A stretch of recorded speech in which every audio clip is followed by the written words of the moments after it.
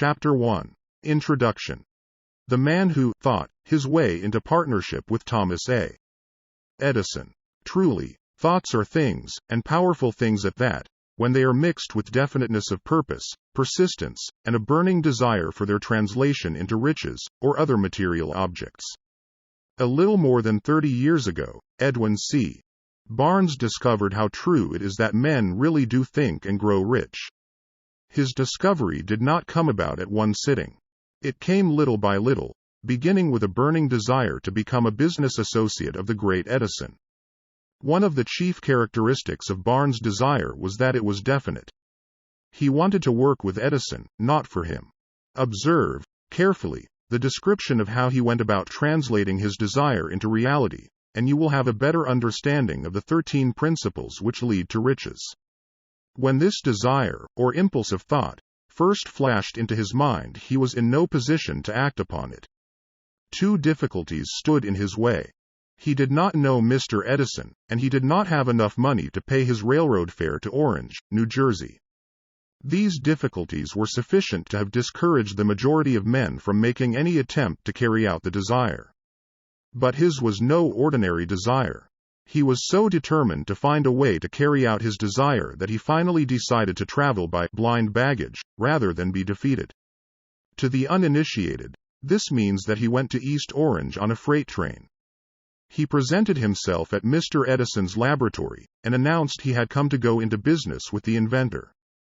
In speaking of the first meeting between Barnes and Edison, years later, Mr. Edison said, "He stood there before me, looking like an ordinary tramp, but there was something in the expression of his face which conveyed the impression that he was determined to get what he had come after."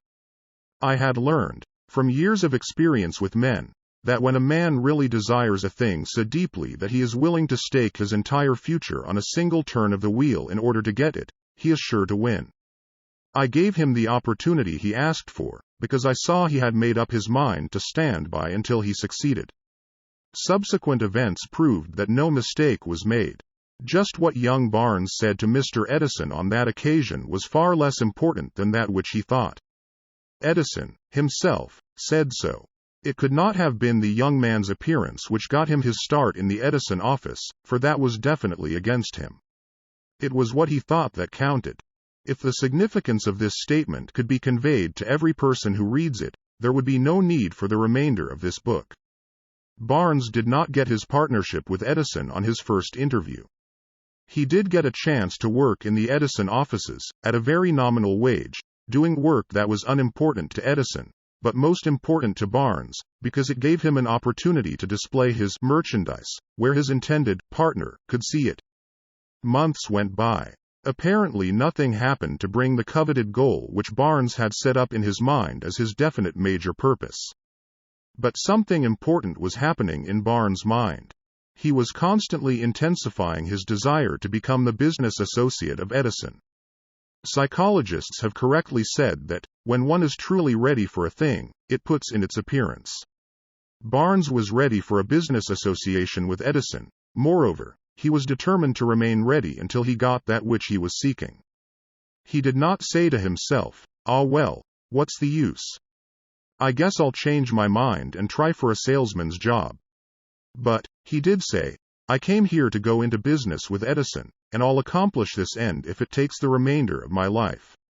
He meant it. What a different story men would have to tell if only they would adopt a definite purpose, and stand by that purpose until it had time to become an all-consuming obsession.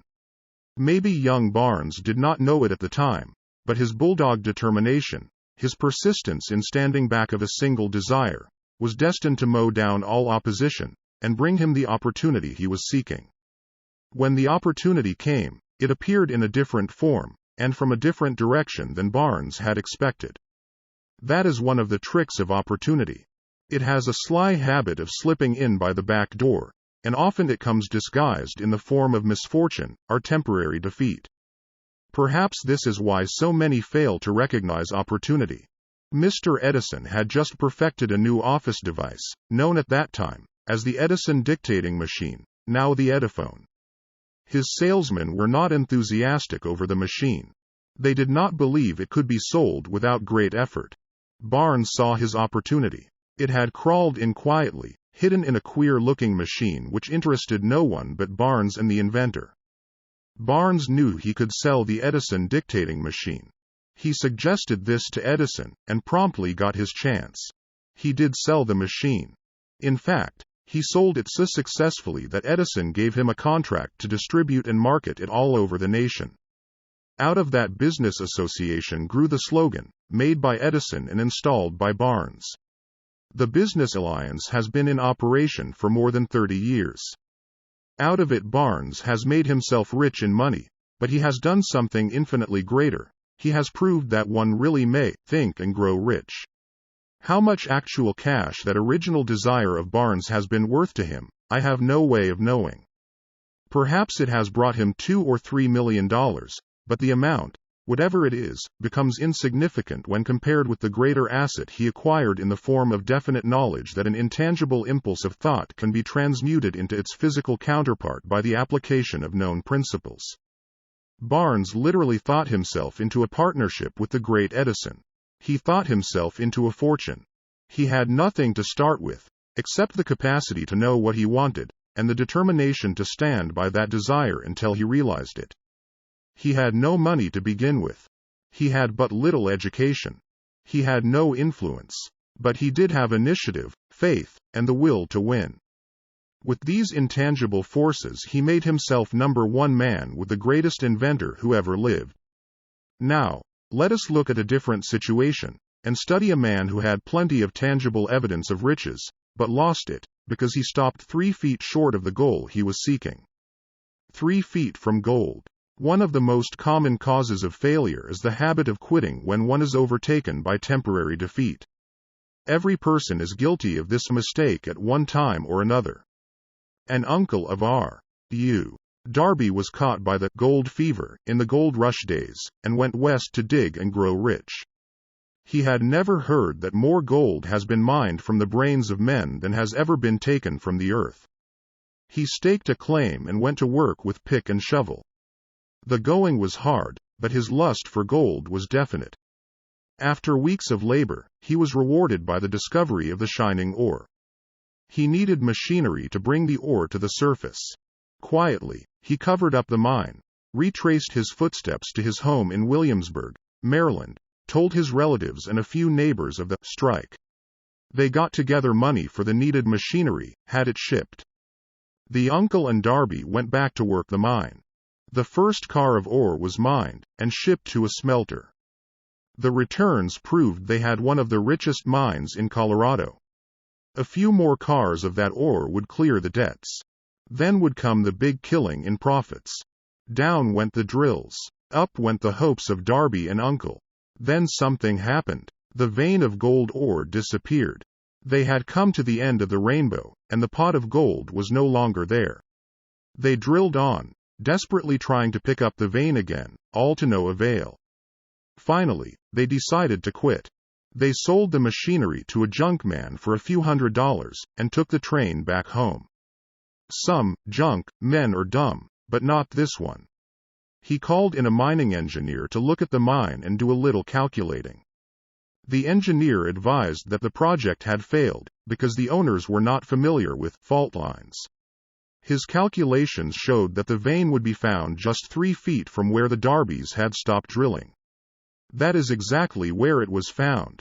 The junk man took millions of dollars in ore from the mine, because he knew enough to seek expert counsel before giving up. Most of the money which went into the machinery was procured through the efforts of R.U. Darby, who was then a very young man. The money came from his relatives and neighbors, because of their faith in him. He paid back every dollar of it, although he was years in doing so. Long afterward, Mr. Darby recouped his loss many times over, when he made the discovery that desire can be transmuted into gold. The discovery came after he went into the business of selling life insurance. Remembering that he lost a huge fortune, because he stopped 3 feet from gold, Darby profited by the experience in his chosen work, by the simple method of saying to himself, "I stopped 3 feet from gold, but I will never stop because men say no when I ask them to buy insurance." Darby is one of a small group of fewer than 50 men who sell more than $1 million in life insurance annually. He owes his stickability to the lesson he learned from his quitability in the gold mining business. Before success comes in any man's life, he is sure to meet with much temporary defeat, and, perhaps, some failure. When defeat overtakes a man, the easiest and most logical thing to do is to quit. That is exactly what the majority of men do. More than 500 of the most successful men this country has ever known told the author their greatest success came just one step beyond the point at which defeat had overtaken them. Failure is a trickster with a keen sense of irony and cunning.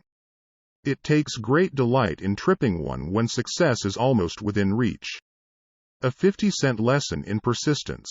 Shortly after Mr. Darby received his degree from the University of Hard Knocks, and had decided to profit by his experience in the gold mining business, he had the good fortune to be present on an occasion that proved to him that no does not necessarily mean no.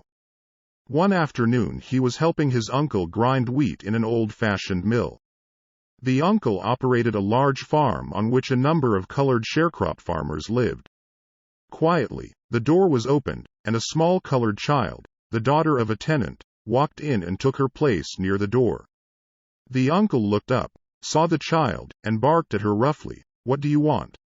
Meekly, the child replied, "My mammy say send her 50 cents. "I'll not do it," the uncle retorted, "now you run on home." "Yas saw," the child replied. But she did not move.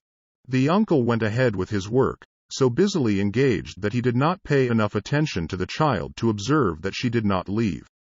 When he looked up and saw her still standing there, he yelled at her, "I told you to go on home. Now go, or I'll take a switch to you."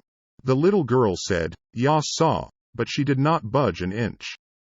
The uncle dropped a sack of grain he was about to pour into the millhopper, picked up a barrel stave, and started toward the child with an expression on his face that indicated trouble.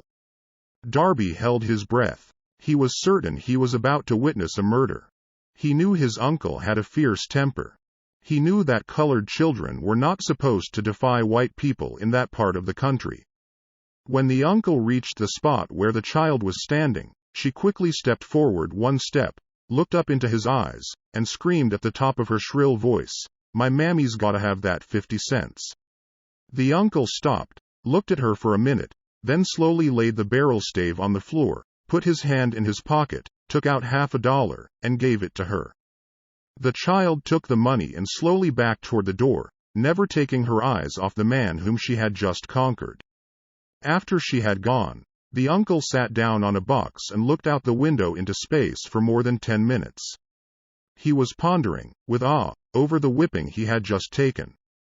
Mr. Darby, too, was doing some thinking. That was the first time in all his experience that he had seen a colored child deliberately master an adult white person. How did she do it? What happened to his uncle that caused him to lose his fierceness and become as docile as a lamb? What strange power did this child use that made her master over her superior? These and other similar questions flashed into Darby's mind, but he did not find the answer until years later, when he told me the story. Strangely, the story of this unusual experience was told to the author in the old mill, on the very spot where the uncle took his whipping. Strangely, too, I had devoted nearly a quarter of a century to the study of the power which enabled an ignorant, illiterate colored child to conquer an intelligent man. As we stood there in that musty old mill, Mr. Darby repeated the story of the unusual conquest, and finished by asking, "What can you make of it? What strange power did that child use, that so completely whipped my uncle?" The answer to his question will be found in the principles described in this book. The answer is full and complete. It contains details and instructions sufficient to enable anyone to understand and apply the same force which the little child accidentally stumbled upon. Keep your mind alert, and you will observe exactly what strange power came to the rescue of the child. You will catch a glimpse of this power in the next chapter. Somewhere in the book you will find an idea that will quicken your receptive powers, and place at your command, for your own benefit, this same irresistible power. The awareness of this power may come to you in the first chapter, or it may flash into your mind in some subsequent chapter. It may come in the form of a single idea, or it may come in the nature of a plan or a purpose. Again, it may cause you to go back into your past experiences of failure or defeat, and bring to the surface some lesson by which you can regain all that you lost through defeat. After I had described to Mr. Darby the power unwittingly used by the little colored child, he quickly retraced his 30 years of experience as a life insurance salesman, and frankly acknowledged that his success in that field was due, in no small degree, to the lesson he had learned from the child.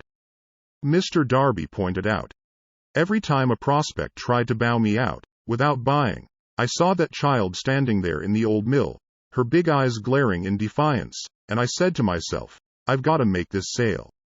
The better portion of all sales I have made were made after people had said, no."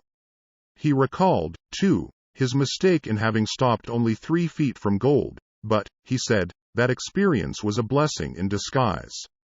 It taught me to keep on keeping on, no matter how hard the going may be, a lesson I needed to learn before I could succeed in anything.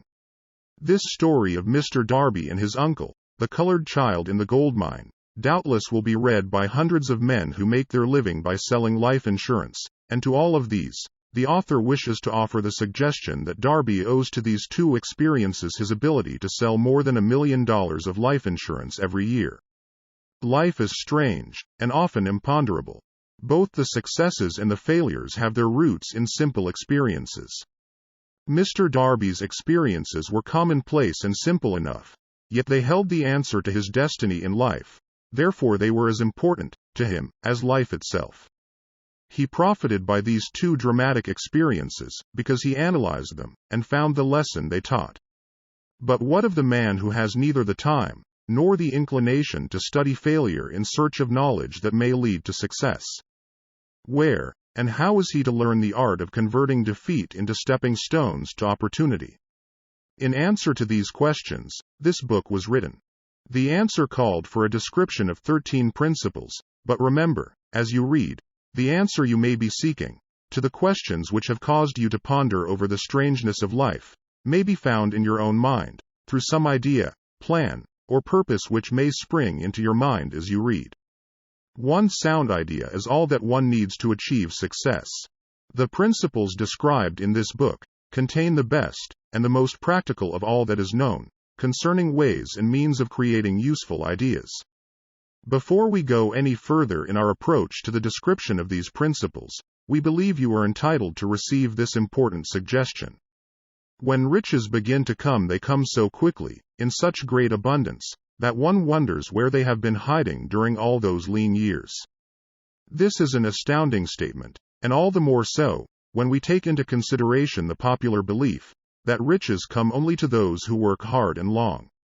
When you begin to think and grow rich, you will observe that riches begin with a state of mind, with definiteness of purpose, with little or no hard work. You, and every other person, ought to be interested in knowing how to acquire that state of mind which will attract riches.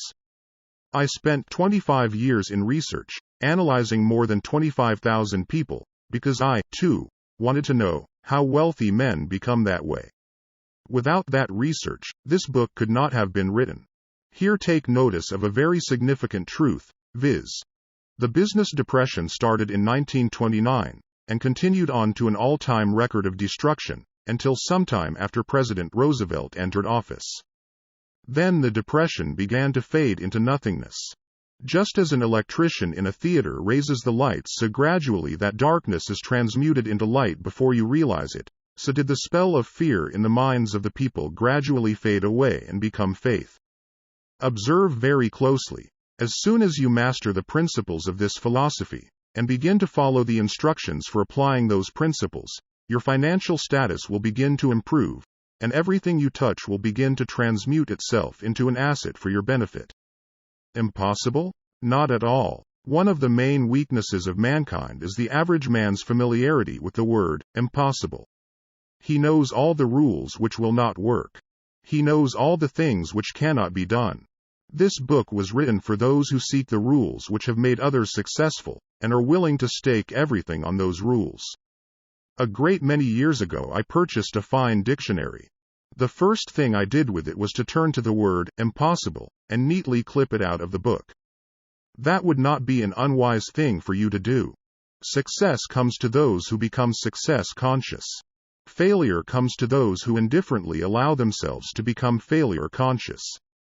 The object of this book is to help all who seek it to learn the art of changing their minds from failure consciousness to success consciousness. Another weakness found in altogether too many people is the habit of measuring everything and everyone by their own impressions and beliefs. Some who will read this will believe that no one can think and grow rich. They cannot think in terms of riches because their thought habits have been steeped in poverty, want, misery, failure, and defeat. These unfortunate people remind me of a prominent Chinese who came to America to be educated in American ways. He attended the University of Chicago.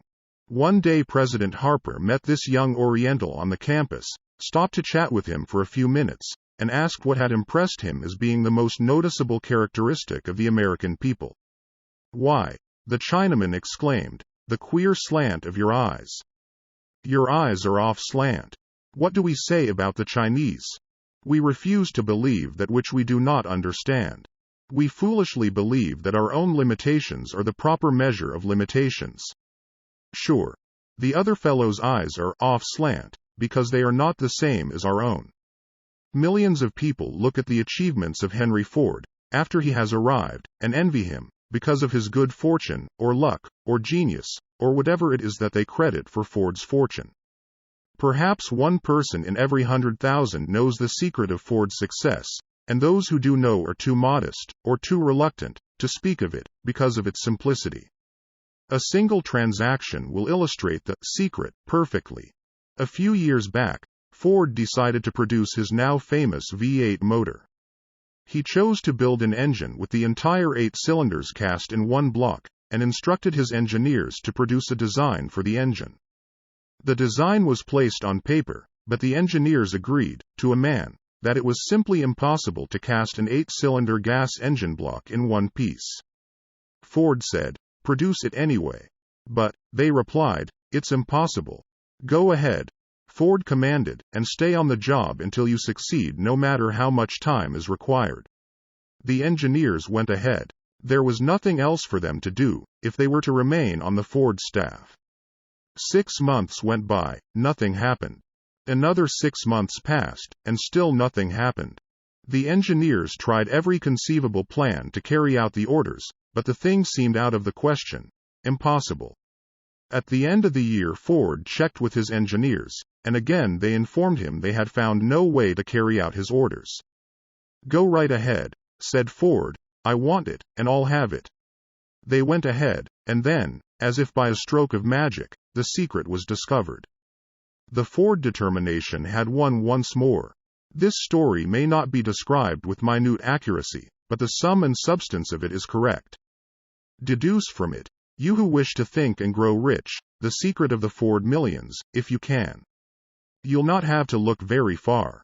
Henry Ford is a success because he understands and applies the principles of success. One of these is desire, knowing what one wants. Remember this Ford story as you read, and pick out the lines in which the secret of his stupendous achievement have been described. If you can do this, if you can lay your finger on the particular group of principles which made Henry Ford rich, you can equal his achievements in almost any calling for which you are suited. You are the master of your fate, the captain of your soul, because when Henley wrote the prophetic lines, "I am the master of my fate, I am the captain of my soul," he should have informed us that we are the masters of our fate, the captains of our souls, because we have the power to control our thoughts.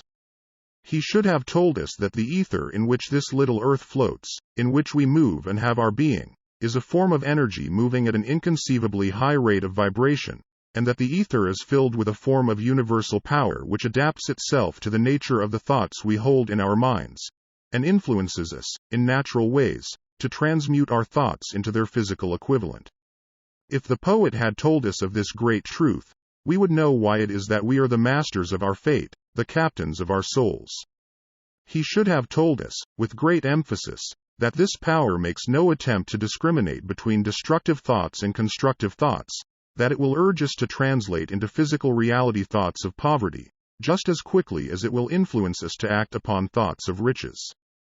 He should have told us, too, that our brains become magnetized with the dominating thoughts which we hold in our minds, and, by means with which no man is familiar, these magnets attract to us the forces, the people, the circumstances of life which harmonize with the nature of our dominating thoughts. He should have told us that before we can accumulate riches in great abundance, we must magnetize our minds with intense desire for riches, that we must become money conscious, until the desire for money drives us to create definite plans for acquiring it. But, being a poet, and not a philosopher, Henley contented himself by stating a great truth in poetic form, leaving those who followed him to interpret the philosophical meaning of his lines. Little by little, the truth has unfolded itself, until it now appears certain that the principles described in this book hold the secret of mastery over our economic fate. We are now ready to examine the first of these principles. Maintain a spirit of open-mindedness, and remember as you read, they are the invention of no one man. The principles were gathered from the life experiences of more than 500 men who actually accumulated riches in huge amounts. Men who began in poverty, with but little education, without influence. The principles worked for these men. You can put them to work for your own enduring benefit. You will find it easy, not hard, to do. Before you read the next chapter, I want you to know that it conveys factual information which might easily change your entire financial destiny, as it has so definitely brought changes of stupendous proportions to two people described. I want you to know, also, that the relationship between these two men and myself is such that I could have taken no liberties with the facts, even if I had wished to do so. One of them has been my closest personal friend for almost 25 years, the other is my own son. The unusual success of these two men, success which they generously accredit to the principle described in the next chapter, more than justifies this personal reference as a means of emphasizing the far-flung power of this principle. Almost 15 years ago, I delivered the commencement address at Salem College, Salem, West Virginia.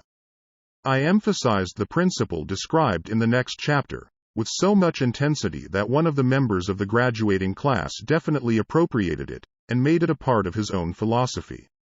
The young man is now a member of Congress, and an important factor in the present administration. Just before this book went to the publisher, he wrote me a letter in which he so clearly stated his opinion of the principle outlined in the next chapter, that I have chosen to publish his letter as an introduction to that chapter. It gives you an idea of the rewards to come. My dear Napoleon, my service as a member of Congress having given me an insight into the problems of men and women, I am writing to offer a suggestion which may become helpful to thousands of worthy people. With apologies, I must state that the suggestion, if acted upon, will mean several years of labor and responsibility for you, but I am enheartened to make the suggestion, because I know your great love for rendering useful service. In 1922, you delivered the commencement address at Salem College, when I was a member of the graduating class. In that address, you planted in my mind an idea which has been responsible for the opportunity I now have to serve the people of my state, and will be responsible, in a very large measure, for whatever success I may have in the future. The suggestion I have in mind is that you put into a book the sum and substance of the address you delivered at Salem College, and in that way give the people of America an opportunity to profit by your many years of experience and association with the men who, by their greatness, have made America the richest nation on earth. I recall, as though it were yesterday, the marvelous description you gave of the method by which Henry Ford, with but little schooling, without a dollar, with no influential friends, rose to great heights. I made up my mind then, even before you had finished your speech, that I would make a place for myself, no matter how many difficulties I had to surmount. Thousands of young people will finish their schooling this year, and within the next few years. Every one of them will be seeking just such a message of practical encouragement as the one I received from you. They will want to know where to turn, what to do, to get started in life. You can tell them, because you have helped to solve the problems of so many, many people. If there is any possible way that you can afford to render so great a service, may I offer the suggestion that you include with every book one of your personal analysis charts, in order that the purchaser of the book may have the benefit of a complete self-inventory, indicating, as you indicated to me years ago, exactly what is standing in the way of success. Such a service as this, providing the readers of your book with a complete, unbiased picture of their faults and their virtues, would mean to them the difference between success and failure. The service would be priceless. Millions of people are now facing the problem of staging a comeback because of the depression, and I speak from personal experience when I say, I know these earnest people would welcome the opportunity to tell you their problems, and to receive your suggestions for the solution. You know the problems of those who face the necessity of beginning all over again. There are thousands of people in America today who would like to know how they can convert ideas into money, people who must start at scratch, without finances, and recoup their losses. If anyone can help them, you can. If you publish the book, I would like to own the first copy that comes from the press, personally autographed by you. With best wishes, believe me, cordially yours, Jennings Randolph. Chapter 2 Desire, the starting point of all achievement. The first step toward riches. When Edwin C. Barnes climbed down from the freight train in Orange, N.J. more than 30 years ago, he may have resembled a tramp, but his thoughts were those of a king. As he made his way from the railroad tracks to Thomas A. Edison's office, his mind was at work. He saw himself standing in Edison's presence. He heard himself asking Mr. Edison for an opportunity to carry out the one consuming obsession of his life, a burning desire to become the business associate of the great inventor. Barnes' desire was not a hope. It was not a wish. It was a keen, pulsating desire, which transcended everything else. It was definite. The desire was not new when he approached Edison. It had been Barnes' dominating desire for a long time. In the beginning, when the desire first appeared in his mind, it may have been, probably was, only a wish, but it was no mere wish when he appeared before Edison with it. A few years later, Edwin C. Barnes again stood before Edison, in the same office where he first met the inventor. This time his desire had been translated into reality.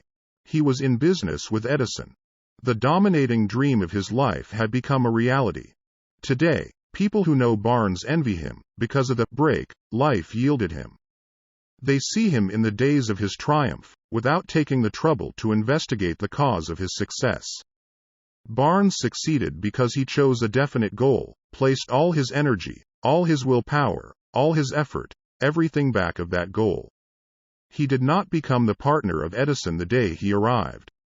He was content to start in the most menial work, as long as it provided an opportunity to take even one step toward his cherished goal. 5 years passed before the chance he had been seeking made its appearance. During all those years not one ray of hope, not one promise of attainment of his desire had been held out to him. To everyone, except himself, he appeared only another cog in the Edison business wheel, but in his own mind, he was the partner of Edison every minute of the time, from the very day that he first went to work there. It is a remarkable illustration of the power of a definite desire. Barnes won his goal, because he wanted to be a business associate of Mr. Edison, more than he wanted anything else. He created a plan by which to attain that purpose. But he burned all bridges behind him. He stood by his desire until it became the dominating obsession of his life, and, finally, a fact. When he went to Orange, he did not say to himself, I will try to induce Edison to give me a job of some sort. He said, I will see Edison, and put him on notice that I have come to go into business with him. He did not say, I will work there for a few months, and if I get no encouragement, I will quit and get a job somewhere else. He did say, I will start anywhere. I will do anything Edison tells me to do, but before I am through, I will be his associate. He did not say, I will keep my eyes open for another opportunity, in case I fail to get what I want in the Edison organization. He said, there is but one thing in this world that I am determined to have, and that is a business association with Thomas A. Edison. I will burn all bridges behind me, and stake my entire future on my ability to get what I want. He left himself no possible way of retreat. He had to win or perish. That is all there is to the Barnes story of success. A long while ago, a great warrior faced a situation which made it necessary for him to make a decision which ensured his success on the battlefield. He was about to send his armies against a powerful foe, whose men outnumbered his own. He loaded his soldiers into boats, sailed to the enemy's country, unloaded soldiers and equipment, then gave the order to burn the ships that had carried them. Addressing his men before the first battle, he said, "You see the boats going up in smoke. That means that we cannot leave these shores alive unless we win.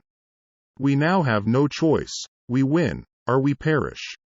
They won. Every person who wins in any undertaking must be willing to burn his ships and cut all sources of retreat. Only by so doing can one be sure of maintaining that state of mind known as a burning desire to win, essential to success. The morning after the Great Chicago Fire, a group of merchants stood on State Street, looking at the smoking remains of what had been their stores. They went into a conference to decide if they would try to rebuild, or leave Chicago and start over in a more promising section of the country. They reached a decision, all except one, to leave Chicago. The merchant who decided to stay and rebuild pointed a finger at the remains of his store, and said, "Gentlemen, on that very spot I will build the world's greatest store, no matter how many times it may burn down." That was more than 50 years ago. The store was built. It stands there today, a towering monument to the power of that state of mind known as a burning desire. The easy thing for Marshall Field to have done would have been exactly what his fellow merchants did. When the going was hard, and the future looked dismal, they pulled up and went where the going seemed easier. Mark well this difference between Marshall Field and the other merchants, because it is the same difference which distinguishes Edwin C. Barnes from thousands of other young men who have worked in the Edison organization. It is the same difference which distinguishes practically all who succeed from those who fail. Every human being who reaches the age of understanding of the purpose of money wishes for it. Wishing will not bring riches. But desiring riches with a state of mind that becomes an obsession, then planning definite ways and means to acquire riches, and backing those plans with persistence which does not recognize failure, will bring riches. The method by which desire for riches can be transmuted into its financial equivalent consists of 6 definite, practical steps, viz. First, fix in your mind the exact amount of money you desire. It is not sufficient merely to say, "I want plenty of money." Be definite as to the amount. There is a psychological reason for definiteness which will be described in a subsequent chapter. Second, determine exactly what you intend to give in return for the money you desire. There is no such reality as something for nothing. Third, establish a definite date when you intend to possess the money you desire. Fourth, create a definite plan for carrying out your desire, and begin at once, whether you are ready or not, to put this plan into action. Fifth, write out a clear, concise statement of the amount of money you intend to acquire. Name the time limit for its acquisition. State what you intend to give in return for the money, and describe clearly the plan through which you intend to accumulate it. Sixth, read your written statement aloud, twice daily, once just before retiring at night, and once after arising in the morning. As you read, see and feel and believe yourself already in possession of the money. It is important that you follow the instructions described in these 6 steps. It is especially important that you observe and follow the instructions in the 6th paragraph. You may complain that it is impossible for you to see yourself in possession of money before you actually have it. Here is where a burning desire will come to your aid. If you truly desire money so keenly that your desire is an obsession, you will have no difficulty in convincing yourself that you will acquire it. The object is to want money, and to become so determined to have it that you convince yourself you will have it. Only those who become money conscious ever accumulate great riches. Money consciousness means that the mind has become so thoroughly saturated with the desire for money that one can see one's self already in possession of it. To the uninitiated, who has not been schooled in the working principles of the human mind, these instructions may appear impractical. It may be helpful, to all who fail to recognize the soundness of the 6 steps, to know that the information they convey was received from Andrew Carnegie, who began as an ordinary laborer in the steel mills, but managed, despite his humble beginning, to make these principles yield him a fortune of considerably more than $100 million. It may be of further help to know that the 6 steps here recommended were carefully scrutinized by the late Thomas A. Edison, who placed his stamp of approval upon them as being not only the steps essential for the accumulation of money, but necessary for the attainment of any definite goal. The steps call for no hard labor. They call for no sacrifice. They do not require one to become ridiculous or credulous. To apply them calls for no great amount of education. But the successful application of these 6 steps does call for sufficient imagination to enable one to see, and to understand, that accumulation of money cannot be left to chance, good fortune, and luck. One must realize that all who have accumulated great fortunes first did a certain amount of dreaming, hoping, wishing, desiring, and planning before they acquired money.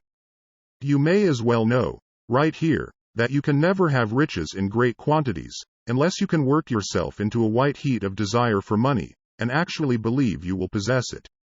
You may as well know, also, that every great leader, from the dawn of civilization down to the present, was a dreamer. Christianity is the greatest potential power in the world today, because its founder was an intense dreamer who had the vision and the imagination to see realities in their mental and spiritual form before they had been transmuted into physical form. If you do not see great riches in your imagination, you will never see them in your bank balance. Never, in the history of America, has there been so great an opportunity for practical dreamers as now exists. The 6-year economic collapse has reduced all men, substantially, to the same level. A new race is about to be run. The stakes represent huge fortunes which will be accumulated within the next 10 years. The rules of the race have changed, because we now live in a changed world that definitely favors the masses, those who had but little or no opportunity to win under the conditions existing during the Depression, when fear paralyzed growth and development. We who are in this race for riches should be encouraged to know that this changed world in which we live is demanding new ideas, new ways of doing things, new leaders, new inventions, new methods of teaching, new methods of marketing, new books, new literature, new features for the radio, new ideas for moving pictures. Back of all this demand for new and better things, there is one quality which one must possess to win, and that is definiteness of purpose, the knowledge of what one wants, and a burning desire to possess it. The business depression marked the death of one age and the birth of another. This changed world requires practical dreamers who can, and will put their dreams into action. The practical dreamers have always been, and always will be, the pattern makers of civilization. We who desire to accumulate riches should remember the real leaders of the world always have been men who harnessed, and put into practical use, the intangible, unseen forces of unborn opportunity, and have converted those forces, or impulses of thought, into skyscrapers, cities, factories, airplanes, automobiles, and every form of convenience that makes life more pleasant. Tolerance, and an open mind are practical necessities of the dreamer of today. Those who are afraid of new ideas are doomed before they start. Never has there been a time more favorable to pioneers than the present. True, there is no wild and woolly West to be conquered, as in the days of the covered wagon. But there is a vast business, financial, and industrial world to be remolded and redirected along new and better lines. In planning to acquire your share of the riches, let no one influence you to scorn the dreamer. To win the big stakes in this changed world, you must catch the spirit of the great pioneers of the past, whose dreams have given to civilization all that it has of value, the spirit which serves as the life-blood of our own country, your opportunity and mine, to develop and market our talents. Let us not forget, Columbus dreamed of an unknown world, staked his life on the existence of such a world, and discovered it. Copernicus, the great astronomer, dreamed of a multiplicity of worlds, and revealed them. No one denounced him as impractical after he had triumphed. Instead, the world worshipped at his shrine, thus proving once more that success requires no apologies, failure permits no alibis. If the thing you wish to do is right, and you believe in it, go ahead and do it.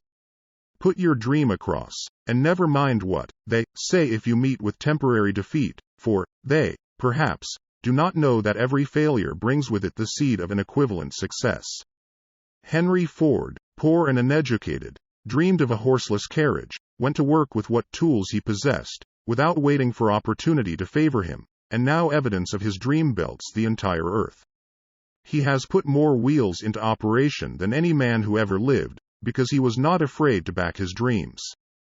Thomas Edison dreamed of a lamp that could be operated by electricity, began where he stood to put his dream into action, and despite more than 10,000 failures, he stood by that dream until he made it a physical reality. Practical dreamers do not quit. Wayland dreamed of a chain of cigar stores, transformed his dream into action, and now the United Cigar Stores occupy the best corners in America. Lincoln dreamed of freedom for the black slaves, put his dream into action, and barely missed living to see a united North and South translate his dream into reality. The Wright brothers dreamed of a machine that would fly through the air. Now one may see evidence all over the world that they dreamed soundly. Marconi dreamed of a system for harnessing the intangible forces of the ether. Evidence that he did not dream in vain may be found in every wireless and radio in the world. Moreover, Marconi's dream brought the humblest cabin and the most stately manor house side by side. It made the people of every nation on earth backdoor neighbors.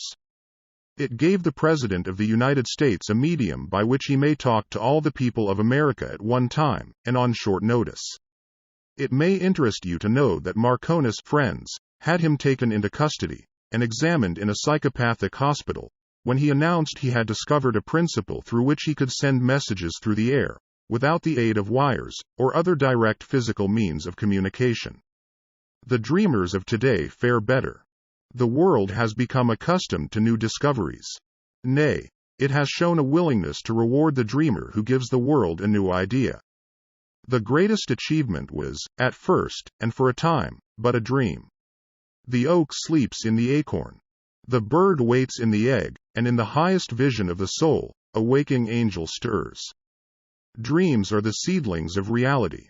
Awake, arise, and assert yourself, you dreamers of the world.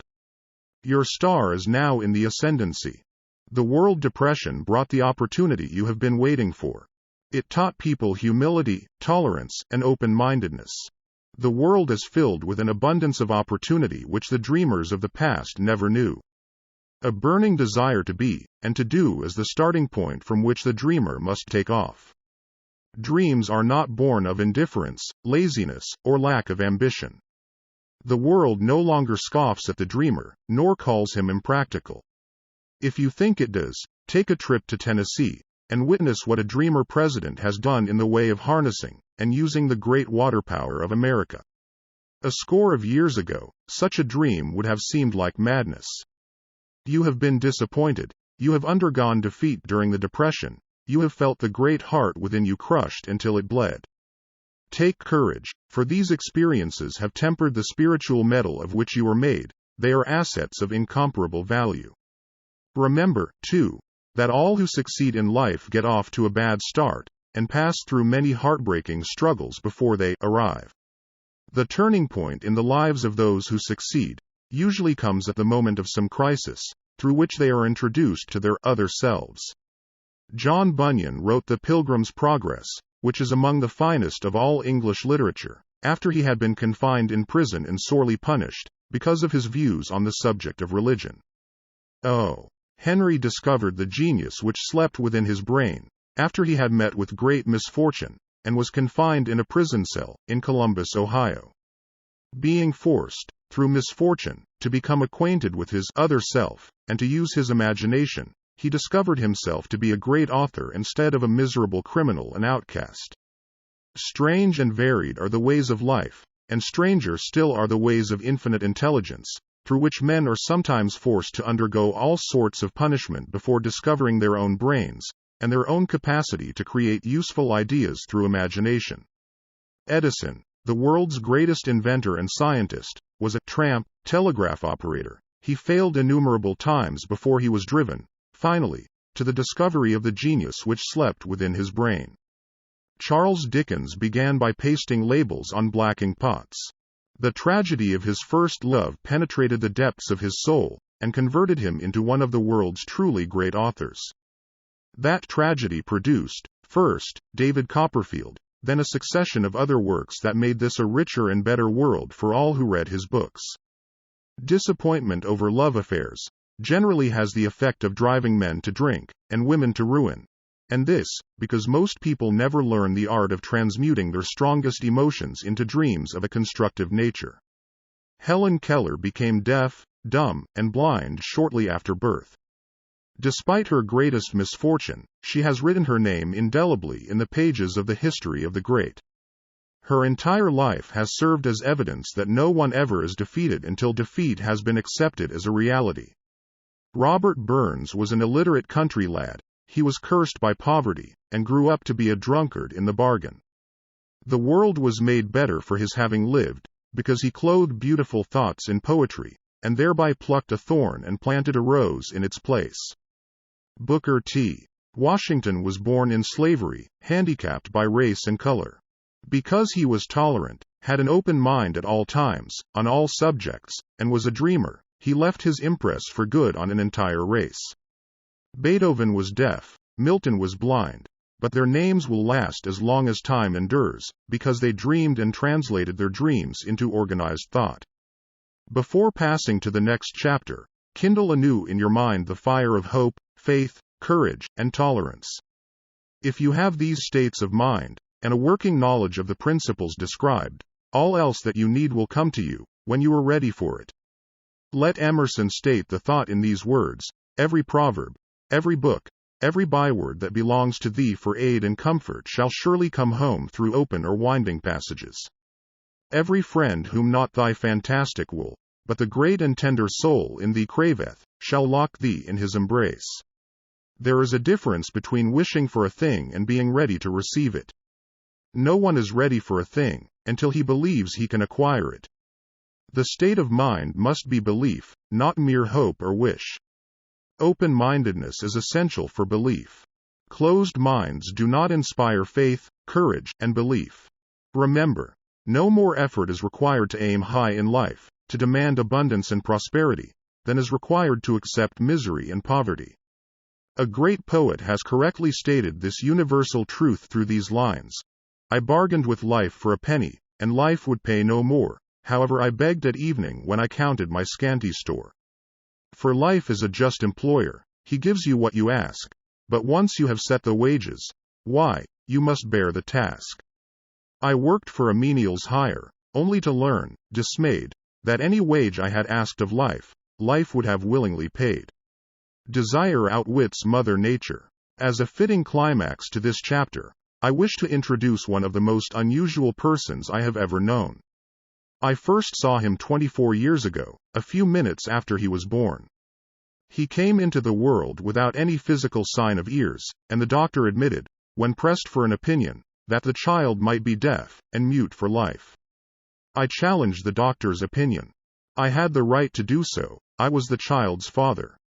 I, too, reached a decision, and rendered an opinion, but I expressed the opinion silently, in the secrecy of my own heart.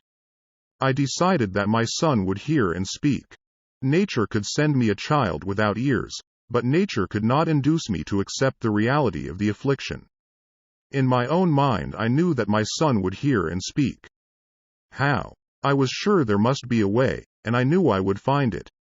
I thought of the words of the immortal Emerson: the whole course of things goes to teach us faith. We need only obey. There is guidance for each of us, and by lowly listening, we shall hear the right word. The right word? Desire. More than anything else, I desired that my son should not be a deaf mute. From that desire I never receded, not for a second. Many years previously, I had written, our only limitations are those we set up in our own minds. For the first time, I wondered if that statement were true. Lying on the bed in front of me was a newly born child, without the natural equipment of hearing. Even though he might hear and speak, he was obviously disfigured for life. Surely, this was a limitation which that child had not set up in his own mind. What could I do about it? Somehow I would find a way to transplant into that child's mind my own burning desire for ways and means of conveying sound to his brain without the aid of ears. As soon as the child was old enough to cooperate, I would fill his mind so completely with a burning desire to hear, that nature would, by methods of her own, translate it into physical reality. All this thinking took place in my own mind, but I spoke of it to no one. Every day I renewed the pledge I had made to myself, not to accept a deaf mute for a son. As he grew older, and began to take notice of things around him, we observed that he had a slight degree of hearing. When he reached the age when children usually begin talking, he made no attempt to speak, but we could tell by his actions that he could hear certain sounds slightly. That was all I wanted to know.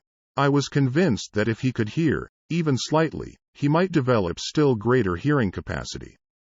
Then something happened which gave me hope. It came from an entirely unexpected source. We bought a Victrola. When the child heard the music for the first time, he went into ecstasies, and promptly appropriated the machine. He soon showed a preference for certain records, among them, It's a Long Way to Tipperary. On one occasion, he played that piece over and over, for almost 2 hours, standing in front of the Victrola, with his teeth clamped on the edge of the case. The significance of this self-formed habit of his did not become clear to us until years afterward, for we had never heard of the principle of bone conduction of sound at that time. Shortly after he appropriated the Victrola, I discovered that he could hear me quite clearly when I spoke with my lips touching his mastoid bone, or at the base of the brain. These discoveries placed in my possession the necessary media by which I began to translate into reality my burning desire to help my son develop hearing and speech. By that time he was making stabs at speaking certain words. The outlook was far from encouraging, but desire backed by faith knows no such word as impossible. Having determined that he could hear the sound of my voice plainly, I began, immediately, to transfer to his mind the desire to hear and speak. I soon discovered that the child enjoyed bedtime stories, so I went to work, creating stories designed to develop in him self-reliance, imagination, and a keen desire to hear and to be normal. There was one story in particular, which I emphasized by giving it some new and dramatic coloring each time it was told. It was designed to plant in his mind the thought that his affliction was not a liability, but an asset of great value. Despite the fact that all the philosophy I had examined clearly indicated that every adversity brings with it the seed of an equivalent advantage, I must confess that I had not the slightest idea how this affliction could ever become an asset. However, I continued my practice of wrapping that philosophy in bedtime stories, hoping the time would come when he would find some plan by which his handicap could be made to serve some useful purpose. Reason told me plainly that there was no adequate compensation for the lack of ears and natural hearing equipment. Desire backed by faith pushed reason aside and inspired me to carry on. As I analyze the experience in retrospect, I can see now that my son's faith in me had much to do with the astounding results. He did not question anything I told him. I sold him the idea that he had a distinct advantage over his older brother, and that this advantage would reflect itself in many ways. For example, the teachers in school would observe that he had no ears, and, because of this, they would show him special attention and treat him with extraordinary kindness. They always did. His mother saw to that, by visiting the teachers and arranging with them to give the child the extra attention necessary. I sold him the idea, too, that when he became old enough to sell newspapers, his older brother had already become a newspaper merchant. He would have a big advantage over his brother, for the reason that people would pay him extra money for his wares, because they could see that he was a bright, industrious boy, despite the fact he had no ears. We could notice that, gradually, the child's hearing was improving. Moreover, he had not the slightest tendency to be self-conscious because of his affliction. When he was about 7, he showed the first evidence that our method of servicing his mind was bearing fruit. For several months he begged for the privilege of selling newspapers, but his mother would not give her consent.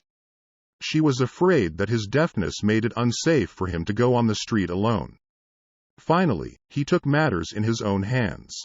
One afternoon, when he was left at home with the servants, he climbed through the kitchen window, shinnied to the ground, and set out on his own. He borrowed 6 cents in capital from the neighborhood shoemaker, invested it in papers, sold out, reinvested, and kept repeating until late in the evening.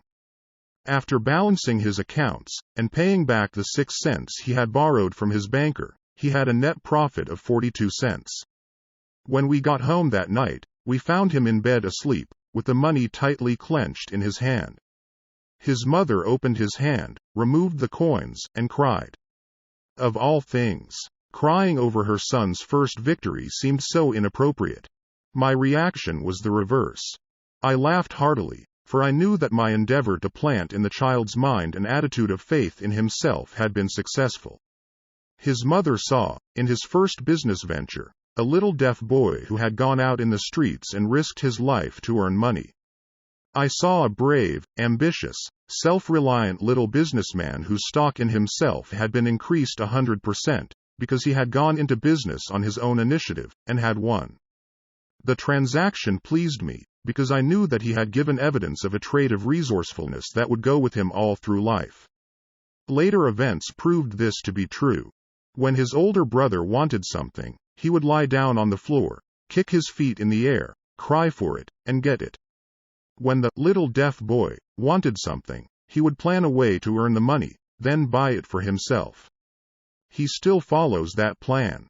Truly, my own son has taught me that handicaps can be converted into stepping stones on which one may climb toward some worthy goal, unless they are accepted as obstacles, and used as alibis.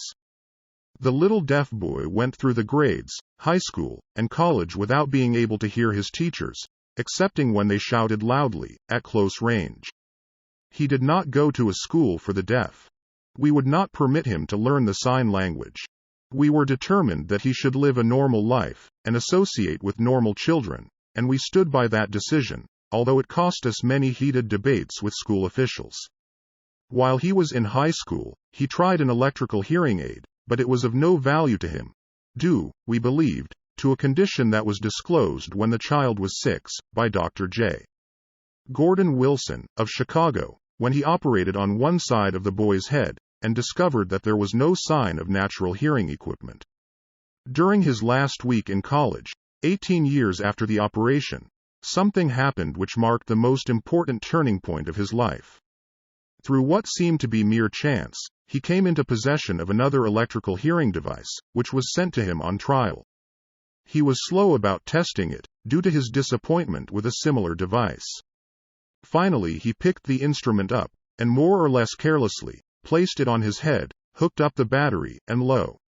As if by a stroke of magic, his lifelong desire for normal hearing became a reality. For the first time in his life he heard practically as well as any person with normal hearing. God moves in mysterious ways, his wonders to perform. Overjoyed because of the changed world which had been brought to him through his hearing device, he rushed to the telephone, called his mother, and heard her voice perfectly. The next day he plainly heard the voices of his professors in class, for the first time in his life. Previously he could hear them only when they shouted, at short range. He heard the radio. He heard the talking pictures.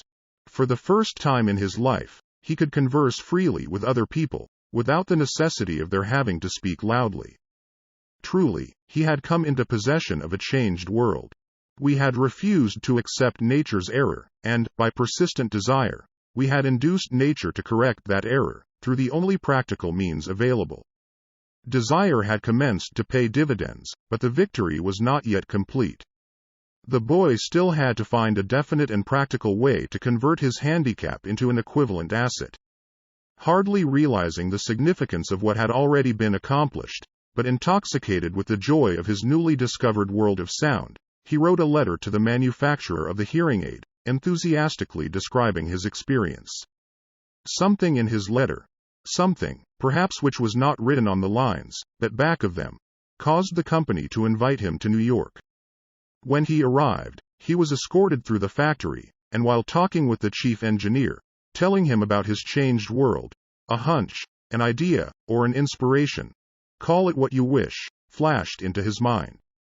It was this impulse of thought which converted his affliction into an asset, destined to pay dividends in both money and happiness to thousands for all time to come. The sum and substance of that impulse of thought was this. It occurred to him that he might be of help to the millions of deafened people who go through life without the benefit of hearing devices, if he could find a way to tell them the story of his changed world.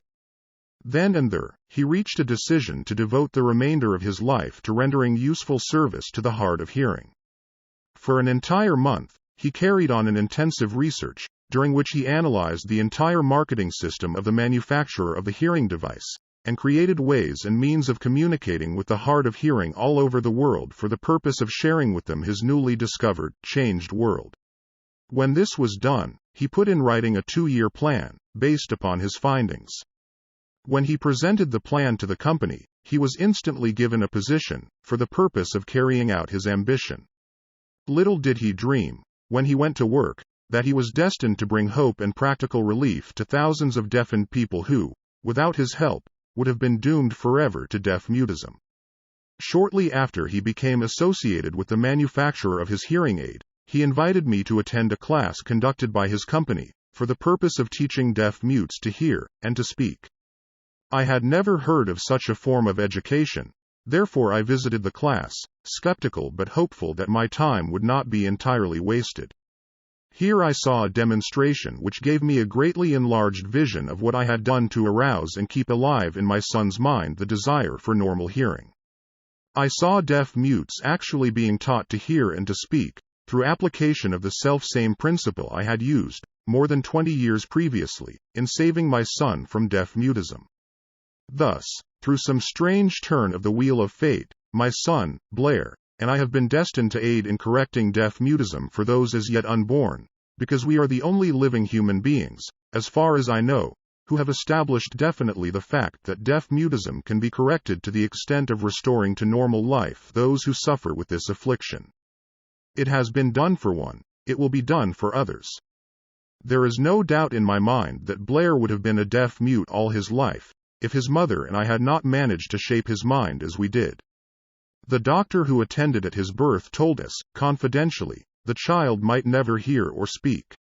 A few weeks ago, Dr. Irving Voorhees, a noted specialist on such cases, examined Blair very thoroughly. He was astounded when he learned how well my son now hears and speaks, and said his examination indicated that, theoretically, the boy should not be able to hear at all. But the lad does hear, despite the fact that X-ray pictures show there is no opening in the skull, whatsoever, from where his ears should be to the brain.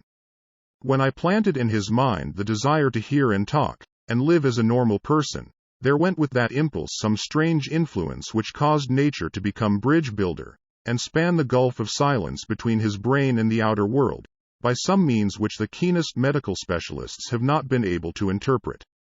It would be sacrilege for me to even conjecture as to how nature performed this miracle. It would be unforgivable if I neglected to tell the world as much as I know of the humble part one assumed in the strange experience. It is my duty, and a privilege to say I believe, and not without reason, that nothing is impossible to the person who backs desire with enduring faith. Verily, a burning desire has devious ways of transmuting itself into its physical equivalent. Blair desired normal hearing. Now he has it. He was born with a handicap which might easily have sent one with a less defined desire to the street with a bundle of pencils and a tin cup. That handicap now promises to serve as the medium by which he will render useful service to many millions of hard of hearing, also, to give him useful employment at adequate financial compensation the remainder of his life. The little white lies I planted in his mind when he was a child, by leading him to believe his affliction would become a great asset, which he could capitalize, has justified itself. Verily, there is nothing, right or wrong, which belief, plus burning desire, cannot make real. These qualities are free to everyone. In all my experience in dealing with men and women who had personal problems, I never handled a single case which more definitely demonstrates the power of desire. Authors sometimes make the mistake of writing of subjects of which they have but superficial, or very elementary knowledge. It has been my good fortune to have had the privilege of testing the soundness of the power of desire, through the affliction of my own son. Perhaps it was providential that the experience came as it did, for surely no one is better prepared than he, to serve as an example of what happens when desire is put to the test. If Mother Nature bends to the will of desire, is it logical that mere men can defeat a burning desire? Strange and imponderable is the power of the human mind. We do not understand the method by which it uses every circumstance, every individual, every physical thing within its reach, as a means of transmuting desire into its physical counterpart. Perhaps science will uncover this secret. I planted in my son's mind the desire to hear and to speak as any normal person hears and speaks. That desire has now become a reality.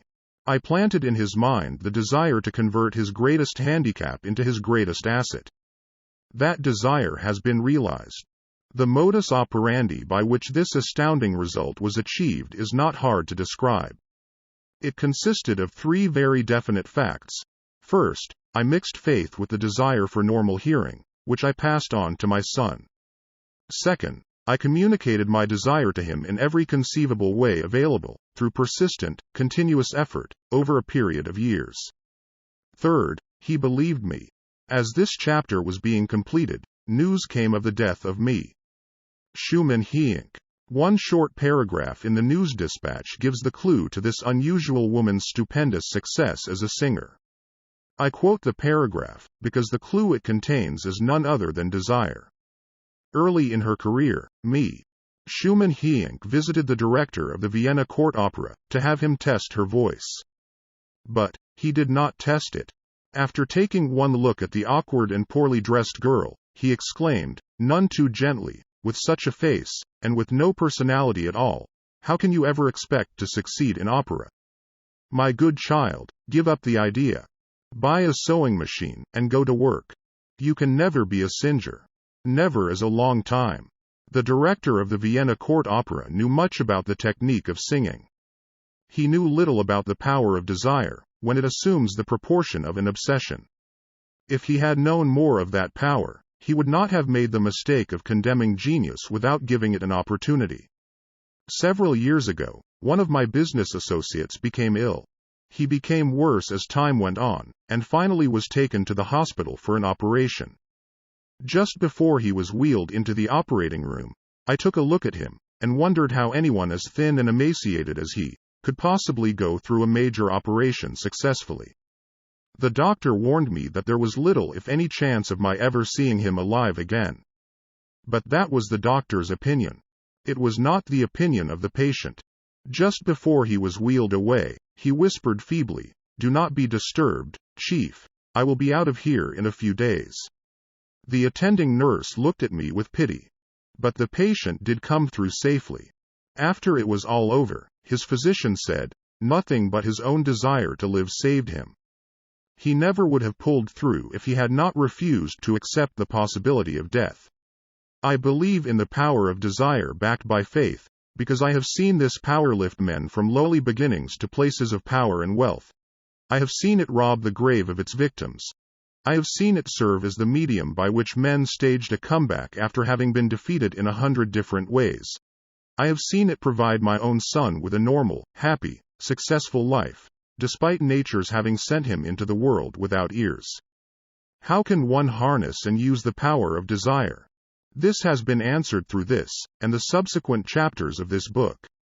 This message is going out to the world at the end of the longest, and perhaps, the most devastating depression America has ever known. It is reasonable to presume that the message may come to the attention of many who have been wounded by the depression, those who have lost their fortunes, others who have lost their positions, and great numbers who must reorganize their plans and stage a comeback. To all these I wish to convey the thought that all achievement, no matter what may be its nature, or its purpose, must begin with an intense, burning desire for something definite. Through some strange and powerful principle of mental chemistry, which she has never divulged, nature wraps up in the impulse of strong desire, that something, which recognizes no such word as impossible, and accepts no such reality as failure. Chapter 3. Faith. Visualization of, and belief in attainment of desire. The second step toward riches. Faith is the head chemist of the mind. When faith is blended with the vibration of thought, the subconscious mind instantly picks up the vibration, translates it into its spiritual equivalent, and transmits it to infinite intelligence, as in the case of prayer. The emotions of faith, love, and sex are the most powerful of all the major positive emotions. When the three are blended, they have the effect of coloring the vibration of thought in such a way that it instantly reaches the subconscious mind, where it is changed into its spiritual equivalent, the only form that induces a response from infinite intelligence. Love and faith are psychic, related to the spiritual side of man. Sex is purely biological, and related only to the physical. The mixing, or blending, of these three emotions has the effect of opening a direct line of communication between the finite, thinking mind of man, and infinite intelligence. How to develop faith? There comes, now, a statement which will give a better understanding of the importance the principle of autosuggestion assumes in the transmutation of desire into its physical, or monetary equivalent. Namely, faith is a state of mind which may be induced, or created, by affirmation or repeated instructions to the subconscious mind, through the principle of autosuggestion. As an illustration, consider the purpose for which you are, presumably, reading this book. The object is, naturally, to acquire the ability to transmute the intangible thought impulse of desire into its physical counterpart, money. By following the instructions laid down in the chapters on autosuggestion and the subconscious mind, as summarized in the chapter on autosuggestion, you may convince the subconscious mind that you believe you will receive that for which you ask, and it will act upon that belief, which your subconscious mind passes back to you in the form of faith, followed by definite plans for procuring that which you desire.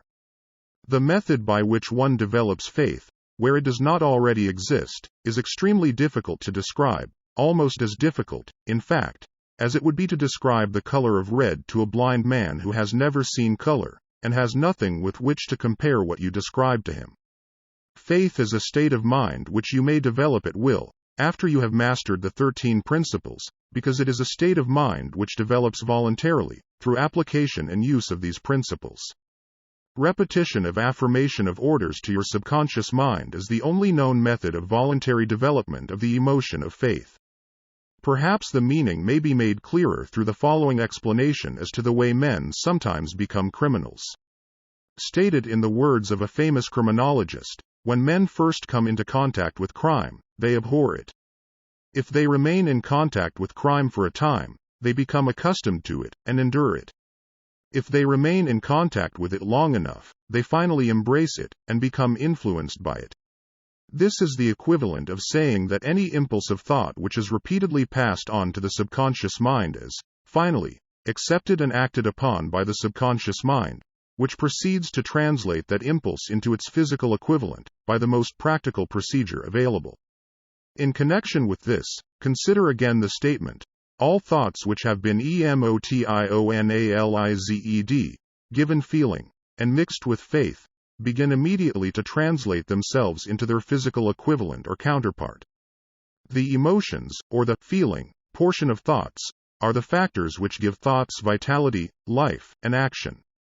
The emotions of faith, love, and sex, when mixed with any thought impulse, give it greater action than any of these emotions can do singly. Not only thought impulses which have been mixed with faith, but those which have been mixed with any of the positive emotions, or any of the negative emotions, may reach and influence the subconscious mind.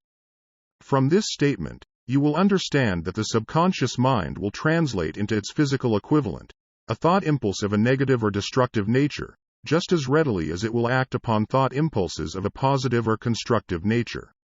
This accounts for the strange phenomenon which so many millions of people experience, referred to as misfortune, or bad luck. There are millions of people who believe themselves doomed to poverty and failure, because of some strange force over which they believe they have no control. They are the creators of their own misfortunes, because of this negative belief, which is picked up by the subconscious mind, and translated into its physical equivalent. This is an appropriate place at which to suggest again that you may benefit, by passing on to your subconscious mind, any desire which you wish translated into its physical, or monetary equivalent, in a state of expectancy or belief that the transmutation will actually take place. Your belief, or faith, is the element which determines the action of your subconscious mind. There is nothing to hinder you from deceiving your subconscious mind when giving it instructions through autosuggestion, as I deceived my son's subconscious mind. To make this deceit more realistic, conduct yourself just as you would if you were already in possession of the material thing which you were demanding, when you call upon your subconscious mind. The subconscious mind will transmute into its physical equivalent, by the most direct and practical media available, any order which is given to it in a state of belief, or faith that the order will be carried out. Surely, enough has been stated to give a starting point from which one may, through experiment and practice, acquire the ability to mix faith with any order given to the subconscious mind. Perfection will come through practice. It cannot come by merely reading instructions. If it be true that one may become a criminal by association with crime, and this is a known fact, it is equally true that one may develop faith by voluntarily suggesting to the subconscious mind that one has faith. The mind comes, finally, to take on the nature of the influences which dominate it. Understand this truth, and you will know why it is essential for you to encourage the positive emotions as dominating forces of your mind, and discourage and eliminate negative emotions. A mind dominated by positive emotions becomes a favorable abode for the state of mind known as faith. A mind so dominated may, at will, give the subconscious mind instructions, which it will accept and act upon immediately. Faith is a state of mind which may be induced by autosuggestion. All down the ages, the religionists have admonished struggling humanity to have faith in this, that, and the other dogma or creed, but they have failed to tell people how to have faith. They have not stated that faith is a state of mind, and that it may be induced by self-suggestion. In language which any normal human being can understand, we will describe all that is known about the principle through which faith may be developed, where it does not already exist. Have faith in yourself. Faith in the infinite. Before we begin, you should be reminded again that faith is the eternal elixir, which gives life, power, and action to the impulse of thought. The foregoing sentence is worth reading a second time, and a third, and a fourth. It is worth reading aloud. Faith is the starting point of all accumulation of riches. Faith is the basis of all miracles, and all mysteries which cannot be analyzed by the rules of science.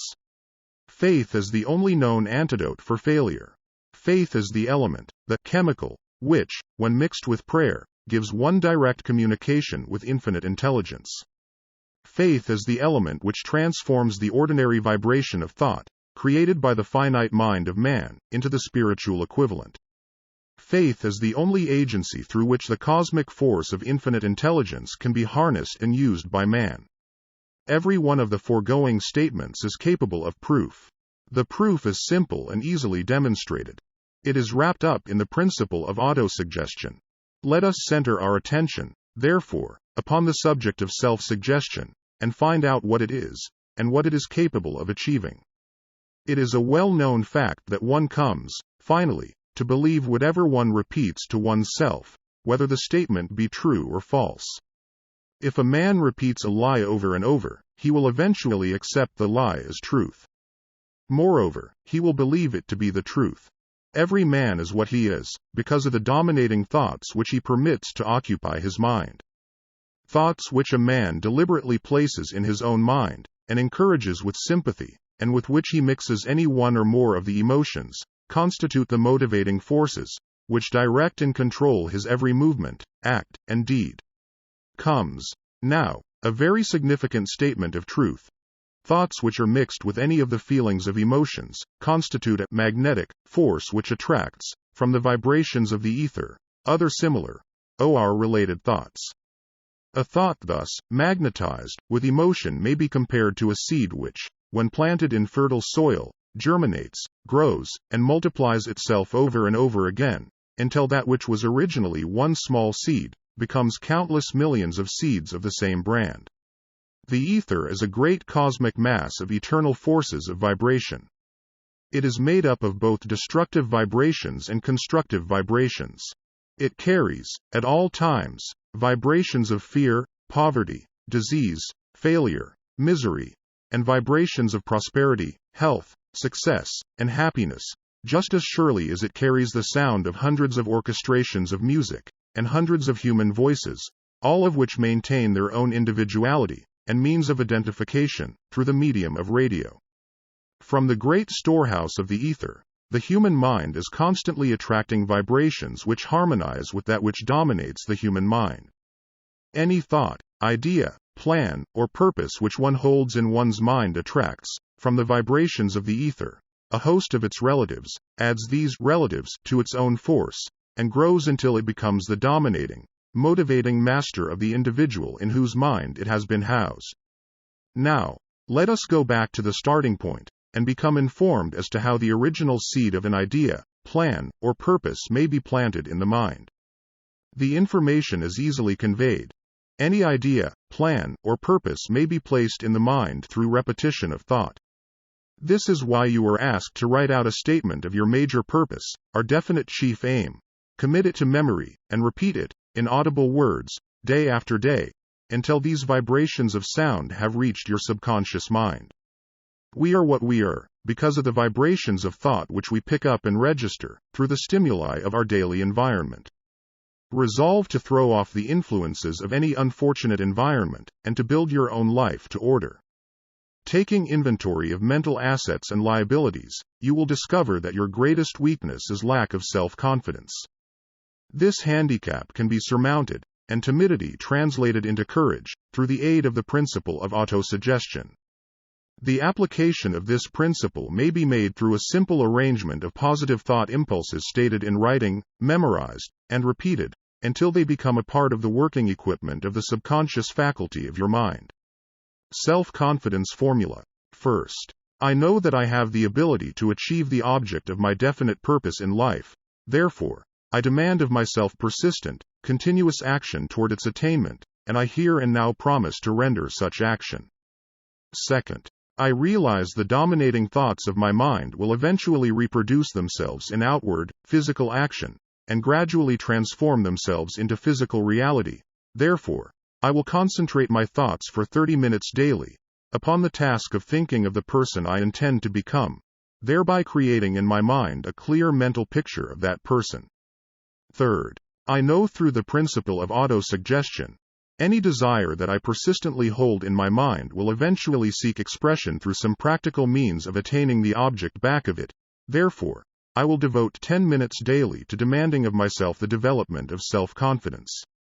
Fourth, I have clearly written down a description of my definite chief aim in life, and I will never stop trying, until I shall have developed sufficient self-confidence for its attainment. Fifth, I fully realize that no wealth or position can long endure, unless built upon truth and justice. Therefore, I will engage in no transaction which does not benefit all whom it affects. I will succeed by attracting to myself the forces I wish to use, and the cooperation of other people.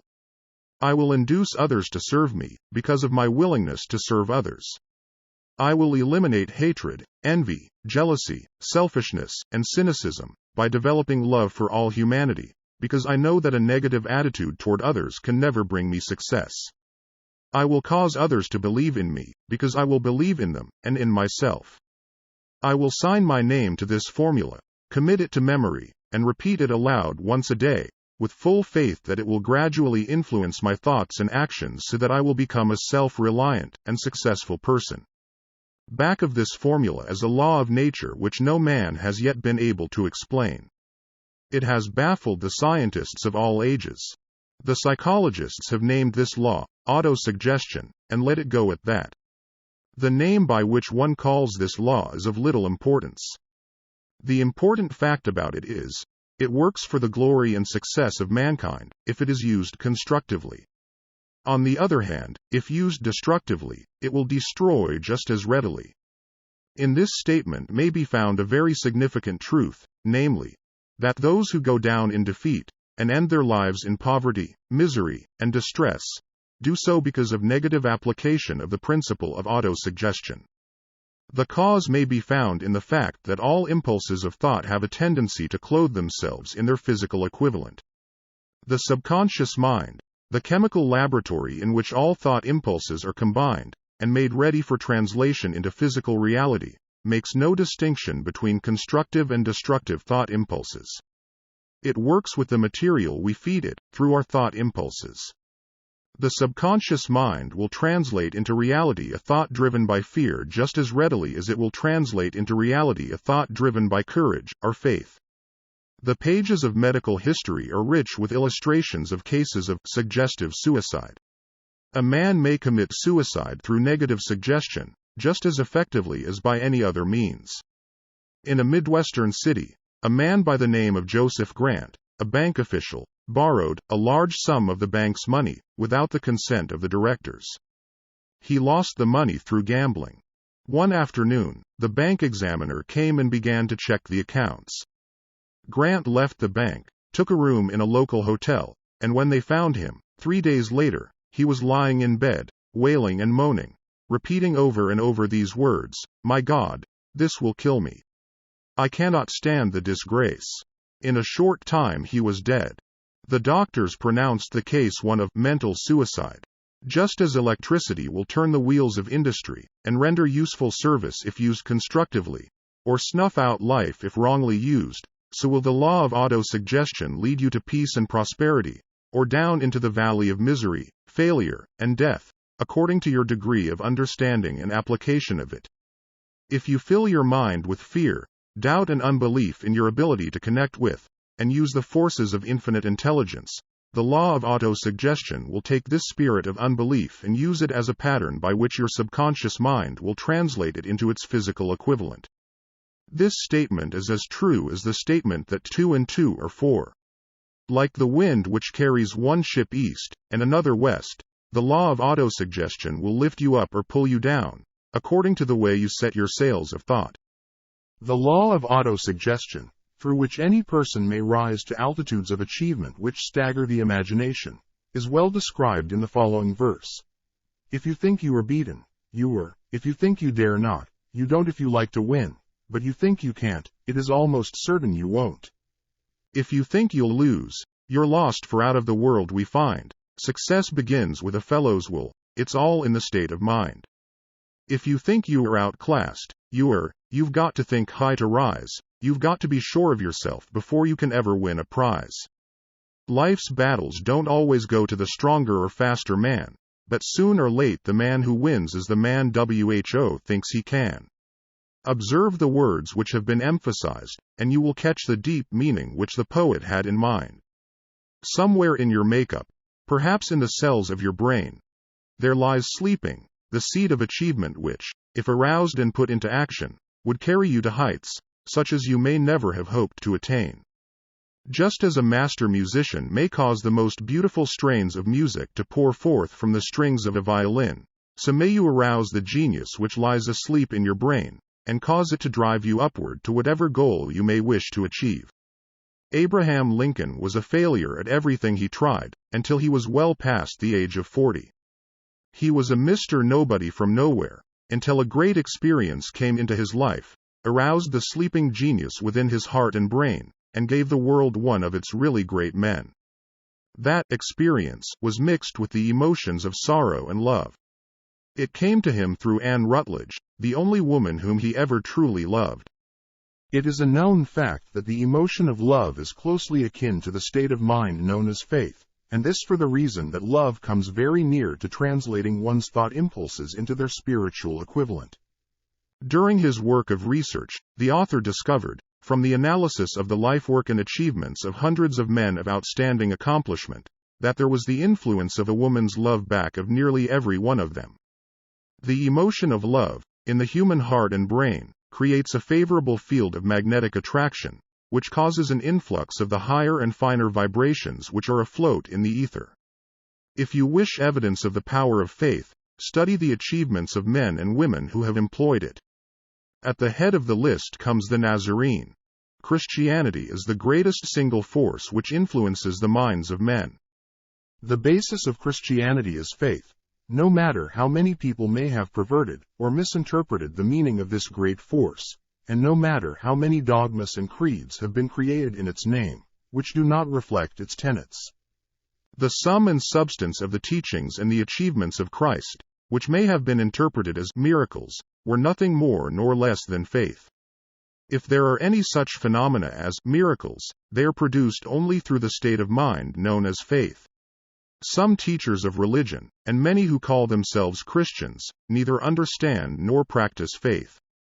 Let us consider the power of faith, as it is now being demonstrated, by a man who is well known to all of civilization, Mahatma Gandhi, of India. In this man the world has one of the most astounding examples known to civilization, of the possibilities of faith. Gandhi wields more potential power than any man living at this time, and this, despite the fact that he has none of the orthodox tools of power, such as money, battleships, soldiers, and materials of warfare. Gandhi has no money, he has no home, he does not own a suit of clothes, but he does have power. How does he come by that power?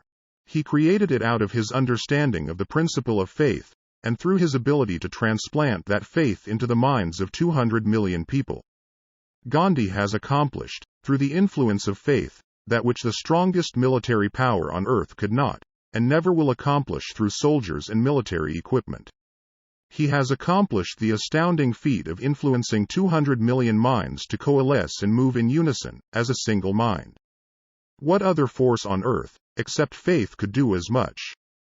There will come a day when employees as well as employers will discover the possibilities of faith. That day is dawning. The whole world has had ample opportunity, during the recent business depression, to witness what the lack of faith will do to business.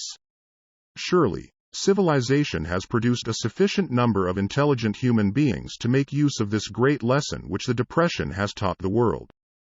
During this depression, the world had evidence in abundance that widespread fear will paralyze the wheels of industry and business. Out of this experience will arise leaders in business and industry who will profit by the example which Gandhi has set for the world, and they will apply to business the same tactics which he has used in building the greatest following known in the history of the world. These leaders will come from the rank and file of the unknown men, who now labor in the steel plants, the coal mines, the automobile factories, and in the small towns and cities of America. Business is due for a reform, make no mistake about this. The methods of the past, based upon economic combinations of force and fear, will be supplanted by the better principles of faith and cooperation. Men who labor will receive more than daily wages. They will receive dividends from the business, the same as those who supply the capital for business. But, first they must give more to their employers, and stop this bickering and bargaining by force, at the expense of the public. They must earn the right to dividends. Moreover, and this is the most important thing of all, they will be led by leaders who will understand and apply the principles employed by Mahatma Gandhi. Only in this way may leaders get from their followers the spirit of full cooperation which constitutes power in its highest and most enduring form. This stupendous machine age in which we live, and from which we are just emerging, has taken the soul out of men. Its leaders have driven men as though they were pieces of cold machinery. They were forced to do so by the employees who have bargained, at the expense of all concerned, to get and not to give. The watchword of the future will be human happiness and contentment, and when this state of mind shall have been attained, the production will take care of itself, more effectively than anything that has ever been accomplished where men did not, and could not mix faith and individual interest with their labor. Because of the need for faith and cooperation in operating business and industry, it will be both interesting and profitable to analyze an event which provides an excellent understanding of the method by which industrialists and businessmen accumulate great fortunes, by giving before they try to get. The event chosen for this illustration dates back to 1900, when the United States Steel Corporation was being formed. As you read the story, keep in mind these fundamental facts and you will understand how ideas have been converted into huge fortunes. First, the huge United States Steel Corporation was born in the mind of Charles M. Schwab, in the form of an idea he created through his imagination. Second, he mixed faith with his idea. Third, he formulated a plan for the transformation of his idea into physical and financial reality. Fourth, he put his plan into action with his famous speech at the University Club. Fifth, he applied, and followed through on his plan with persistence, and backed it with firm decision until it had been fully carried out. Sixth, he prepared the way for success by a burning desire for success. If you are one of those who have often wondered how great fortunes are accumulated, this story of the creation of the United States Steel Corporation will be enlightening. If you have any doubt that men can think and grow rich, this story should dispel that doubt, because you can plainly see in the story of the United States Steel the application of a major portion of the 13 principles described in this book. This astounding description of the power of an idea was dramatically told by John Lowell in the New York World Telegram, with whose courtesy it is here reprinted. A pretty after-dinner speech for $1 billion. When, on the evening of December 12, 1900, some 80 of the nation's financial nobility gathered in the banquet hall of the University Club on Fifth Avenue to do honor to a young man from out of the West, not half a dozen of the guests realized they were to witness the most significant episode in American industrial history. J. Edward Simmons and Charles Stuart Smith, their hearts full of gratitude for the lavish hospitality bestowed on them by Charles M. Schwab during a recent visit to Pittsburgh, had arranged the dinner to introduce the 38-year-old steel man to Eastern banking society. But they didn't expect him to stampede the convention.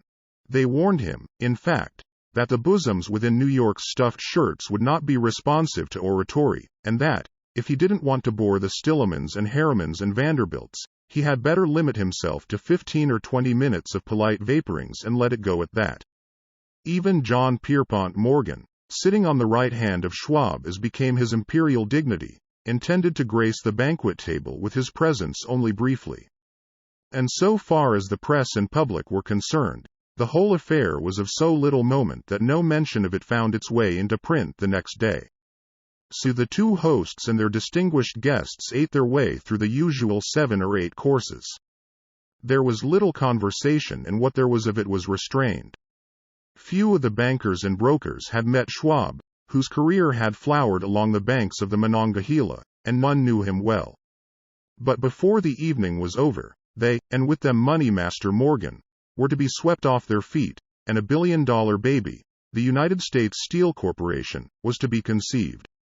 It is perhaps unfortunate, for the sake of history, that no record of Charlie Schwab's speech at the dinner ever was made. He repeated some parts of it at a later date during a similar meeting of Chicago bankers.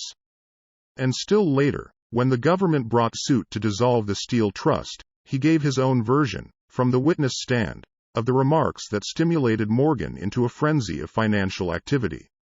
It is probable, however, that it was a homely speech, somewhat ungrammatical, for the niceties of language never bothered Schwab, full of epigram and threaded with wit. But aside from that, it had a galvanic force and effect upon the 5 billions of estimated capital that was represented by the diners. After it was over and the gathering was still under its spell, although Schwab had talked for 90 minutes, Morgan led the orator to a recessed window where, dangling their legs from the high, uncomfortable seat, they talked for an hour more. The magic of the Schwab personality had been turned on, full force, but what was more important and lasting was the full-fledged, clear-cut program he laid down for the aggrandizement of steel. Many other men had tried to interest Morgan in slapping together a steel trust after the pattern of the biscuit, wire and hoop, sugar, rubber, whiskey, oil or chewing gum combinations. John W. Gates, the gambler, had urged it, but Morgan distrusted him. The Moore boys, Bill and Jim, Chicago stock jobbers who had glued together a match trust and a cracker corporation, had urged it and failed. Elbert H. Gary, the sanctimonious country lawyer, wanted to foster it, but he wasn't big enough to be impressive. Until Schwab's eloquence took J.P. Morgan to the heights from which he could visualize the solid results of the most daring financial undertaking ever conceived, the project was regarded as a delirious dream of easy money crackpots. The financial magnetism that began, a generation ago, to attract thousands of small and sometimes inefficiently managed companies into large and competition-crushing combinations, had become operative in the steel world through the devices of that jovial business pirate, John W. Gates. Gates already had formed the American Steel and Wire Company out of a chain of small concerns, and together with Morgan had created the Federal Steel Company. The National Tube and American Bridge Companies were two more Morgan concerns, and the Moore brothers had forsaken the match and cookie business to form the American Group, Tin Plate, Steel Hoop, Sheet Steel, and the National Steel Company. But by the side of Andrew Carnegie's gigantic vertical trust, a trust owned and operated by 53 partners, those other combinations were picayune. They might combine to their heart's content, but the whole lot of them couldn't make a dent in the Carnegie organization, and Morgan knew it. The eccentric old Scot knew it, too. From the magnificent heights of Skibo Castle he had viewed, first with amusement and then with resentment, the attempts of Morgan's smaller companies to cut into his business. When the attempts became too bold, Carnegie's temper was translated into anger and retaliation. He decided to duplicate every mill owned by his rivals. Hitherto, he hadn't been interested in wire, pipe, hoops, or sheet. Instead, he was content to sell such companies the raw steel and let them work it into whatever shape they wanted. Now, with Schwab as his chief and able lieutenant, he planned to drive his enemies to the wall. So it was that in the speech of Charles M. Schwab, Morgan saw the answer to his problem of combination. A trust without Carnegie, giant of them all, would be no trust at all, a plum pudding, as one writer said, without the plums. Schwab's speech on the night of December 12, 1900, undoubtedly carried the inference, though not the pledge, that the vast Carnegie enterprise could be brought under the Morgan tent. He talked of the world future for steel, of reorganization for efficiency, of specialization, of the scrapping of unsuccessful mills and concentration of effort on the flourishing properties, of economies in the ore traffic, of economies in overhead and administrative departments, of capturing foreign markets. More than that, he told the buccaneers among them wherein lay the errors of their customary piracy. Their purposes, he inferred, had been to create monopolies, raise prices, and pay themselves fat dividends out of privilege. Schwab condemned the system in his heartiest manner. The short-sightedness of such a policy, he told his hearers, lay in the fact that it restricted the market in an era when everything cried for expansion. By cheapening the cost of steel, he argued, an ever-expanding market would be created, more uses for steel would be devised, and a goodly portion of the world trade could be captured. Actually, though he did not know it, Schwab was an apostle of modern mass production. So the dinner at the University Club came to an end. Morgan went home to think about Schwab's rosy predictions. Schwab went back to Pittsburgh to run the steel business for Andrew Carnegie, while Gary and the rest went back to their stock tickers to fiddle around in anticipation of the next move. It was not long coming. It took Morgan about 1 week to digest the feast of reason Schwab had placed before him. When he had assured himself that no financial indigestion was to result, he sent for Schwab, and found that young man rather coy. Mr. Carnegie, Schwab indicated, might not like it if he found his trusted company president had been flirting with the Emperor of Wall Street, the street upon which Carnegie was resolved never to tread. Then it was suggested by John W. Gates, the go-between, that if Schwab happened to be in the Bellevue Hotel in Philadelphia, J.P. Morgan might also happen to be there. When Schwab arrived, however, Morgan was inconveniently ill at his New York home, and so, on the elder man's pressing invitation, Schwab went to New York and presented himself at the door of the financier's library. Now certain economic historians have professed the belief that from the beginning to the end of the drama, the stage was set by Andrew Carnegie, that the dinner to Schwab, the famous speech, the Sunday night conference between Schwab and the Money King, were events arranged by the canny Scot. The truth is exactly the opposite. When Schwab was called in to consummate the deal, he didn't even know whether the little boss, as Andrew was called, would so much as listen to an offer to sell, particularly to a group of men whom Andrew regarded as being endowed with something less than holiness. But Schwab did take into the conference with him, in his own handwriting, 6 sheets of copper plate figures, representing to his mind the physical worth and the potential earning capacity of every steel company he regarded as an essential star in the new metal firmament. 4 men pondered over these figures all night. The chief, of course, was Morgan, steadfast in his belief in the divine right of money. With him was his aristocratic partner, Robert Bacon, a scholar and a gentleman. The third was John W. Gates, whom Morgan scorned as a gambler and used as a tool.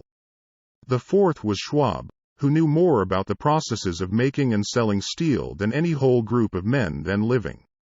Throughout that conference, the Pittsburghers' figures were never questioned. If he said a company was worth so much, then it was worth that much and no more. He was insistent, too, upon including in the combination only those concerns he nominated. He had conceived a corporation in which there would be no duplication, not even to satisfy the greed of friends who wanted to unload their companies upon the broad Morgan shoulders. Thus he left out, by design, a number of the larger concerns upon which the walruses and carpenters of Wall Street had cast hungry eyes. When dawn came, Morgan rose and straightened his back. Only one question remained. "Do you think you can persuade Andrew Carnegie to sell?" he asked. "I can try," said Schwab. "If you can get him to sell, I will undertake the matter," said Morgan. So far so good. But would Carnegie sell? How much would he demand? Schwab thought about $320 million. What would he take payment in? Common or preferred stocks? Bonds? Cash? Nobody could raise $350 million in cash. There was a golf game in January on the frost-cracking heath of the St. Andrew's Links in Westchester, with Andrew bundled up in sweaters against the cold, and Charlie talking volubly, as usual, to keep his spirits up. But no word of business was mentioned until the pair sat down in the cozy warmth of the Carnegie cottage hard by. Then, with the same persuasiveness that had hypnotized 80 millionaires at the University Club, Schwab poured out the glittering promises of retirement in comfort, of untold millions to satisfy the old man's social caprices. Carnegie capitulated, wrote a figure on a slip of paper, handed it to Schwab and said, "All right, that's what we'll sell for." The figure was approximately $400 million, and was reached by taking the $320 million mentioned by Schwab as a basic figure, and adding to it $80 million to represent the increased capital value over the previous 2 years. Later, on the deck of a transatlantic liner, the Scotsman said ruefully to Morgan, "I wish I had asked you for $100 million more." "If you had asked for it, you'd have gotten it," Morgan told him cheerfully. There was an uproar, of course. A British correspondent cabled that the foreign steel world was appalled by the gigantic combination. President Hadley, of Yale, declared that unless trusts were regulated, the country might expect an emperor in Washington within the next 25 years. But that able stock manipulator, Keene, went at his work of shoving the new stock at the public so vigorously that all the excess water, estimated by some at nearly $600 million, was absorbed in a twinkling. So Carnegie had his millions, and the Morgan Syndicate had $62 million for all its trouble, and all the boys, from Gates to Gary, had their millions. The 38-year-old Schwab had his reward. He was made president of the new corporation and remained in control until 1930.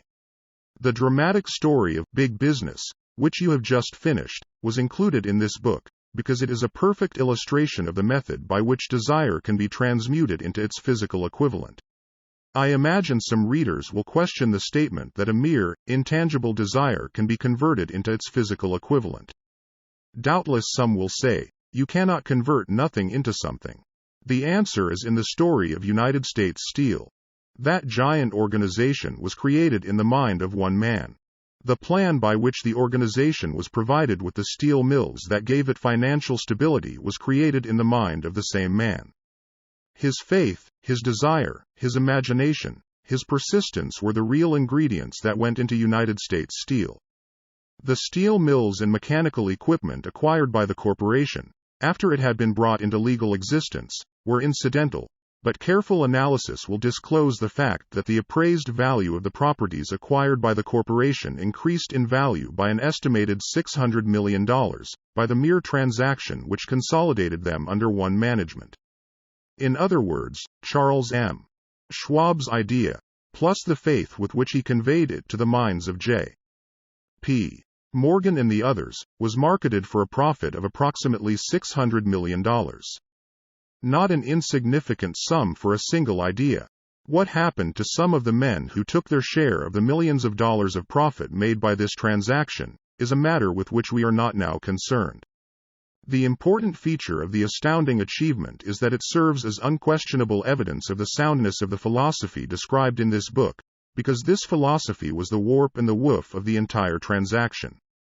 Moreover, the practicability of the philosophy has been established by the fact that the United States Steel Corporation prospered, and became one of the richest and most powerful corporations in America, employing thousands of people, developing new uses for steel, and opening new markets, thus proving that the $600 million in profit which the Schwab idea produced was earned. Riches begin in the form of thought. The amount is limited only by the person in whose mind the thought is put into motion. Faith removes limitations. Remember this when you are ready to bargain with life for whatever it is that you ask as your price for having passed this way. Remember, also, that the man who created the United States Steel Corporation was practically unknown at the time. He was merely Andrew Carnegie's Man Friday until he gave birth to his famous idea. After that he quickly rose to a position of power, fame, and riches. Chapter 4. Autosuggestion.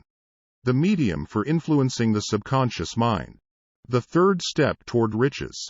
Autosuggestion is a term which applies to all suggestions and all self-administered stimuli which reach one's mind through the five senses. Stated in another way, autosuggestion is self-suggestion. It is the agency of communication between that part of the mind where conscious thought takes place, and that which serves as the seat of action for the subconscious mind. Through the dominating thoughts which one permits to remain in the conscious mind, whether these thoughts be negative or positive, is immaterial. The principle of autosuggestion voluntarily reaches the subconscious mind and influences it with these thoughts. No thought, whether it be negative or positive, can enter the subconscious mind without the aid of the principle of autosuggestion, with the exception of thoughts picked up from the ether. Stated differently, all sense impressions which are perceived through the five senses are stopped by the conscious thinking mind, and may be either passed on to the subconscious mind, or rejected, at will. The conscious faculty serves, therefore, as an outer guard to the approach of the subconscious. Nature has so built man that he has absolute control over the material which reaches his subconscious mind, through his five senses, although this is not meant to be construed as a statement that man always exercises this control. In the great majority of instances, he does not exercise it, which explains why so many people go through life in poverty. Recall what has been said about the subconscious mind resembling a fertile garden spot, in which weeds will grow in abundance, if the seeds of more desirable crops are not sown therein. Autosuggestion is the agency of control through which an individual may voluntarily feed his subconscious mind on thoughts of a creative nature, or, by neglect, permit thoughts of a destructive nature to find their way into this rich garden of the mind. You were instructed, in the last of the 6 steps described in the chapter on desire, to read aloud twice daily the written statement of your desire for money, and to see and feel yourself already in possession of the money. By following these instructions, you communicate the object of your desire directly to your subconscious mind in a spirit of absolute faith. Through repetition of this procedure, you voluntarily create thought habits which are favorable to your efforts to transmute desire into its monetary equivalent. Go back to these 6 steps described in Chapter 2, and read them again, very carefully, before you proceed further. Then, when you come to it, read very carefully the 4 instructions for the organization of your mastermind group, described in the chapter on organized planning. By comparing these 2 sets of instructions with that which has been stated on autosuggestion, you, of course, will see that the instructions involve the application of the principle of autosuggestion. Remember, therefore, when reading aloud the statement of your desire, through which you are endeavoring to develop a money consciousness, that the mere reading of the words is of no consequence, unless you mix emotion or feeling with your words. If you repeat 1,000,000 times the famous Emile Coué formula, day by day, in every way, I am getting better and better, without mixing emotion and faith with your words, you will experience no desirable results. Your subconscious mind recognizes and acts upon only thoughts which have been well mixed with emotion or feeling. This is a fact of such importance as to warrant repetition in practically every chapter, because the lack of understanding of this is the main reason the majority of people who try to apply the principle of autosuggestion get no desirable results. Plain, unemotional words do not influence the subconscious mind. You will get no appreciable results until you learn to reach your subconscious mind with thoughts, or spoken words which have been well emotionalized with belief. Do not become discouraged if you cannot control and direct your emotions the first time you try to do so. Remember, there is no such possibility as something for nothing. Ability to reach and influence your subconscious mind has its price, and you must pay that price. You cannot cheat, even if you desire to do so. The price of ability to influence your subconscious mind is everlasting persistence in applying the principles described here. You cannot develop the desired ability for a lower price. You, and you alone, must decide whether or not the reward for which you are striving, the money consciousness, is worth the price you must pay for it in effort. Wisdom and cleverness alone will not attract and retain money except in a few very rare instances, where the law of averages favors the attraction of money through these sources. The method of attracting money described here does not depend upon the law of averages. Moreover, the method plays no favorites. It will work for one person as effectively as it will for another. Where failure is experienced, it is the individual, not the method, which has failed. If you try and fail, make another effort, and still another, until you succeed. Your ability to use the principle of autosuggestion will depend, very largely, upon your capacity to concentrate upon a given desire until that desire becomes a burning obsession. When you begin to carry out the instructions in connection with the 6 steps described in the 2nd chapter, it will be necessary for you to make use of the principle of concentration. Let us here offer suggestions for the effective use of concentration.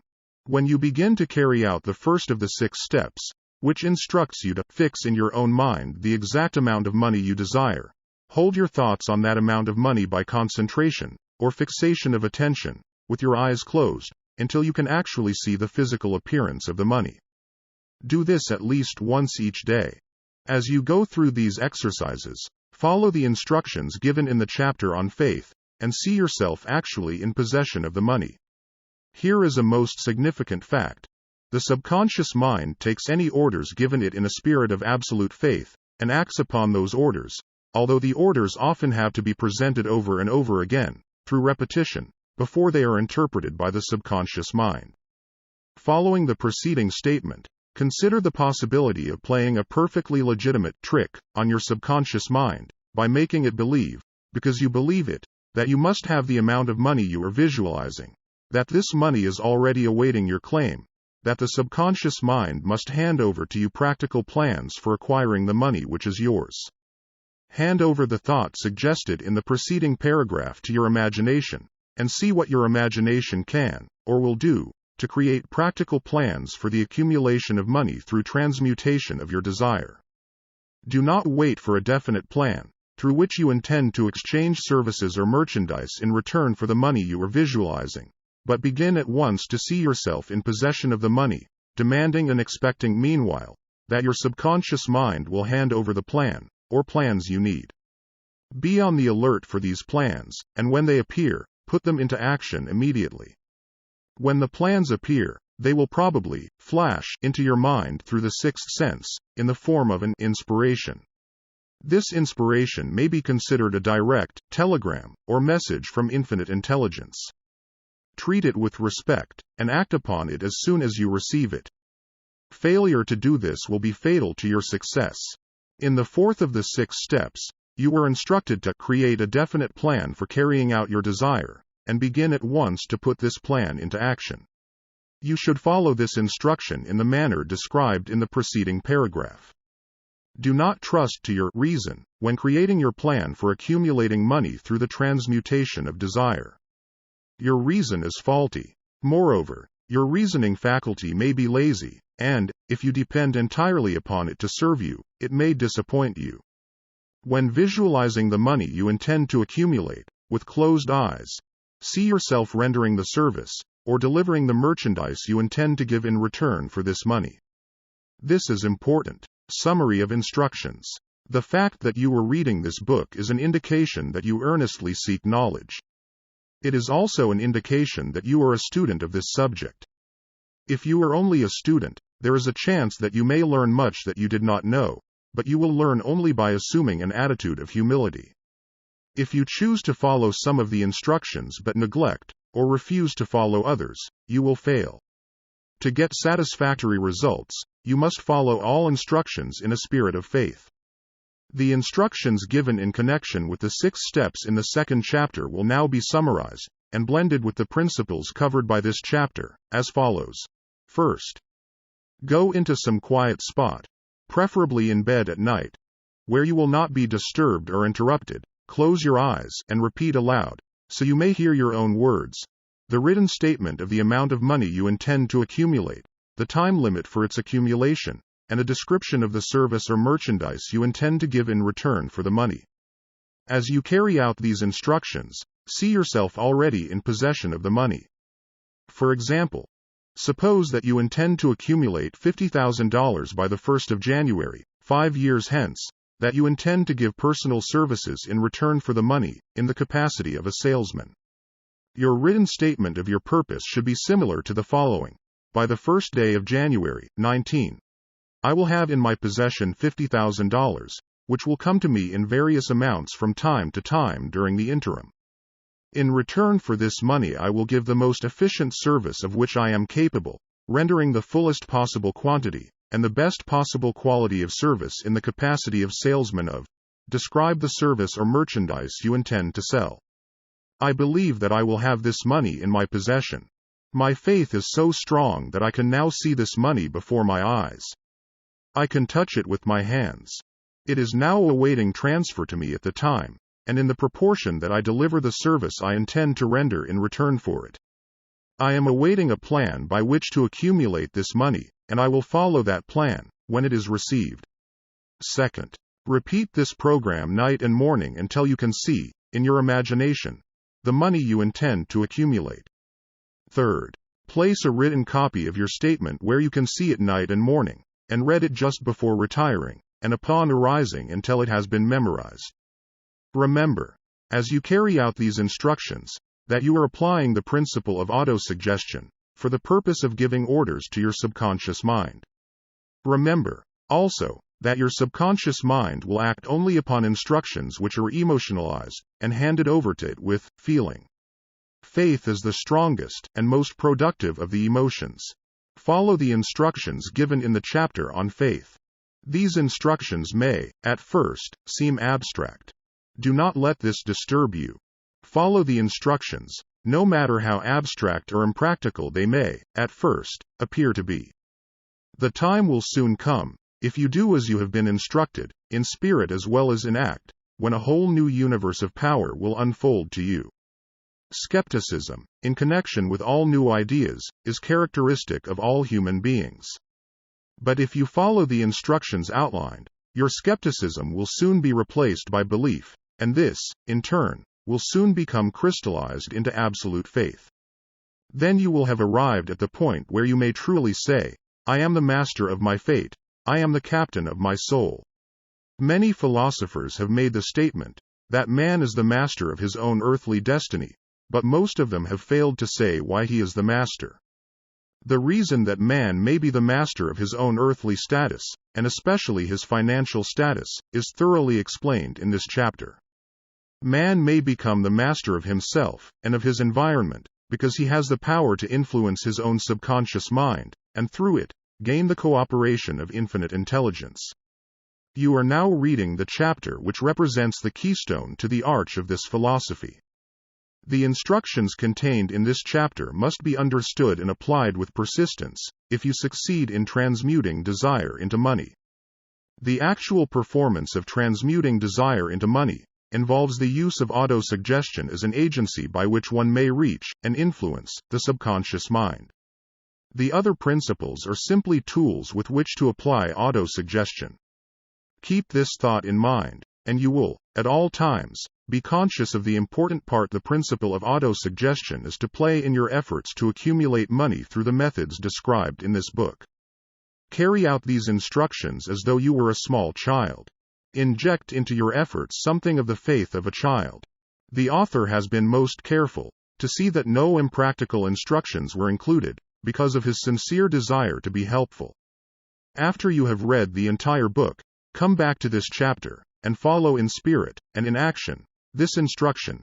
Read the entire chapter aloud once every night, until you become thoroughly convinced that the principle of autosuggestion is sound, that it will accomplish for you all that has been claimed for it. As you read, underscore with a pencil every sentence which impresses you favorably. Follow the foregoing instruction to the letter, and it will open the way for a complete understanding and mastery of the principles of success. Chapter 5. Specialized knowledge. Specialized knowledge: personal experiences or observations. The fourth step toward riches. There are two kinds of knowledge. One is general, the other is specialized. General knowledge, no matter how great in quantity or variety it may be, is of but little use in the accumulation of money. The faculties of the great universities possess, in the aggregate, practically every form of general knowledge known to civilization. Most of the professors have but little or no money. They specialize on teaching knowledge, but they do not specialize on the organization or the use of knowledge. Knowledge will not attract money unless it is organized and intelligently directed, through practical plans of action, to the definite end of accumulation of money. Lack of understanding of this fact has been the source of confusion to millions of people who falsely believe that knowledge is power. It is nothing of the sort. Knowledge is only potential power. It becomes power only when, and if, it is organized into definite plans of action, and directed to a definite end. This missing link, in all systems of education known to civilization today, may be found in the failure of educational institutions to teach their students how to organize and use knowledge after they acquire it. Many people make the mistake of assuming that, because Henry Ford had but little schooling, he is not a man of education. Those who make this mistake do not know Henry Ford, nor do they understand the real meaning of the word educate. That word is derived from the Latin word educo, meaning to edges, to draw out, to develop from within. An educated man is not, necessarily, one who has an abundance of general or specialized knowledge. An educated man is one who has so developed the faculties of his mind that he may acquire anything he wants, or its equivalent, without violating the rights of others. Henry Ford comes well within the meaning of this definition. During the World War, a Chicago newspaper published certain editorials in which, among other statements, Henry Ford was called an ignorant pacifist. Mr. Ford objected to the statements, and brought suit against the paper for libeling him. When the suit was tried in the courts, the attorneys for the paper pleaded justification, and placed Mr. Ford, himself, on the witness stand, for the purpose of proving to the jury that he was ignorant. The attorneys asked Mr. Ford a great variety of questions, all of them intended to prove, by his own evidence, that, while he might possess considerable specialized knowledge pertaining to the manufacture of automobiles, he was, in the main, ignorant. Mr. Ford was plied with such questions as the following: Who was Benedict Arnold? And, how many soldiers did the British send over to America to put down the rebellion of 1776? In answer to the last question, Mr. Ford replied, I do not know the exact number of soldiers the British sent over, but I have heard that it was a considerably larger number than ever went back.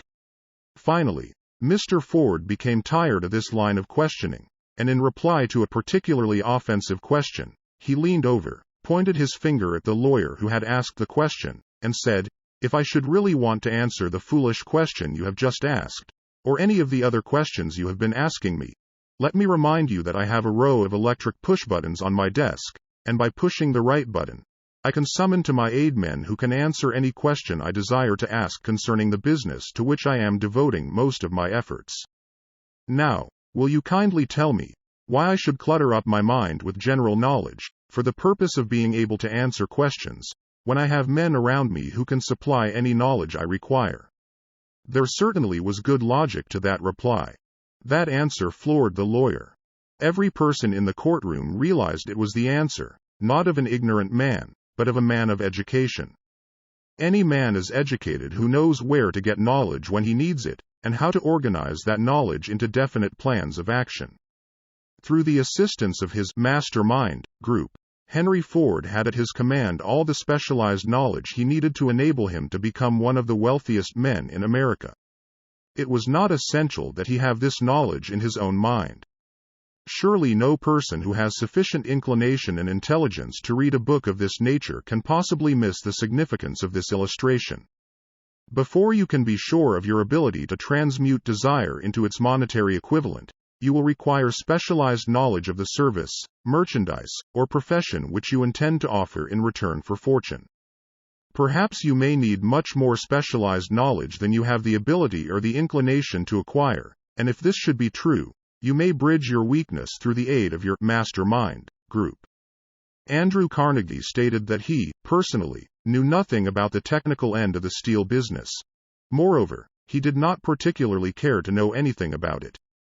The specialized knowledge which he required for the manufacture and marketing of steel, he found available through the individual units of his mastermind group. The accumulation of great fortunes calls for power, and power is acquired through highly organized and intelligently directed specialized knowledge, but that knowledge does not, necessarily, have to be in the possession of the man who accumulates the fortune. The preceding paragraph should give hope and encouragement to the man with ambition to accumulate a fortune, who has not possessed himself of the necessary education to supply such specialized knowledge as he may require. Men sometimes go through life suffering from inferiority complexes because they are not men of education. The man who can organize and direct a mastermind group of men who possess knowledge useful in the accumulation of money is just as much a man of education as any man in the group. Remember this. If you suffer from a feeling of inferiority because your schooling has been limited. Thomas A. Edison had only 3 months of schooling during his entire life. He did not lack education, neither did he die poor. Henry Ford had less than a 6th grade schooling, but he has managed to do pretty well by himself, financially. Specialized knowledge is among the most plentiful, and the cheapest forms of service which may be had. If you doubt this, consult the payroll of any university. It pays to know how to purchase knowledge. First of all, decide the sort of specialized knowledge you require, and the purpose for which it is needed. To a large extent, your major purpose in life, the goal toward which you are working, will help determine what knowledge you need. With this question settled, your next move requires that you have accurate information concerning dependable sources of knowledge. The more important of these are a. One's own experience and education, b. Experience and education available through cooperation of others, mastermind alliance, c. Colleges and universities, d. Public libraries, through books and periodicals in which may be found all the knowledge organized by civilization, e. Special training courses, through night schools and home study schools in particular. As knowledge is acquired, it must be organized and put into use, for a definite purpose, through practical plans. Knowledge has no value except that which can be gained from its application toward some worthy end. This is one reason why college degrees are not valued more highly. They represent nothing but miscellaneous knowledge. If you contemplate taking additional schooling, first determine the purpose for which you want the knowledge you are seeking. Then learn where this particular sort of knowledge can be obtained, from reliable sources. Successful men, in all callings, never stop acquiring specialized knowledge related to their major purpose, business, or profession. Those who are not successful usually make the mistake of believing that the knowledge acquiring period ends when one finishes school. The truth is that schooling does but little more than to put one in the way of learning how to acquire practical knowledge. With this changed world, which began at the end of the economic collapse, came also astounding changes in educational requirements. The order of the day is specialization. This truth was emphasized by Robert P. Moore, Secretary of Appointments of Columbia University. Specialists most sought, particularly sought after by employing companies or candidates who have specialized in some field, business school graduates with training in accounting and statistics, engineers of all varieties, journalists, architects, chemists, and also outstanding leaders and activity men of the senior class. The man who has been active on the campus, whose personality is such that he gets along with all kinds of people and who has done an adequate job with his studies, has a most decided edge over the strictly academic student. Some of these, because of their all-around qualifications, have received several offers of positions, a few of them as many as 6. In departing from the conception that the straight A student was invariably the one to get the choice of the better jobs, Mr. Moore said that most companies look not only to academic records but to activity records and personalities of the students. One of the largest industrial companies, the leader in its field, in writing to Mr. Moore concerning prospective seniors at the college, said, "We are interested primarily in finding men who can make exceptional progress in management work. For this reason we emphasize qualities of character, intelligence and personality far more than specific educational background." Apprenticeship, proposed. Proposing a system of apprenticing students in offices, stores and industrial occupations during the summer vacation, Mr. Moore asserts that after the first 2 or 3 years of college, every student should be asked to choose a definite future course and to call a halt if he has been merely pleasantly drifting without purpose through an unspecialized academic curriculum. Colleges and universities must face the practical consideration that all professions and occupations now demand specialists, he said, urging that educational institutions accept more direct responsibility for vocational guidance. One of the most reliable and practical sources of knowledge available to those who need specialized schooling is the night schools operated in most large cities. The correspondence schools give specialized training anywhere the U.S. males go, on all subjects that can be taught by the extension method. One advantage of home study training is the flexibility of the study program, which permits one to study during spare time. Another stupendous advantage of home study training, if the school is carefully chosen, is the fact that most courses offered by home study schools carry with them generous privileges of consultation which can be of priceless value to those needing specialized knowledge. No matter where you live, you can share the benefits. Anything acquired without effort and without cost is generally unappreciated, often discredited. Perhaps this is why we get so little from our marvelous opportunity in public schools. The self-discipline one receives from a definite program of specialized study makes up to some extent for the wasted opportunity when knowledge was available without cost. Correspondence schools are highly organized business institutions. Their tuition fees are so low that they are forced to insist upon prompt payments. Being asked to pay, whether the student makes good grades or poor, has the effect of causing one to follow through with the course when he would otherwise drop it. The correspondence schools have not stressed this point sufficiently, for the truth is that their collection departments constitute the very finest sort of training on decision, promptness, action and the habit of finishing that which one begins. I learned this from experience, more than 25 years ago. I enrolled for a home study course in advertising. After completing 8 or 10 lessons I stopped studying, but the school did not stop sending me bills. Moreover, it insisted upon payment, whether I kept up my studies or not. I decided that if I had to pay for the course, which I had legally obligated myself to do, I should complete the lessons and get my money's worth. I felt, at the time, that the collection system of the school was somewhat too well organized, but I learned later in life that it was a valuable part of my training for which no charge had been made. Being forced to pay, I went ahead and completed the course. Later in life I discovered that the efficient collection system of that school had been worth much in the form of money earned, because of the training in advertising I had so reluctantly taken. We have in this country what is said to be the greatest public school system in the world. We have invested fabulous sums for fine buildings, we have provided convenient transportation for children living in the rural districts, so they may attend the best schools, but there is one astounding weakness to this marvelous system: it is free. One of the strange things about human beings is that they value only that which has a price. The free schools of America, and the free public libraries, do not impress people because they are free. This is the major reason why so many people find it necessary to acquire additional training after they quit school and go to work. It is also one of the major reasons why employers give greater consideration to employees' WHO take-home study courses. They have learned, from experience, that any person who has the ambition to give up a part of his spare time to studying at home has in him those qualities which make for leadership. This recognition is not a charitable gesture, it is sound business judgment upon the part of the employers. There is one weakness in people for which there is no remedy.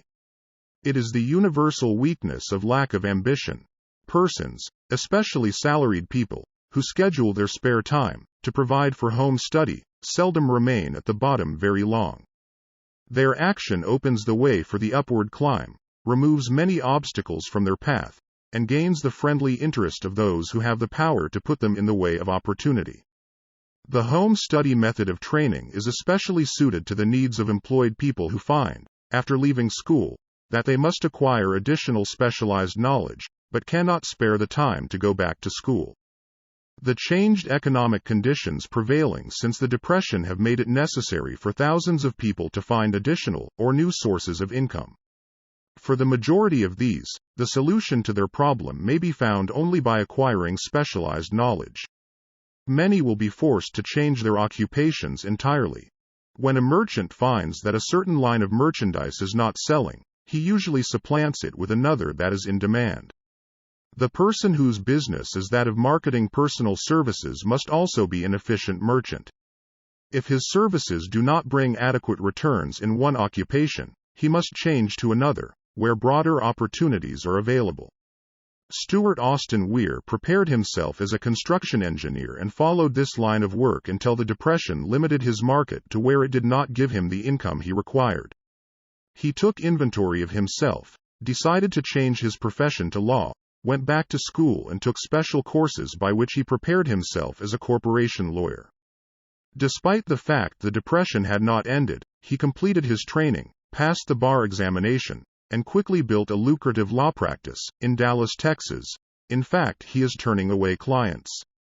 Just to keep the record straight, and to anticipate the alibis of those who will say, "I couldn't go to school because I have a family to support," or, "I'm too old," I will add the information that Mr. Weir was past 40, and married when he went back to school. Moreover, by carefully selecting highly specialized courses, in colleges best prepared to teach the subjects chosen, Mr. Weir completed in 2 years the work for which the majority of law students require 4 years.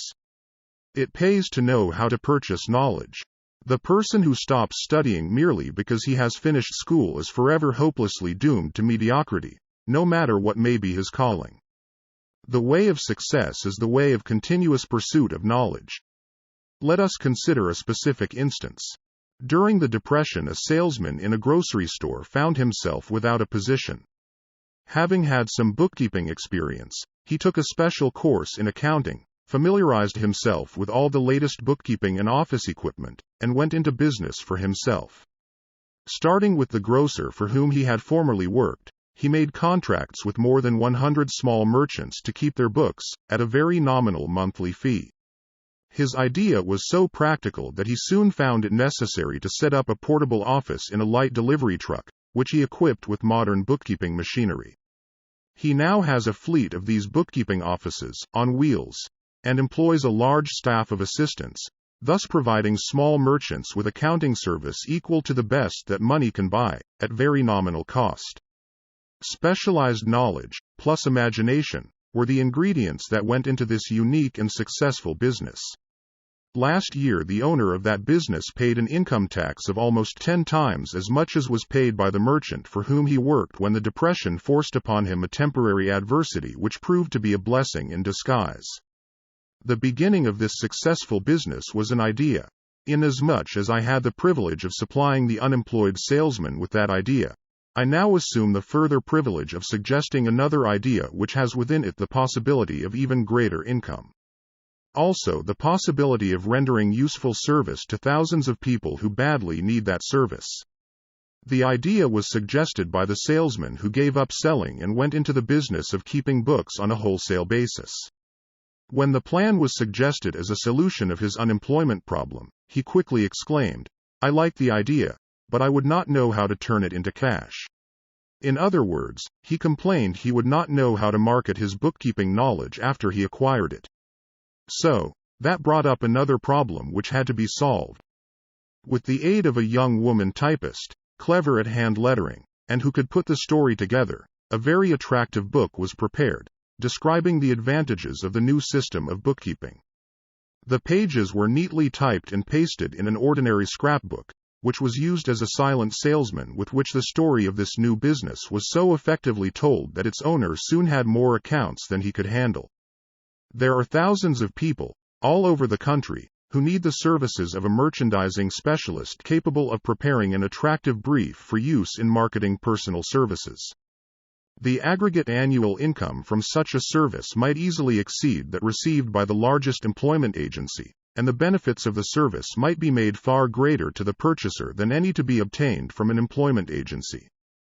The idea here described was born of necessity, to bridge an emergency which had to be covered, but it did not stop by merely serving one person. The woman who created the idea has a keen imagination. She saw in her newly born brainchild the making of a new profession, one that is destined to render valuable service to thousands of people who need practical guidance in marketing personal services. Spurred to action by the instantaneous success of her first prepared plan to market personal services, this energetic woman turned next to the solution of a similar problem for her son who had just finished college, but had been totally unable to find a market for his services. The plan she originated for his use was the finest specimen of merchandising of personal services I have ever seen. When the plan book had been completed, it contained nearly 50 pages of beautifully typed, properly organized information, telling the story of her son's native ability, schooling, personal experiences, and a great variety of other information too extensive for description. The plan book also contained a complete description of the position her son desired, together with a marvelous word picture of the exact plan he would use in filling the position. The preparation of the plan book required several weeks' labor, during which time its creator sent her son to the public library almost daily, to procure data needed in selling his services to best advantage. She sent him, also, to all the competitors of his prospective employer, and gathered from them vital information concerning their business methods which was of great value in the formation of the plan he intended to use in filling the position he sought. When the plan had been finished, it contained more than half a dozen very fine suggestions for the use and benefit of the prospective employer. The suggestions were put into use by the company. One may be inclined to ask, why go to all this trouble to secure a job? The answer is straight to the point. Also, it is dramatic, because it deals with a subject which assumes the proportion of a tragedy with millions of men and women whose sole source of income is personal services. The answer is, doing a thing well never is trouble. The plan prepared by this woman for the benefit of her son helped him get the job for which he applied, at the first interview, at a salary fixed by himself. Moreover, and this, too, is important, the position did not require the young man to start at the bottom. He began as a junior executive, at an executive salary. Why go to all this trouble, do you ask? Well, for one thing, the planned presentation of this young man's application for a position clipped off no less than 10 years of time he would have required to get to where he began, had he started at the bottom and worked his way up. This idea of starting at the bottom and working one's way up may appear to be sound, but the major objection to it is this: too many of those who begin at the bottom never manage to lift their heads high enough to be seen by opportunity, so they remain at the bottom. It should be remembered, also, that the outlook from the bottom is not so very bright or encouraging. It has a tendency to kill off ambition. We call it getting into a rut, which means that we accept our fate because we form the habit of daily routine, a habit that finally becomes so strong we cease to try to throw it off. And that is another reason why it pays to start 1 or 2 steps above the bottom. By so doing, one forms the habit of looking around, of observing how others get ahead, of seeing opportunity, and of embracing it without hesitation. Dan Halpin is a splendid example of what I mean. During his college days, he was manager of the famous 1930 national championship Notre Dame football team, when it was under the direction of the late Knute Rockne. Perhaps he was inspired by the great football coach to aim high, and not mistake temporary defeat for failure, just as Andrew Carnegie, the great industrial leader, inspired his young business lieutenants to set high goals for themselves. At any rate, young Halpin finished college at a mighty unfavorable time, when the Depression had made jobs scarce, so, after a fling at investment banking and motion pictures, he took the first opening with a potential future he could find, selling electrical hearing aids on a commission basis. Anyone could start in that sort of job, and Halpin knew it, but it was enough to open the door of opportunity to him. For almost 2 years, he continued in a job not to his liking, and he would never have risen above that job if he had not done something about his dissatisfaction. He aimed, first, at the job of assistant sales manager of his company, and got the job. That one step upward placed him high enough above the crowd to enable him to see still greater opportunity. Also, it placed him where opportunity could see him. He made such a fine record selling hearing aids, that A.M. Andrews, chairman of the board of the Dictograph Products Company, a business competitor of the company for which Halpin worked, wanted to know something about that man Dan Halpin who was taking big sales away from the long-established Dictograph Company. He sent for Halpin. When the interview was over, Halpin was the new sales manager, in charge of the Acousticon division. Then, to test young Halpin's mettle, Mr. Andrews went away to Florida for 3 months, leaving him to sink or swim in his new job. He did not sink. Knute Rockne's spirit of "all the world loves a winner, and has no time for a loser," inspired him to put so much into his job that he was recently elected vice president of the company, and general manager of the Acousticon and Silent Radio division, a job which most men would be proud to earn through 10 years of loyal effort. Halpin turned the trick in little more than 6 months. It is difficult to say whether Mr. Andrews or Mr. Halpin is more deserving of eulogy, for the reason that both showed evidence of having an abundance of that very rare quality known as imagination. Mr. Andrews deserves credit for seeing, in young Halpin, a go-getter of the highest order. Halpin deserves credit for refusing to compromise with life by accepting and keeping a job he did not want, and that is one of the major points I am trying to emphasize through this entire philosophy, that we rise to high positions or remain at the bottom because of conditions we can control if we desire to control them. I am also trying to emphasize another point, namely, that both success and failure are largely the results of habit. I have not the slightest doubt that Dan Halpin's close association with the greatest football coach America ever knew, planted in his mind the same brand of desire to excel which made the Notre Dame football team world famous. Truly, there is something to the idea that hero worship is helpful, provided one worships a winner.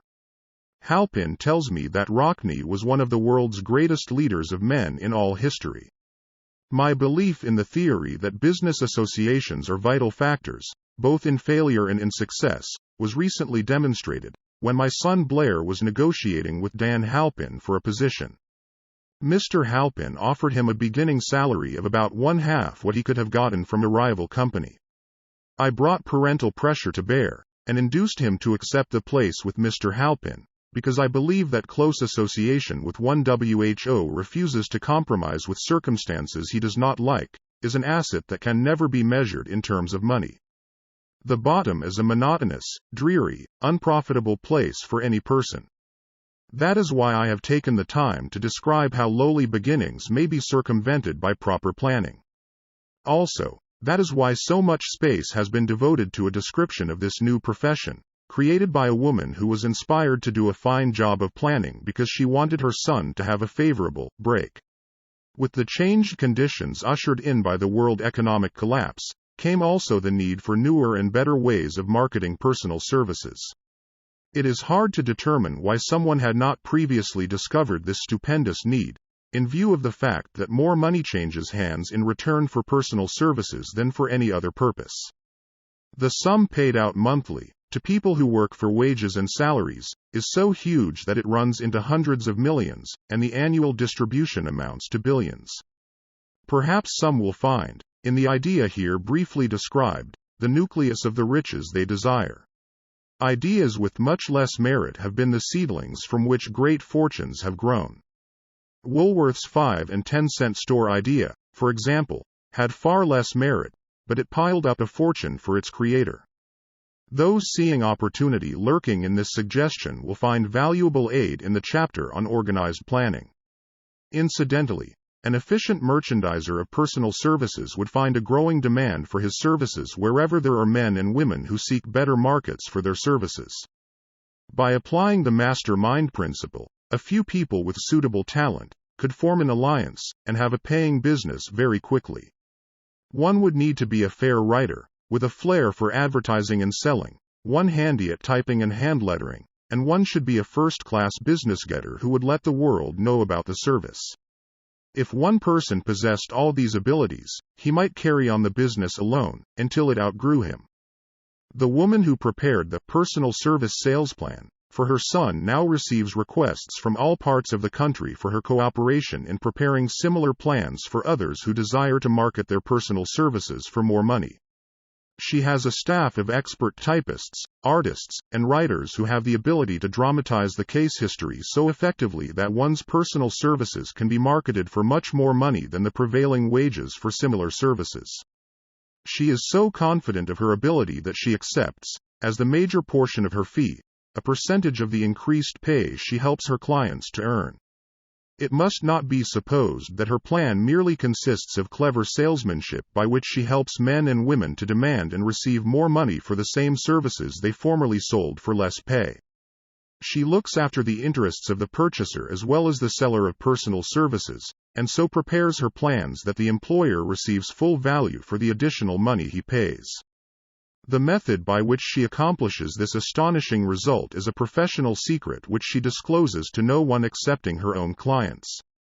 If you have the imagination, and seek a more profitable outlet for your personal services, this suggestion may be the stimulus for which you have been searching. The idea is capable of yielding an income far greater than that of the average doctor, lawyer, or engineer whose education required several years in college. The idea is saleable to those seeking new positions, in practically all positions calling for managerial or executive ability, and those desiring rearrangement of incomes in their present positions.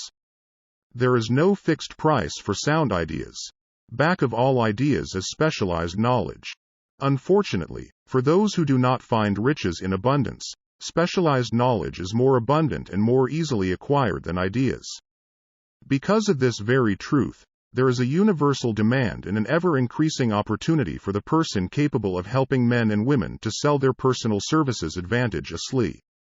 Capability means imagination, the one quality needed to combine specialized knowledge with ideas, in the form of organized plans designed to yield riches.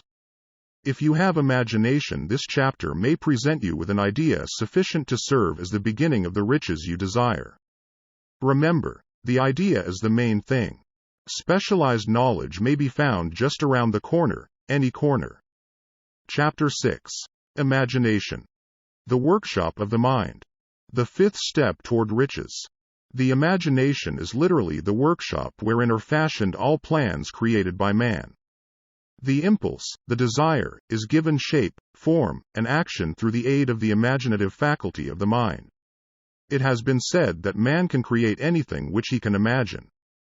Of all the ages of civilization, this is the most favorable for the development of the imagination, because it is an age of rapid change. On every hand one may contact stimuli which develop the imagination. Through the aid of his imaginative faculty, man has discovered, and harnessed, more of nature's forces during the past 50 years than during the entire history of the human race, previous to that time. He has conquered the air so completely, that the birds are a poor match for him in flying. He has harnessed the ether, and made it serve as a means of instantaneous communication with any part of the world. He has analyzed, and weighed the sun at a distance of millions of miles, and has determined, through the aid of imagination, the elements of which it consists. He has discovered that his own brain is both a broadcasting and a receiving station for the vibration of thought, and he is beginning now to learn how to make practical use of this discovery. He has increased the speed of locomotion, until he may now travel at a speed of more than 300 miles an hour. The time will soon come when a man may breakfast in New York and lunch in San Francisco. Man's only limitation, within reason, lies in his development and use of his imagination.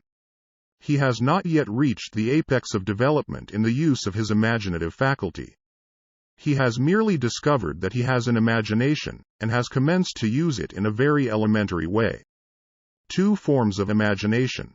The imaginative faculty functions in two forms. One is known as synthetic imagination, and the other as creative imagination. Synthetic imagination. Through this faculty, one may arrange old concepts, ideas, or plans into new combinations. This faculty creates nothing. It merely works with the material of experience, education, and observation with which it is fed. It is the faculty used most by the inventor, with the exception of the genius, who draws upon the creative imagination, when he cannot solve his problem through synthetic imagination. Creative imagination. Through the faculty of creative imagination, the finite mind of man has direct communication with infinite intelligence. It is the faculty through which hunches and inspirations are received.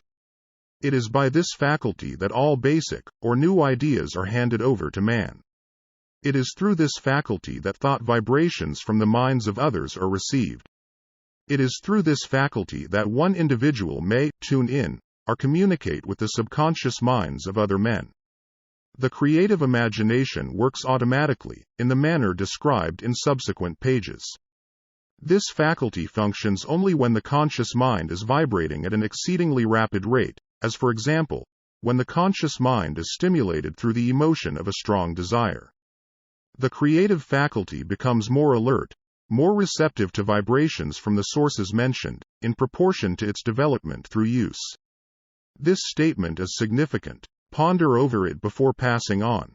Keep in mind as you follow these principles, that the entire story of how one may convert desire into money cannot be told in one statement.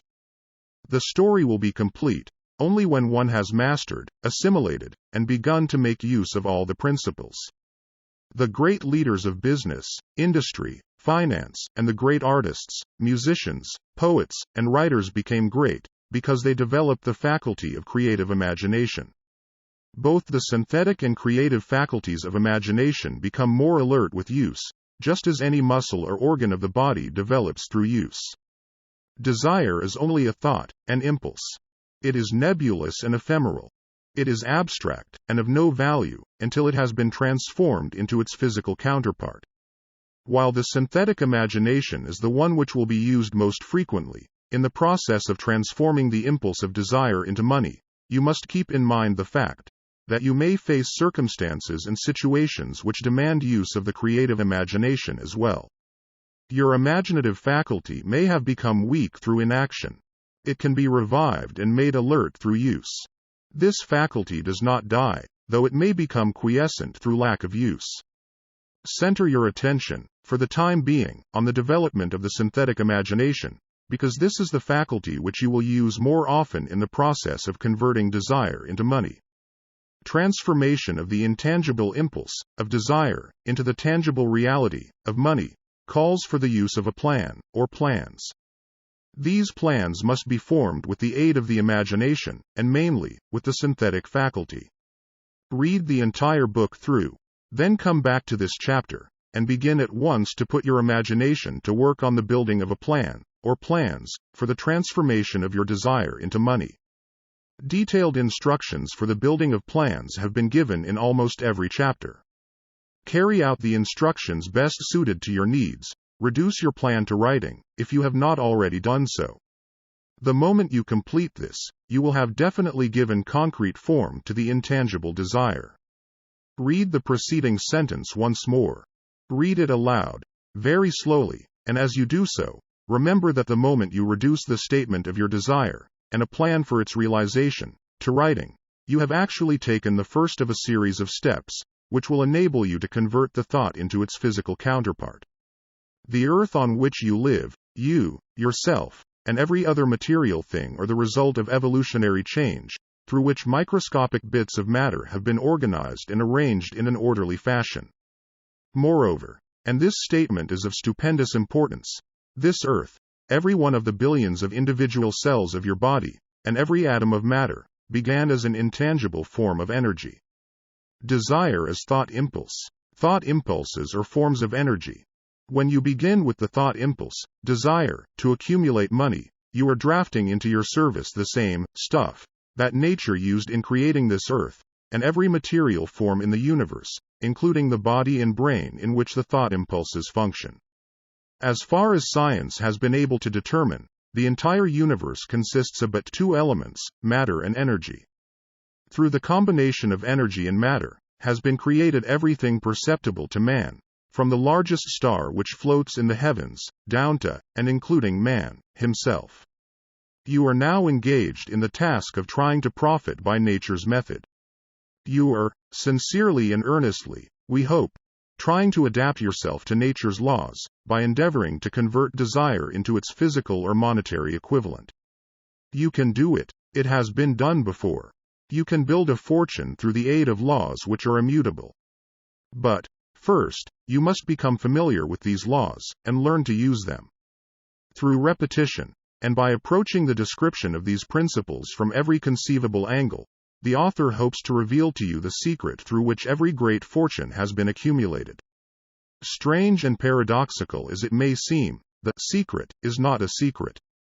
Nature, herself, advertises it in the earth on which we live, the stars, the planets suspended within our view, in the elements above and around us, in every blade of grass, and every form of life within our vision.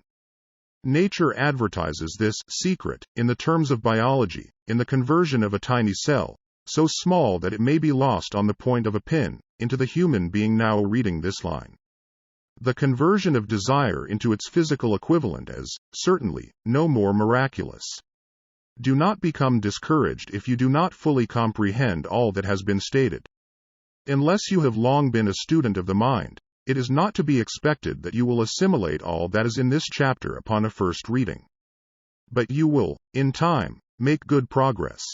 The principles which follow will open the way for understanding of imagination. Assimilate that which you understand, as you read this philosophy for the first time. Then, when you reread and study it, you will discover that something has happened to clarify it, and give you a broader understanding of the whole.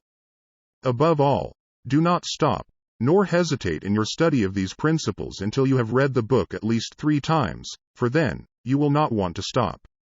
How to make practical use of imagination. Ideas are the beginning points of all fortunes. Ideas are products of the imagination.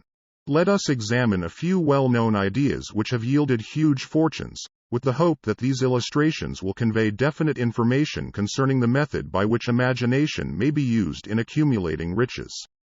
The enchanted kettle. 50 years ago, an old country doctor drove to town, hitched his horse, quietly slipped into a drugstore by the back door, and began dickering with the young drug clerk.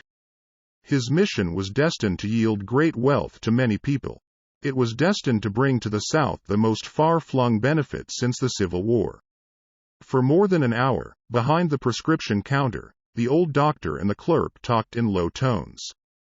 Then the doctor left. He went out to the buggy and brought back a large, old-fashioned kettle, a big wooden paddle, used for stirring the contents of the kettle, and deposited them in the back of the store. The clerk inspected the kettle, reached into his inside pocket, took out a roll of bills, and handed it over to the doctor.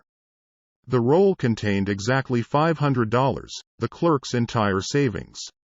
The doctor handed over a small slip of paper on which was written a secret formula. The words on that small slip of paper were worth a king's ransom. But not to the doctor. Those magic words were needed to start the kettle to boiling. but neither the doctor nor the young clerk knew what fabulous fortunes were destined to flow from that kettle. The old doctor was glad to sell the outfit for $500. The money would pay off his debts and give him freedom of mind. The clerk was taking a big chance by staking his entire life's savings on a mere scrap of paper in an old kettle. He never dreamed his investment would start a kettle to overflowing with gold that would surpass the miraculous performance of Aladdin's lamp. What the clerk really purchased was an idea. The old kettle and the wooden paddle, and the secret message on a slip of paper were incidental. The strange performance of that kettle began to take place after the new owner mixed with the secret instructions an ingredient of which the doctor knew nothing. Read this story carefully. Give your imagination a test. See if you can discover what it was that the young man added to the secret message, which caused the kettle to overflow with gold. Remember, as you read, that this is not a story from Arabian Nights. Here you have a story of facts, stranger than fiction, facts which began in the form of an idea. Let us take a look at the vast fortunes of gold this idea has produced. It has paid, and still pays huge fortunes to men and women all over the world, who distribute the contents of the kettle to millions of people. The old kettle is now one of the world's largest consumers of sugar, thus providing jobs of a permanent nature to thousands of men and women engaged in growing sugarcane, and in refining and marketing sugar. The old kettle consumes, annually, millions of glass bottles, providing jobs to huge numbers of glass workers. The old kettle gives employment to an army of clerks, stenographers, copywriters, and advertising experts throughout the nation. It has brought fame and fortune to scores of artists who have created magnificent pictures describing the product. The old kettle has converted a small southern city into the business capital of the South, where it now benefits, directly or indirectly, every business and practically every resident of the city. The influence of this idea now benefits every civilized country in the world, pouring out a continuous stream of gold to all who touch it. Gold from the kettle built and maintains one of the most prominent colleges of the South, where thousands of young people receive the training essential for success. The old kettle has done other marvelous things.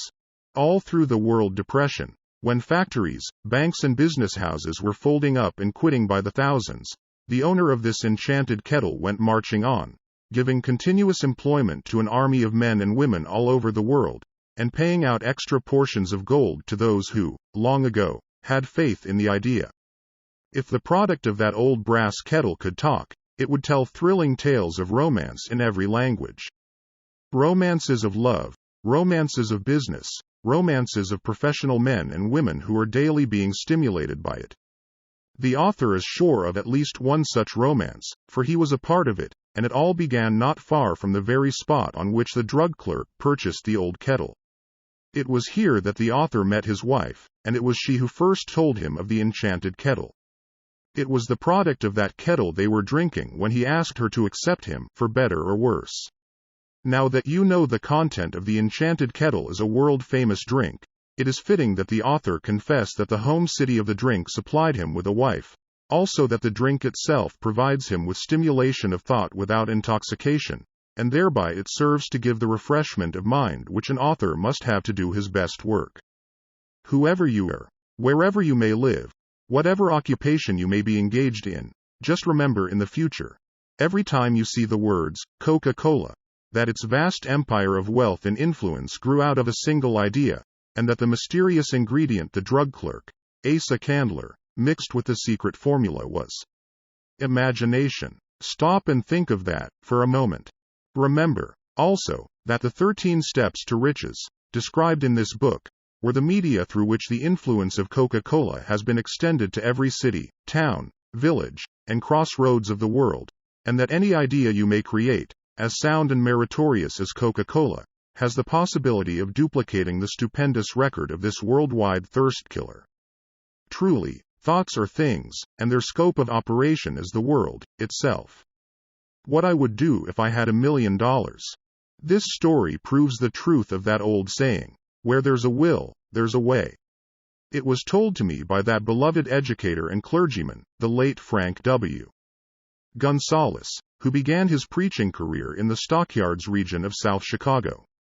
While Dr. Gonzalez was going through college, he observed many defects in our educational system, defects which he believed he could correct if he were the head of a college. His deepest desire was to become the directing head of an educational institution in which young men and women would be taught to learn by doing. He made up his mind to organize a new college in which he could carry out his ideas, without being handicapped by orthodox methods of education. He needed $1 million to put the project across. Where was he to lay his hands on so large a sum of money? That was the question that absorbed most of this ambitious young preacher's thought. But he couldn't seem to make any progress. Every night he took that thought to bed with him. He got up with it in the morning. He took it with him everywhere he went. He turned it over and over in his mind until it became a consuming obsession with him. $1 million is a lot of money. He recognized that fact, but he also recognized the truth that the only limitation is that which one sets up in one's own mind. Being a philosopher as well as a preacher, Dr. Gonzalez recognized, as do all who succeed in life, that definiteness of purpose is the starting point from which one must begin. He recognized, too, that definiteness of purpose takes on animation, life, and power when backed by a burning desire to translate that purpose into its material equivalent. He knew all these great truths, yet he did not know where, or how to lay his hands on $1 million. The natural procedure would have been to give up and quit, by saying, "Ah well, my idea is a good one, but I cannot do anything with it, because I never can procure the necessary $1 million. That is exactly what the majority of people would have said, but it is not what Dr. Gonzalez said. What he said, and what he did are so important that I now introduce him, and let him speak for himself. One Saturday afternoon I sat in my room thinking of ways and means of raising the money to carry out my plans. For nearly 2 years, I had been thinking, but I had done nothing but think. The time had come for action. I made up my mind, then and there, that I would get the necessary $1 million within a week. How? I was not concerned about that. The main thing of importance was the decision to get the money within a specified time, and I want to tell you that the moment I reached a definite decision to get the money within a specified time, a strange feeling of assurance came over me, such as I had never before experienced. Something inside me seemed to say, "Why didn't you reach that decision a long time ago? The money was waiting for you all the time." Things began to happen in a hurry. I called the newspapers and announced I would preach a sermon the following morning, entitled, "What I Would Do If I Had $1 Million." I went to work on the sermon immediately, but I must tell you, frankly, the task was not difficult, because I had been preparing that sermon for almost 2 years. The spirit back of it was a part of me. Long before midnight I had finished writing the sermon. I went to bed and slept with a feeling of confidence, for I could see myself already in possession of the $1 million. Next morning I arose early, went into the bathroom, read the sermon, then knelt on my knees and asked that my sermon might come to the attention of someone who would supply the needed money. While I was praying I again had that feeling of assurance that the money would be forthcoming. In my excitement, I walked out without my sermon, and did not discover the oversight until I was in my pulpit and about ready to begin delivering it. It was too late to go back for my notes, and what a blessing that I couldn't go back. Instead, my own subconscious mind yielded the material I needed. When I arose to begin my sermon, I closed my eyes, and spoke with all my heart and soul of my dreams. I not only talked to my audience, but I fancy I talked also to God. I told what I would do with $1 million if that amount were placed in my hands. I described the plan I had in mind for organizing a great educational institution, where young people would learn to do practical things, and at the same time develop their minds. When I had finished and sat down, a man slowly arose from his seat, about 3 rows from the rear, and made his way toward the pulpit. I wondered what he was going to do. He came into the pulpit, extended his hand, and said, "Reverend, I liked your sermon. I believe you can do everything you said you would, if you had $1 million. To prove that I believe in you and your sermon, if you will come to my office tomorrow morning, I will give you the $1 million. My name is Philip D. Armor. Young Gonzalez went to Mr. Armour's office and the $1 million was presented to him. With the money, he founded the Armour Institute of Technology. That is more money than the majority of preachers ever see in an entire lifetime. Yet the thought impulse back of the money was created in the young preacher's mind in a fraction of a minute. The necessary $1 million came as a result of an idea. Back of the idea was a desire which young Gonzalez had been nursing in his mind for almost 2 years. Observe this important fact. He got the money within 36 hours after he reached a definite decision in his own mind to get it, and decided upon a definite plan for getting it. There was nothing new or unique about young Gonzalez's vague thinking about $1 million, and weakly hoping for it. Others before him, and many since his time, have had similar thoughts. But there was something very unique and different about the decision he reached on that memorable Saturday, when he put vagueness into the background, and definitely said, "I will get that money within a week." God seems to throw himself on the side of the man who knows exactly what he wants, if he is determined to get just that. Moreover, the principle through which Dr. Gonzalez got his $1 million is still alive. It is available to you. This universal law is as workable today as it was when the young preacher made use of it so successfully. This book describes, step by step, the 13 elements of this great law, and suggests how they may be put to use. Observe that Asa Candler and Dr. Frank Gonzalez had one characteristic in common. Both knew the astounding truth that ideas can be transmuted into cash through the power of definite purpose, plus definite plans. If you are one of those who believe that hard work and honesty, alone, will bring riches, perish the thought. It is not true. Riches, when they come in huge quantities, are never the result of hard work. Riches come, if they come at all, in response to definite demands, based upon the application of definite principles, and not by chance or luck. Generally speaking, an idea is an impulse of thought that impels action, by an appeal to the imagination. All master salesmen know that ideas can be sold where merchandise cannot. Ordinary salesmen do not know this, that is why they are ordinary. A publisher of books, which sell for a nickel, made a discovery that should be worth much to publishers generally. He learned that many people buy titles, and not contents of books. By merely changing the name of one book that was not moving, his sales on that book jumped upward more than 1 million copies. The inside of the book was not changed in any way. He merely ripped off the cover bearing the title that did not sell, and put on a new cover with a title that had box office value. That, as simple as it may seem, was an idea. It was imagination. There is no standard price on ideas. The creator of ideas makes his own price, and, if he is smart, gets it. The moving picture industry created a whole flock of millionaires. Most of them were men who couldn't create ideas, but they had the imagination to recognize ideas when they saw them. The next flock of millionaires will grow out of the radio business, which is new and not overburdened with men of keen imagination. The money will be made by those who discover or create new and more meritorious radio programs and have the imagination to recognize merit, and to give the radio listeners a chance to profit by it. The sponsor, that unfortunate victim who now pays the cost of all radio entertainment, soon will become idea conscious, and demand something for his money.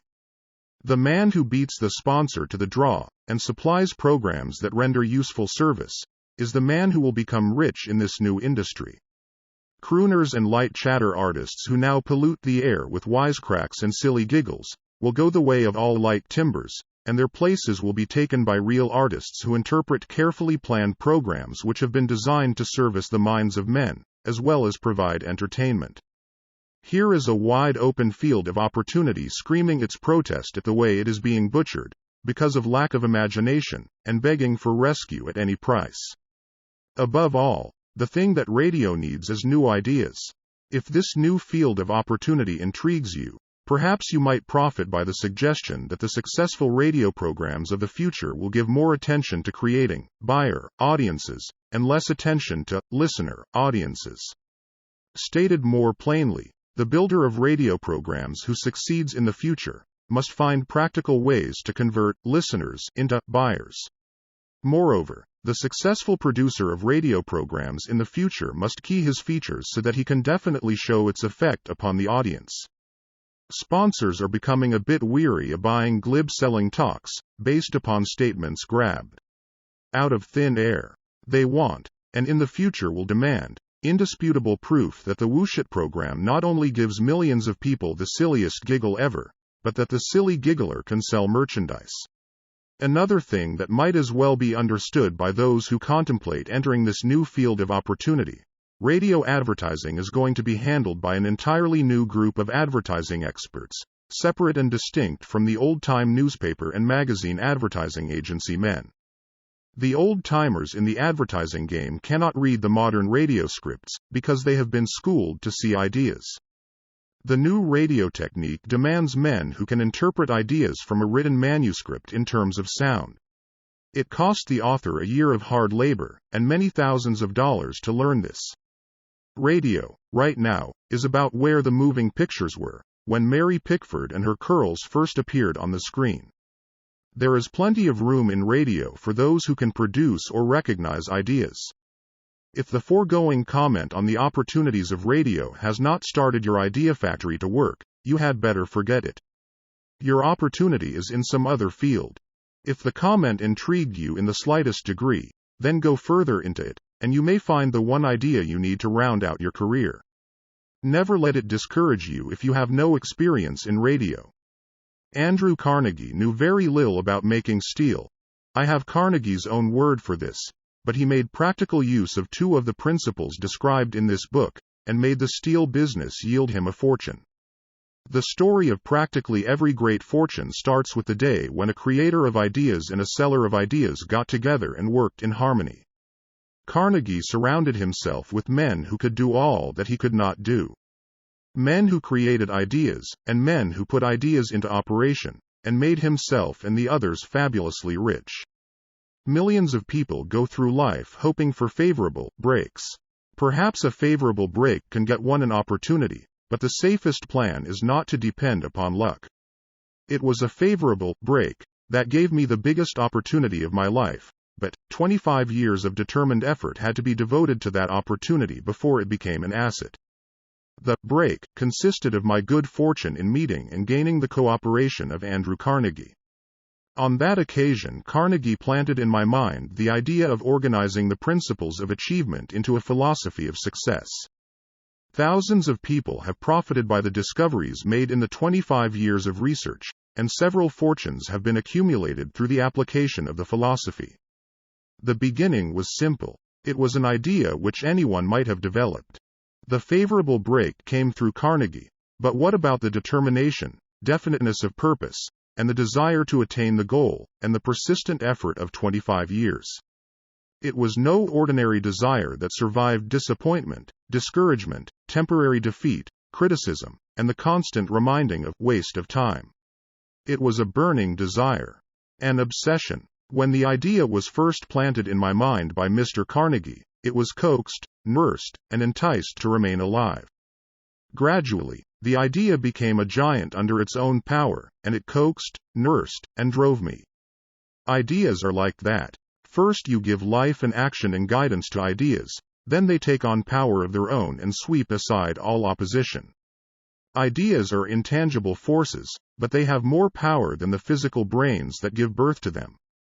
They have the power to live on, after the brain that creates them has returned to dust. For example, take the power of Christianity. That began with a simple idea, born in the brain of Christ. Its chief tenet was, "Do unto others as you would have others do unto you." Christ has gone back to the source from whence he came, but his idea goes marching on. Someday, it may grow up, and come into its own, then it will have fulfilled Christ's deepest desire. The idea has been developing only 2,000 years. Give it time. Success requires no explanations. Failure permits no alibis.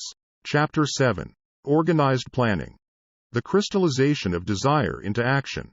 The sixth step toward riches. You have learned that everything man creates or acquires begins in the form of desire. That desire is taken on the first lap of its journey, from the abstract to the concrete, into the workshop of the imagination, where plans for its transition are created and organized.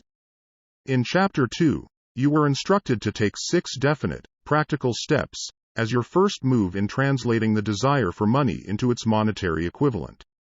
One of these steps is the formation of a definite, practical plan, or plans, through which this transformation may be made. You will now be instructed how to build plans which will be practical, viz. Ally yourself with a group of as many people as you may need for the creation and carrying out of your plan, or plans for the accumulation of money, making use of the mastermind principle described in a later chapter. Compliance with this instruction is absolutely essential. Do not neglect it. b. Before forming your mastermind alliance, decide what advantages and benefits you may offer the individual members of your group in return for their cooperation.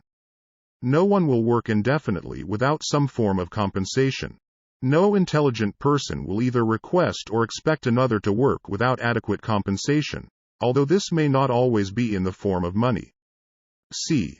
Arrange to meet with the members of your mastermind group at least twice a week, and more often if possible, until you have jointly perfected the necessary plan, or plans for the accumulation of money. d. Maintain perfect harmony between yourself and every member of your mastermind group. If you fail to carry out this instruction to the letter, you may expect to meet with failure. The mastermind principle cannot obtain where perfect harmony does not prevail. Keep in mind these facts. First, you are engaged in an undertaking of major importance to you. To be sure of success, you must have plans which are faultless. Second, you must have the advantage of the experience, education, native ability and imagination of other minds. This is in harmony with the methods followed by every person who has accumulated a great fortune. No individual has sufficient experience, education, native ability, and knowledge to ensure the accumulation of a great fortune, without the cooperation of other people. Every plan you adopt, in your endeavor to accumulate wealth, should be the joint creation of yourself and every other member of your mastermind group. You may originate your own plans, either in whole or in part, but see that those plans are checked and approved by the members of your mastermind alliance. If the first plan which you adopt does not work successfully, replace it with a new plan. If this new plan fails to work, replace it, in turn with still another, and so on, until you find a plan which does work. Right here is the point at which the majority of men meet with failure, because of their lack of persistence in creating new plans to take the place of those which fail. The most intelligent man living cannot succeed in accumulating money, nor in any other undertaking, without plans which are practical and workable.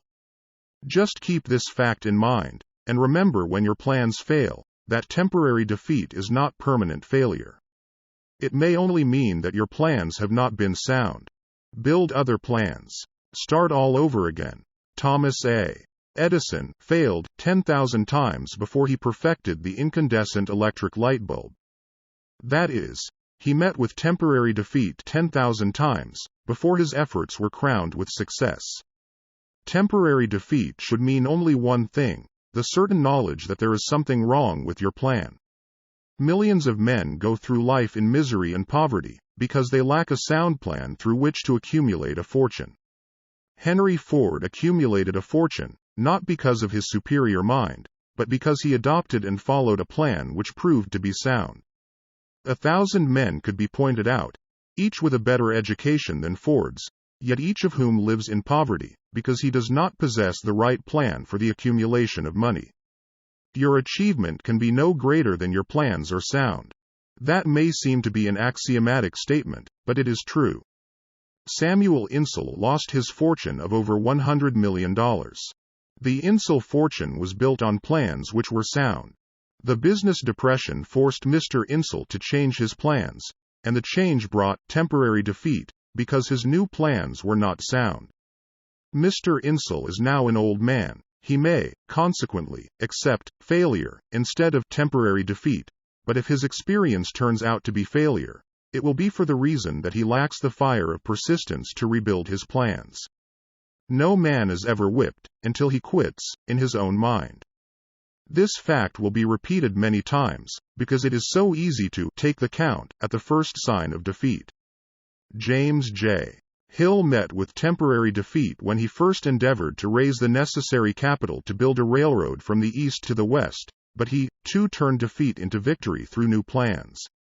Henry Ford met with temporary defeat, not only at the beginning of his automobile career, but after he had gone far toward the top. He created new plans, and went marching on to financial victory.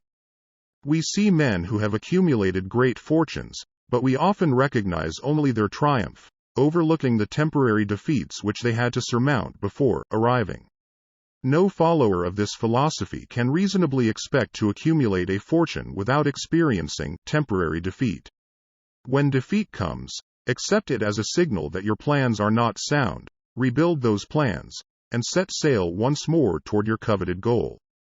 If you give up before your goal has been reached, you are a quitter.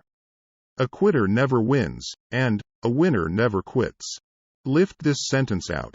Write it on a piece of paper in letters an inch high, and place it where you will see it every night before you go to sleep, and every morning before you go to work. When you begin to select members for your mastermind group, endeavor to select those who do not take defeat seriously. Some people foolishly believe that only money can make money. This is not true. Desire, transmuted into its monetary equivalent, through the principles laid down here, is the agency through which money is made. Money, of itself, is nothing but inert matter. It cannot move, think, or talk, but it can hear, when a man who desires it calls it to come. Planning the sale of services.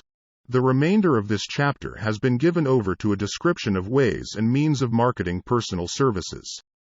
The information here conveyed will be of practical help to any person having any form of personal services to market, but it will be of priceless benefit to those who aspire to leadership in their chosen occupations. Intelligent planning is essential for success in any undertaking designed to accumulate riches. Here will be found detailed instructions to those who must begin the accumulation of riches by selling personal services. It should be encouraging to know that practically all the great fortunes began in the form of compensation for personal services, or from the sale of ideas. What else, except ideas and personal services, would one not possessed of property have to give in return for riches? Broadly speaking, there are two types of people in the world. One type is known as leaders, and the other as followers. Decide at the outset whether you intend to become a leader in your chosen calling, or remain a follower. The difference in compensation is vast. The follower cannot reasonably expect the compensation to which a leader is entitled, although many followers make the mistake of expecting such pay. It is no disgrace to be a follower. On the other hand, it is no credit to remain a follower. Most great leaders began in the capacity of followers. They became great leaders because they were intelligent followers. With few exceptions, the man who cannot follow a leader intelligently cannot become an efficient leader. The man who can follow a leader most efficiently is usually the man who develops into leadership most rapidly. An intelligent follower has many advantages, among them the opportunity to acquire knowledge from his leader. The major attributes of leadership.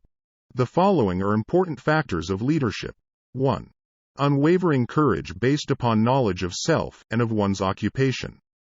No follower wishes to be dominated by a leader who lacks self-confidence and courage.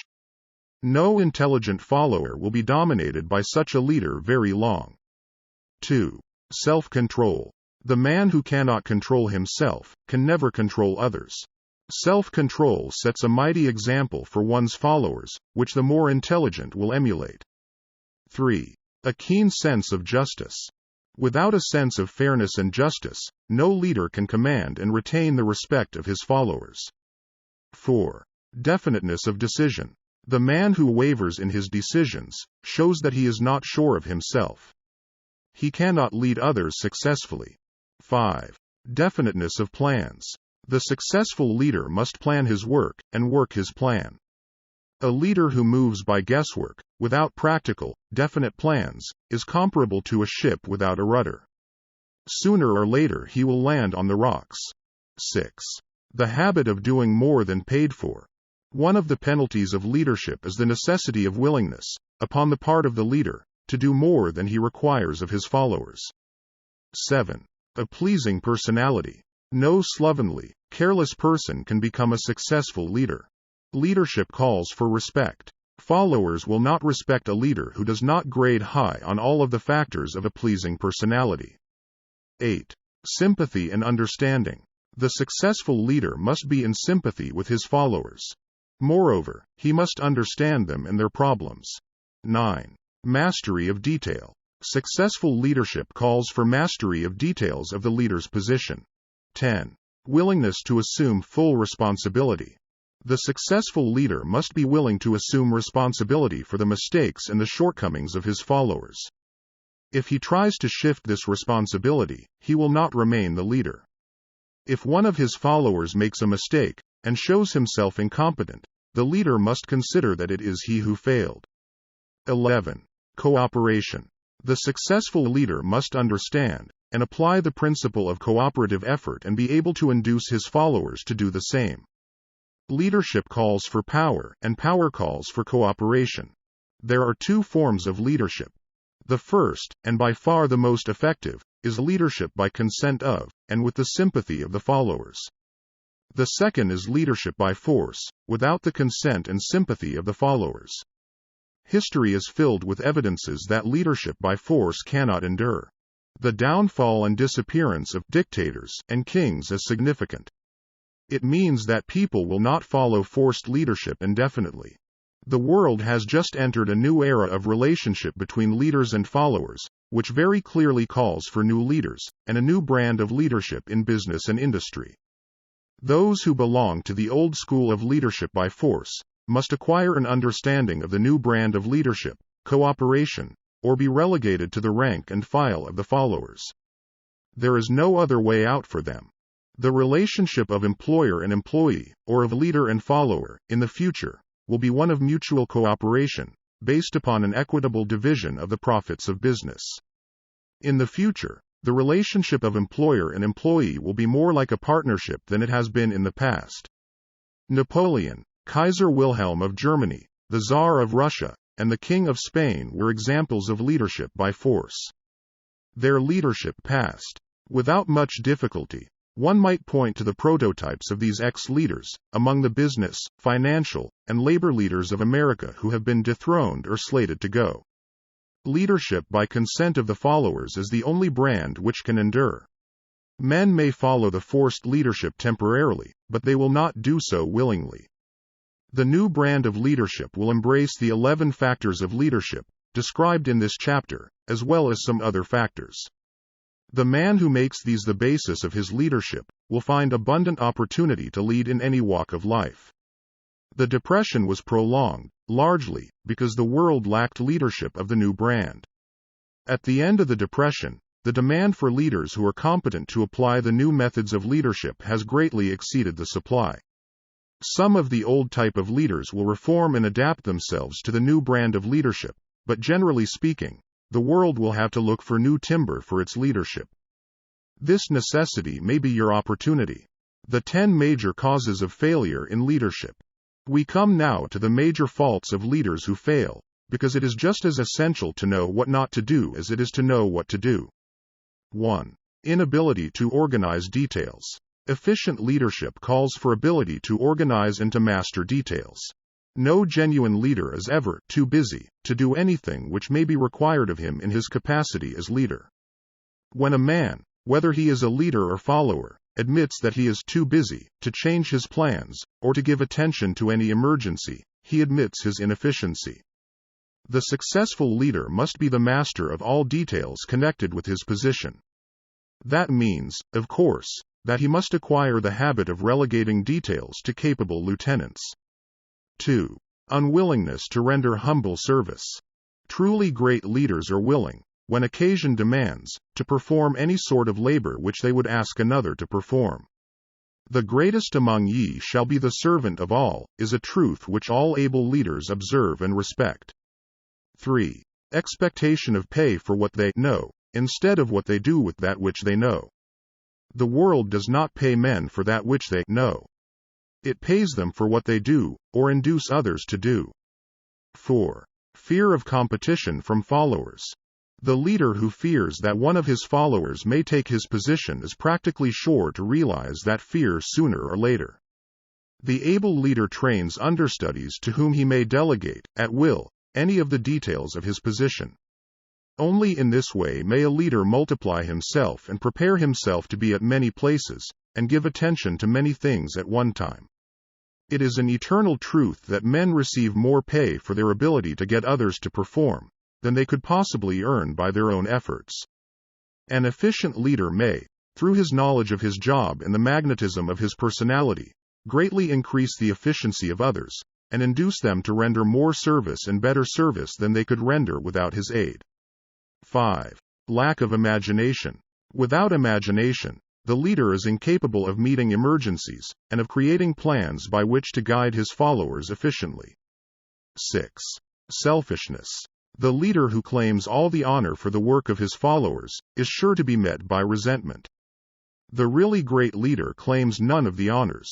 He is contented to see the honors, when there are any, go to his followers, because he knows that most men will work harder for commendation and recognition than they will for money alone. 7. Intemperance. Followers do not respect an intemperate leader.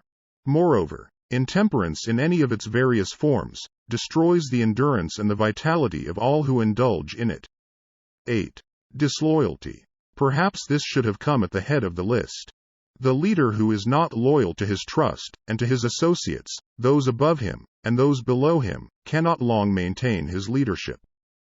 Disloyalty marks one as being less than the dust of the earth, and brings down on one's head the contempt he deserves. Lack of loyalty is one of the major causes of failure in every walk of life. 9. Emphasis of the authority of leadership. The efficient leader leads by encouraging, and not by trying to instill fear in the hearts of his followers. The leader who tries to impress his followers with his authority comes within the category of leadership through force. If a leader is a real leader, he will have no need to advertise that fact except by his conduct, his sympathy, understanding, fairness, and a demonstration that he knows his job. 10. Emphasis of title. The competent leader requires no title to give him the respect of his followers. The man who makes too much over his title generally has little else to emphasize. The doors to the office of the real leader are open to all who wish to enter, and his working quarters are free from formality or ostentation. These are among the more common of the causes of failure in leadership. Any one of these faults is sufficient to induce failure. Study the list carefully if you aspire to leadership, and make sure that you are free of these faults. Some fertile fields in which new leadership will be required. Before leaving this chapter, your attention is called to a few of the fertile fields in which there has been a decline of leadership, and in which the new type of leader may find an abundance of opportunity. First, in the field of politics there is a most insistent demand for new leaders, a demand which indicates nothing less than an emergency. The majority of politicians have, seemingly, become high-grade, legalized racketeers. They have increased taxes and debauched the machinery of industry and business until the people can no longer stand the burden. Second, the banking business is undergoing a reform. The leaders in this field have almost entirely lost the confidence of the public. Already the bankers have sensed the need of reform, and they have begun it. Third, industry calls for new leaders. The old type of leaders thought and moved in terms of dividends instead of thinking and moving in terms of human equations. The future leader in industry, to endure, must regard himself as a quasi-public official whose duty it is to manage his trust in such a way that it will work hardship on no individual, or group of individuals. Exploitation of working men is a thing of the past. Let the man who aspires to leadership in the field of business, industry, and labor remember this. Fourth, the religious leader of the future will be forced to give more attention to the temporal needs of his followers, in the solution of their economic and personal problems of the present, and less attention to the dead past, and the yet unborn future. Fifth, in the professions of law, medicine, and education, a new brand of leadership, and to some extent, new leaders will become a necessity. This is especially true in the field of education. The leader in that field must, in the future, find ways and means of teaching people how to apply the knowledge they receive in school. He must deal more with practice and less with theory. Sixth, new leaders will be required in the field of journalism. Newspapers of the future, to be conducted successfully, must be divorced from special privilege and relieved from the subsidy of advertising. They must cease to be organs of propaganda for the interests which patronize their advertising columns. The type of newspaper which publishes scandal and lewd pictures will eventually go the way of all forces which debauch the human mind. These are but a few of the fields in which opportunities for new leaders and a new brand of leadership are now available. The world is undergoing a rapid change. This means that the media through which the changes in human habits are promoted must be adapted to the changes. The media here described are the ones which, more than any others, determine the trend of civilization. When and how to apply for a position. The information described here is the net result of many years of experience during which thousands of men and women were helped to market their services effectively. It can, therefore, be relied upon as sound and practical. Media through which services may be marketed. Experience has proved that the following media offer the most direct and effective methods of bringing the buyer and seller of personal services together. 1. Employment bureaus. Care must be taken to select only reputable bureaus, the management of which can show adequate records of achievement of satisfactory results. There are comparatively few such bureaus. 2. Advertising in newspapers, trade journals, magazines, and radio.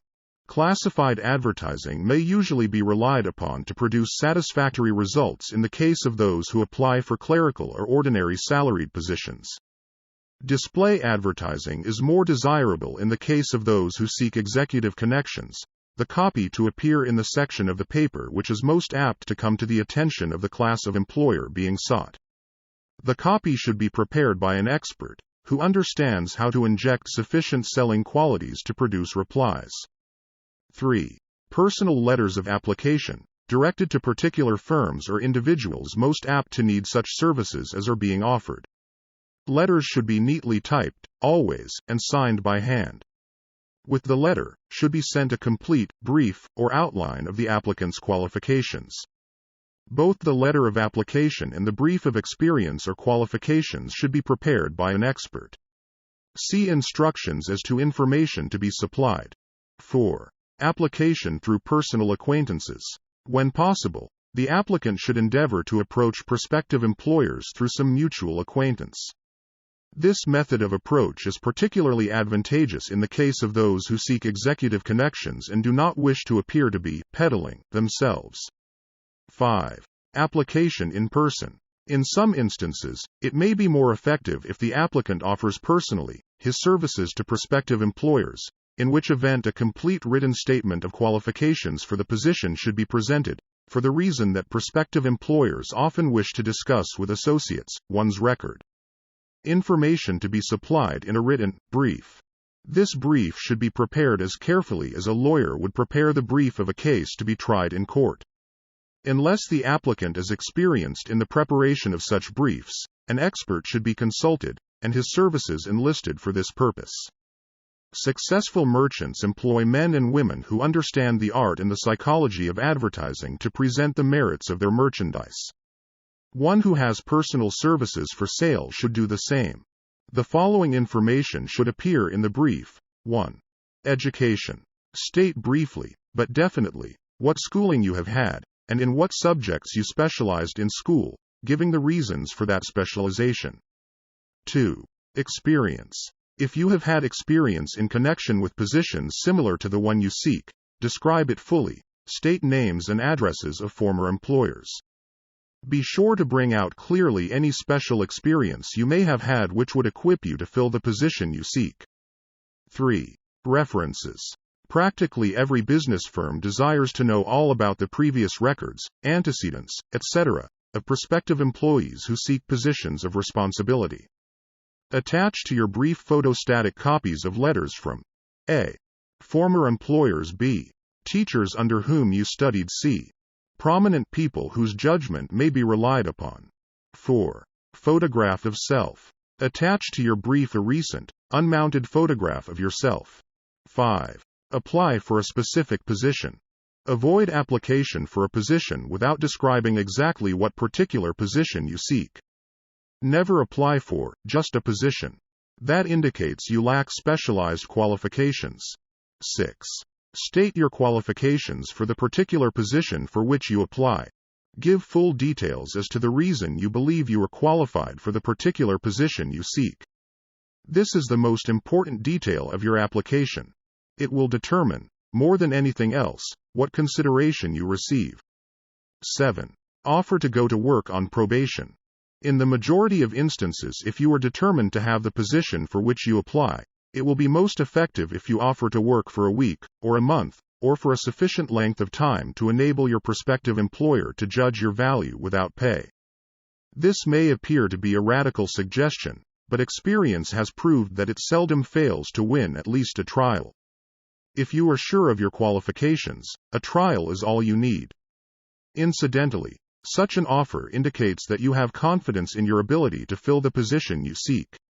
It is most convincing. If your offer is accepted, and you make good, more than likely you will be paid for your probation period.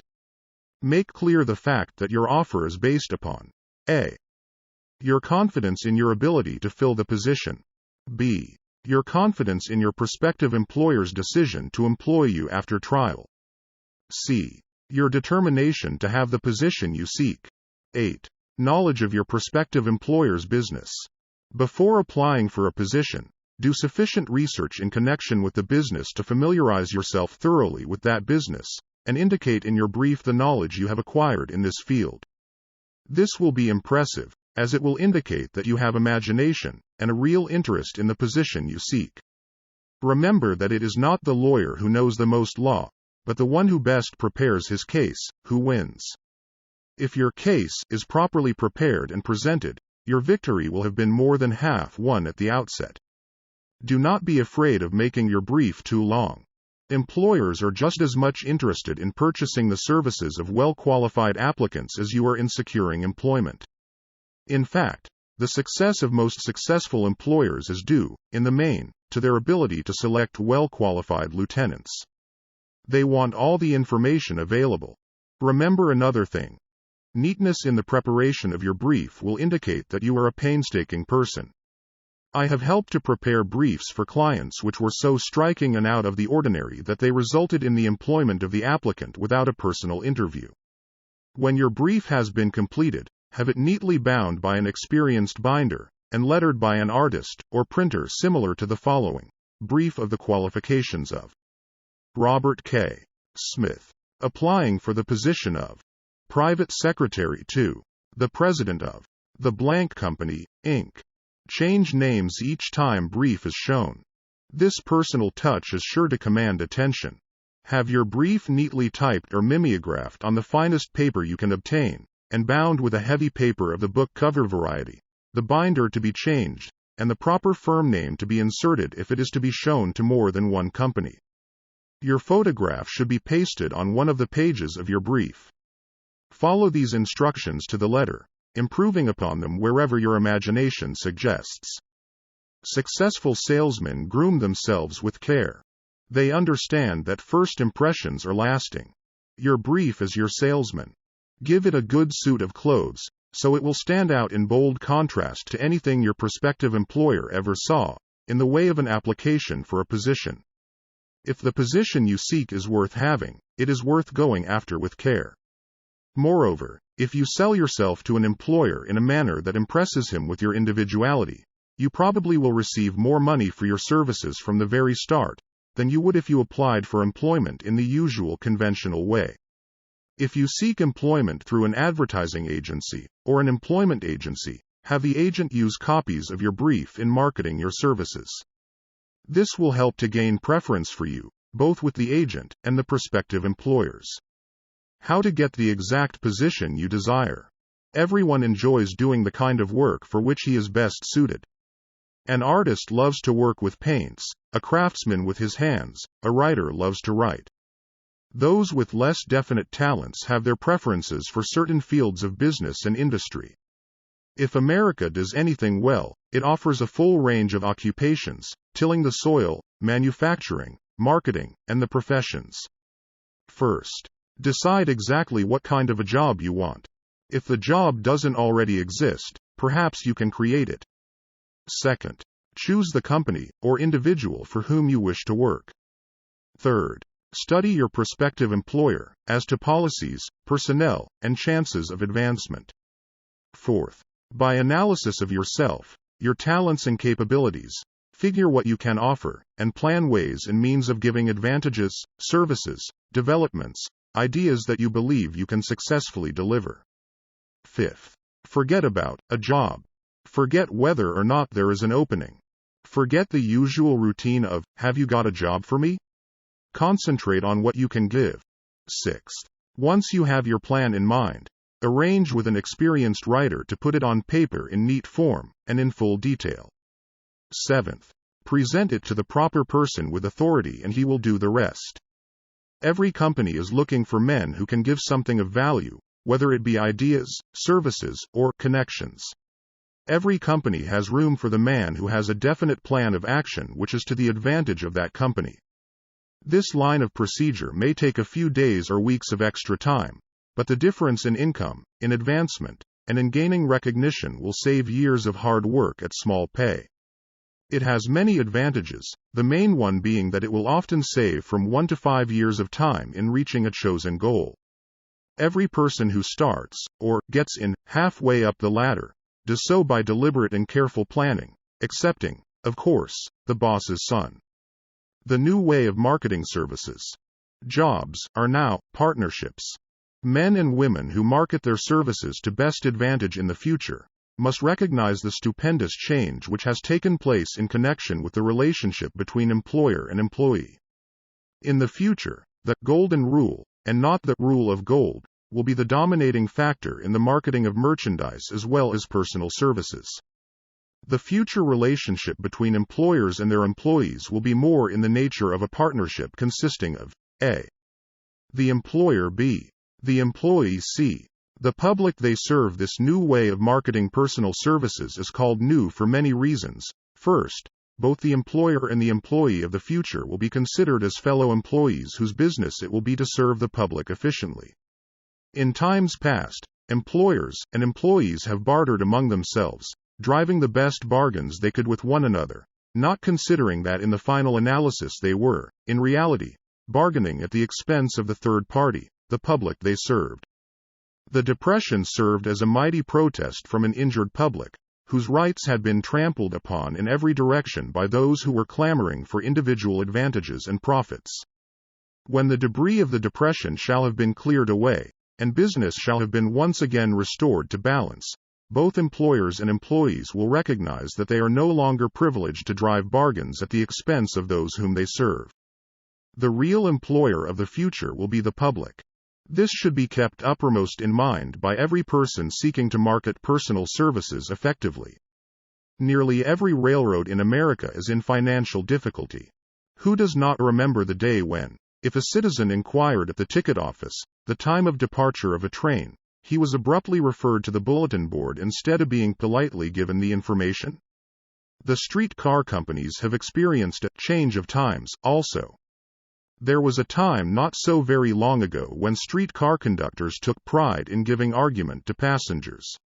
Many of the streetcar tracks have been removed and passengers ride on a bus, whose driver is the last word in politeness. All over the country streetcar tracks are rusting from abandonment, or have been taken up. Wherever streetcars are still in operation, passengers may now ride without argument, and one may even hail the car in the middle of the block, and the motorman will obligingly pick him up. How times have changed! That is just the point I am trying to emphasize. Times have changed. Moreover, the change is reflected not merely in railroad offices and on streetcars, but in other walks of life as well. The public be damned policy is now passé. It has been supplanted by the "we are obligingly at your service, sir" policy. The bankers have learned a thing or two during this rapid change which has taken place during the past few years. Impoliteness on the part of a bank official or bank employee today is as rare as it was conspicuous a dozen years ago. In the years past, some bankers, not all of them, of course, carried an atmosphere of austerity which gave every would-be borrower a chill when he even thought of approaching his banker for a loan. The thousands of bank failures during the Depression had the effect of removing the mahogany doors behind which bankers formerly barricaded themselves. They now sit at desks in the open, where they may be seen and approached at will by any depositor, or by anyone who wishes to see them, and the whole atmosphere of the bank is one of courtesy and understanding. It used to be customary for customers to have to stand and wait at the corner grocery until the clerks were through passing the time of day with friends, and the proprietor had finished making up his bank deposit, before being waited upon. Chain stores, managed by courteous men who do everything in the way of service, short of shining the customer's shoes, have pushed the old-time merchants into the background. Time marches on. Courtesy and service are the watchwords of merchandising today, and apply to the person who is marketing personal services even more directly than to the employer whom he serves, because, in the final analysis, both the employer and his employee are employed by the public they serve. If they fail to serve well, they pay by the loss of their privilege of serving. We can all remember the time when the gas meter reader pounded on the door hard enough to break the panels. When the door was opened, he pushed his way in, uninvited, with a scowl on his face which plainly said, "What the hell did you keep me waiting for?" All that has undergone a change. The meter man now conducts himself as a gentleman who is delighted to be at your service, sir. Before the gas companies learned that their scowling meter men were accumulating liabilities never to be cleared away, the polite salesmen of oil burners came along and did a land office business. During the Depression, I spent several months in the anthracite coal region of Pennsylvania, studying conditions which all but destroyed the coal industry. Among several very significant discoveries, was the fact that greed on the part of operators and their employees was the chief cause of the loss of business for the operators, and loss of jobs for the miners. Through the pressure of a group of overzealous labor leaders, representing the employees, and the greed for profits on the part of the operators, the anthracite business suddenly dwindled. The coal operators and their employees drove sharp bargains with one another, adding the cost of the bargaining to the price of the coal, until, finally, they discovered they had built up a wonderful business for the manufacturers of oil-burning outfits and the producers of crude oil. The wages of sin is death. Many have read this in the Bible, but few have discovered its meaning. Now, and for several years, the entire world has been listening by force to a sermon which might well be called, "Whatsoever a man soweth, that shall he also reap." Nothing as widespread and effective as the Depression could possibly be just a coincidence. Behind the Depression was a cause. Nothing ever happens without a cause. In the main, the cause of the Depression is traceable directly to the worldwide habit of trying to reap without sowing. This should not be mistaken to mean that the Depression represents a crop which the world is being forced to reap without having sown. The trouble is that the world sowed the wrong sort of seed. Any farmer knows he cannot sow the seed of thistles and reap a harvest of grain. Beginning at the outbreak of the World War, the people of the world began to sow the seed of service inadequate in both quality and quantity. Nearly everyone was engaged in the pastime of trying to get without giving.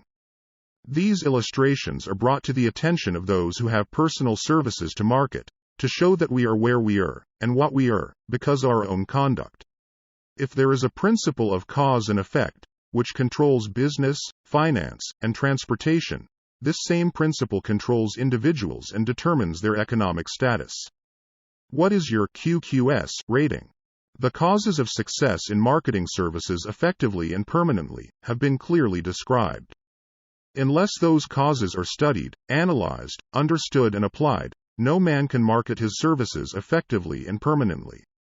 Every person must be his own salesman of personal services. The quality and the quantity of service rendered, and the spirit in which it is rendered, determine to a large extent the price and the duration of employment. To market personal services effectively, which means a permanent market, at a satisfactory price, under pleasant conditions, one must adopt and follow the QQS formula, which means that quality plus quantity plus the proper spirit of cooperation equals perfect salesmanship of service. Remember the QQS formula, but do more. Apply it as a habit. Let us analyze the formula to make sure we understand exactly what it means. 1. Quality of service shall be construed to mean the performance of every detail, in connection with your position, in the most efficient manner possible, with the object of greater efficiency always in mind. 2. Quantity of service shall be understood to mean the habit of rendering all the service of which you are capable, at all times, with the purpose of increasing the amount of service rendered as greater skill is developed through practice and experience. Emphasis is again placed on the word habit. 3. Spirit of service shall be construed to mean the habit of agreeable, harmonious conduct which will induce cooperation from associates and fellow employees. Adequacy of quality and quantity of service is not sufficient to maintain a permanent market for your services. The conduct, or the spirit in which you deliver service, is a strong determining factor in connection with both the price you receive and the duration of employment. Andrew Carnegie stressed this point more than others in connection with his description of the factors which lead to success in the marketing of personal services. He emphasized again and again the necessity for harmonious conduct. He stressed the fact that he would not retain any man, no matter how great a quantity, or how efficient the quality of his work, unless he worked in a spirit of harmony. Mr. Carnegie insisted upon men being agreeable. To prove that he placed a high value upon this quality, he permitted many men who conformed to his standards to become very wealthy. Those who did not conform had to make room for others. The importance of a pleasing personality has been stressed, because it is a factor which enables one to render service in the proper spirit. If one has a personality which pleases, and renders service in a spirit of harmony, these assets often make up for deficiencies in both the quality and the quantity of service one renders. Nothing, however, can be successfully substituted for pleasing conduct. The capital value of your services. The person whose income is derived entirely from the sale of personal services is no less a merchant than the man who sells commodities, and it might well be added, such a person is subject to exactly the same rules of conduct as the merchant who sells merchandise. This has been emphasized, because the majority of people who live by the sale of personal services make the mistake of considering themselves free from the rules of conduct, and the responsibilities attached to those who are engaged in marketing commodities. The new way of marketing services has practically forced both employer and employee into partnership alliances, through which both take into consideration the rights of the third party, the public they serve. The day of the go-getter has passed. He has been supplanted by the go-giver. High-pressure methods in business finally blew the lid off. There will never be the need to put the lid back on, because, in the future, business will be conducted by methods that will require no pressure. The actual capital value of your brains may be determined by the amount of income you can produce by marketing your services. A fair estimate of the capital value of your services may be made by multiplying your annual income by 16 2/3, as it is reasonable to estimate that your annual income represents 6% of your capital value. Money rents for 6% per annum. Money is worth no more than brains. It is often worth much less. Competent brains, if effectively marketed, represent a much more desirable form of capital than that which is required to conduct a business dealing in commodities, because brains are a form of capital which cannot be permanently depreciated through depressions, nor can this form of capital be stolen or spent. Moreover, the money which is essential for the conduct of business is as worthless as a sand dune, until it has been mixed with efficient brains. The 30 major causes of failure. How many of these are holding you back? Life's greatest tragedy consists of men and women who earnestly try and fail. The tragedy lies in the overwhelmingly large majority of people who fail, as compared to the few who succeed. I have had the privilege of analyzing several thousand men and women, 98% of whom were classed as failures. There is something radically wrong with a civilization and a system of education which permit 98% of the people to go through life as failures. But I did not write this book for the purpose of moralizing on the rights and wrongs of the world. that would require a book 100 times the size of this one. My analysis work proved that there are 30 major reasons for failure, and 13 major principles through which people accumulate fortunes. In this chapter, a description of the 30 major causes of failure will be given. As you go over the list, check yourself by it, point by point, for the purpose of discovering how many of these causes of failure stand between you and success. 1. Unfavorable hereditary background. There is but little, if anything, which can be done for people who are born with a deficiency in brainpower. This philosophy offers but one method of bridging this weakness, through the aid of the master mind. Observe with profit, however, that this is the only one of the 30 causes of failure which may not be easily corrected by any individual. 2. Lack of a well-defined purpose in life. There is no hope of success for the person who does not have a central purpose, or definite goal at which to aim. 98 out of every 100 of those whom I have analyzed had no such aim. Perhaps this was the major cause of their failure. 3. Lack of ambition to aim above mediocrity. We offer no hope for the person who is so indifferent as not to want to get ahead in life, and who is not willing to pay the price. 4. Insufficient education. This is a handicap which may be overcome with comparative ease.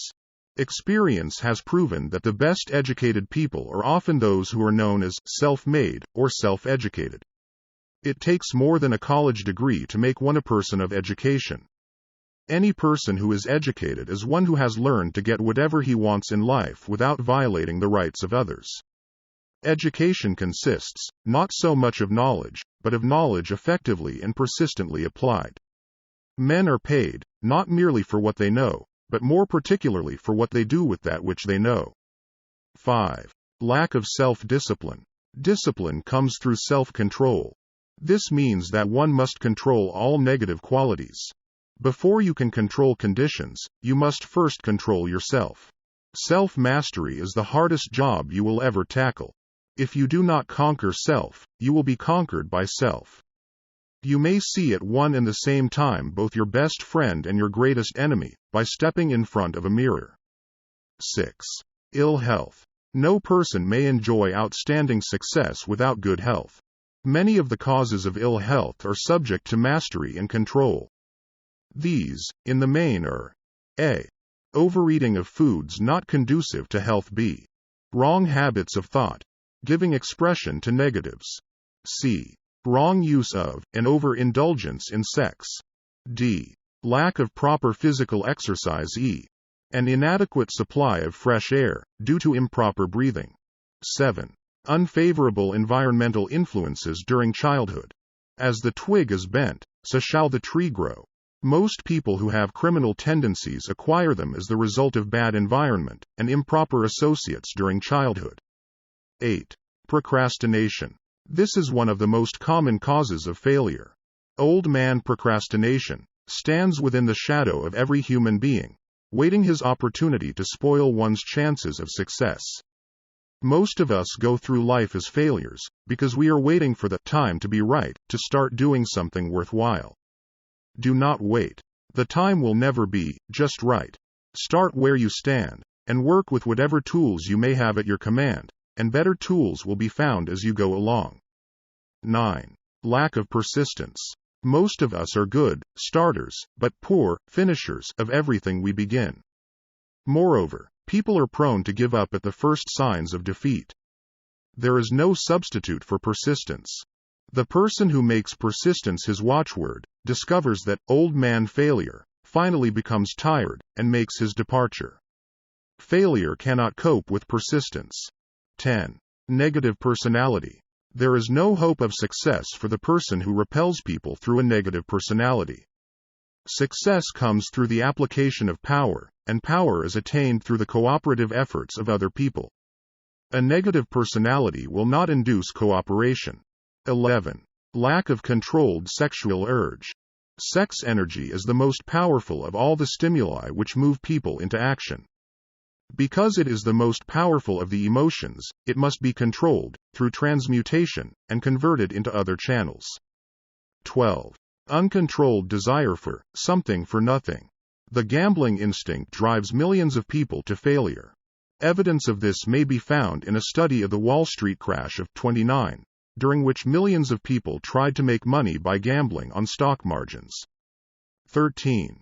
Lack of a well-defined power of decision. Men who succeed reach decisions promptly, and change them, if at all, very slowly.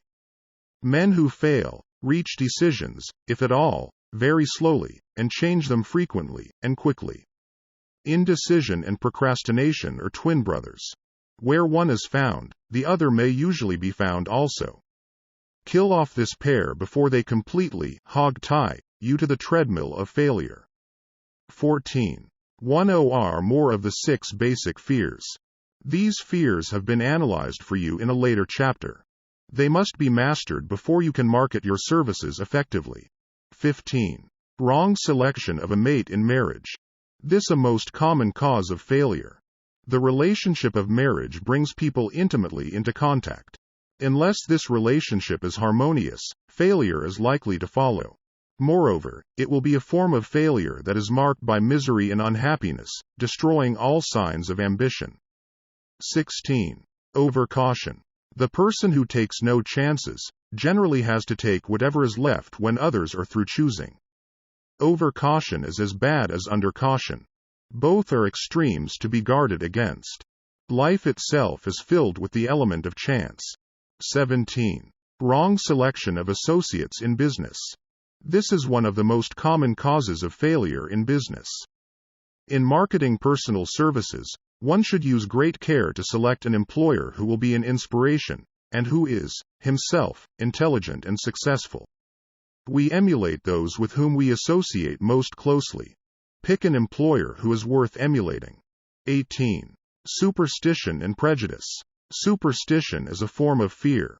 It is also a sign of ignorance. Men who succeed keep open minds and are afraid of nothing. 19. Wrong selection of a vocation. No man can succeed in a line of endeavor which he does not like. The most essential step in the marketing of personal services is that of selecting an occupation into which you can throw yourself wholeheartedly. 20. Lack of concentration of effort.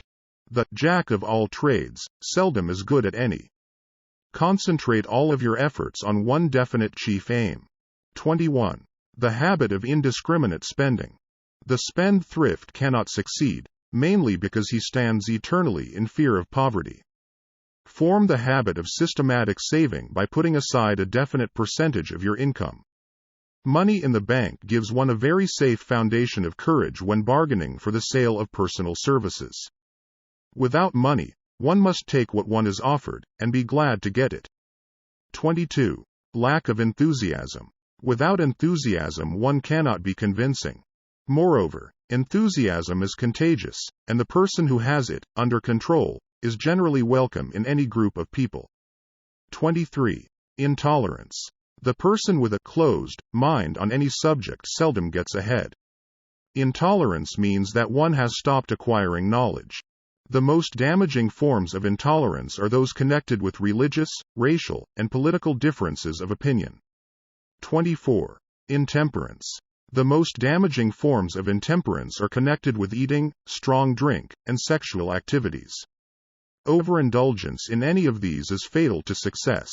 25. Inability to cooperate with others. More people lose their positions and their big opportunities in life because of this fault than for all other reasons combined. It is a fault which no well-informed businessman or leader will tolerate. 26. Possession of power that was not acquired through self-effort. Sons and daughters of wealthy men, and others who inherit money which they did not earn. Power in the hands of one who did not acquire it gradually is often fatal to success. Quick riches are more dangerous than poverty. 27. Intentional dishonesty.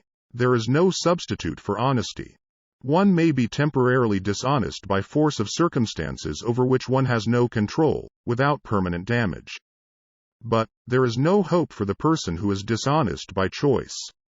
Sooner or later, his deeds will catch up with him, and he will pay by loss of reputation, and perhaps even loss of liberty. 28. Egotism and vanity. These qualities serve as red lights which warn others to keep away. They are fatal to success. 29. Guessing instead of thinking. Most people are too indifferent or lazy to acquire facts with which to think accurately. They prefer to act on opinions created by guesswork or snap judgments. 30. Lack of capital. This is a common cause of failure among those who start out in business for the first time, without sufficient reserve of capital to absorb the shock of their mistakes, and to carry them over until they have established a reputation.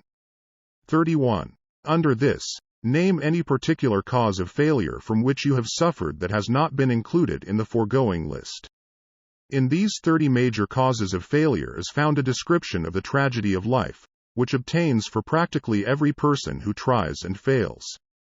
It will be helpful if you can induce someone who knows you well to go over this list with you, and help to analyze you by the 30 causes of failure.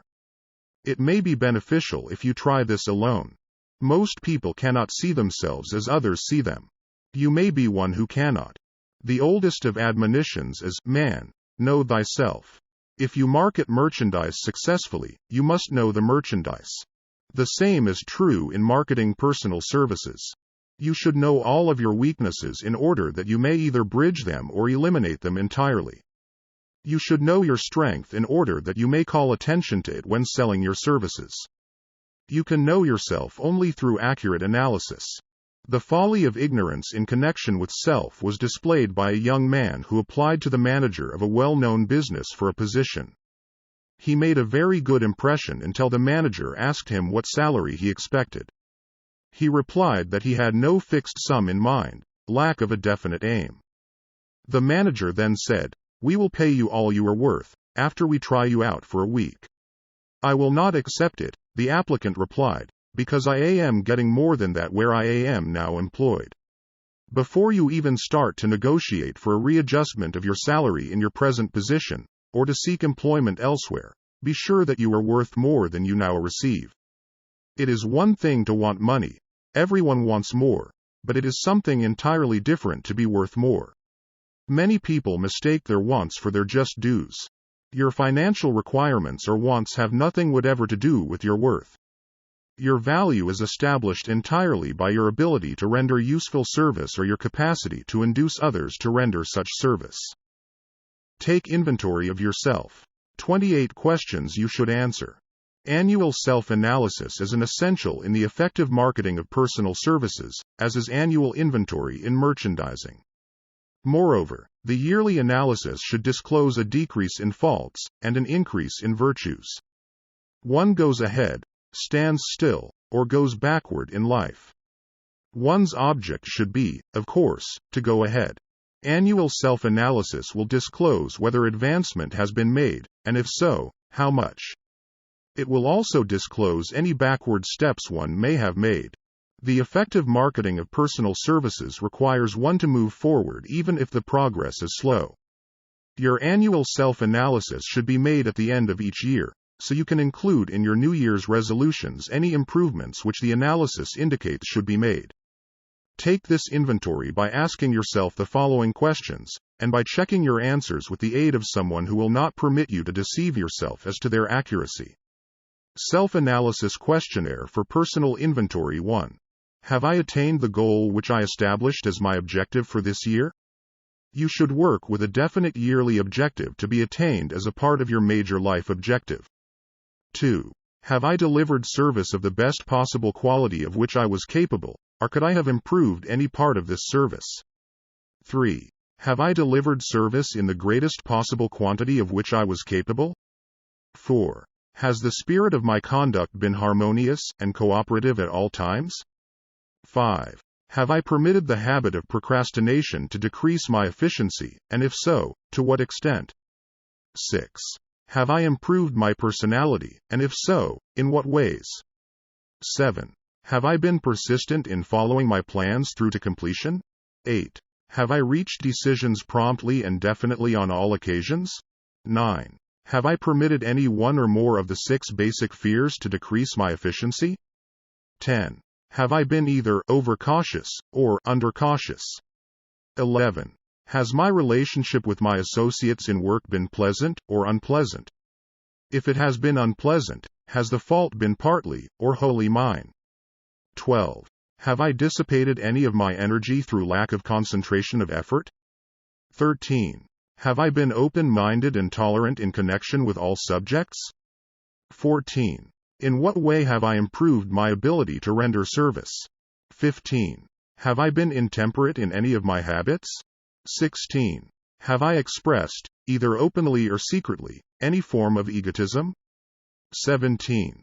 Has my conduct toward my associates been such that it has induced them to respect me? 18. Have my opinions and decisions been based upon guesswork, or accuracy of analysis and thought? 19. Have I followed the habit of budgeting my time, my expenses, and my income, and have I been conservative in these budgets? 20. How much time have I devoted to unprofitable effort which I might have used to better advantage? 21. How may I re-budget my time, and change my habits so I will be more efficient during the coming year? 22. Have I been guilty of any conduct which was not approved by my conscience?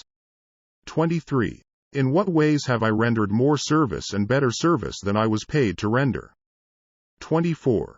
Have I been unfair to anyone, and if so, in what way? 25. If I had been the purchaser of my own services for the year, would I be satisfied with my purchase? 26.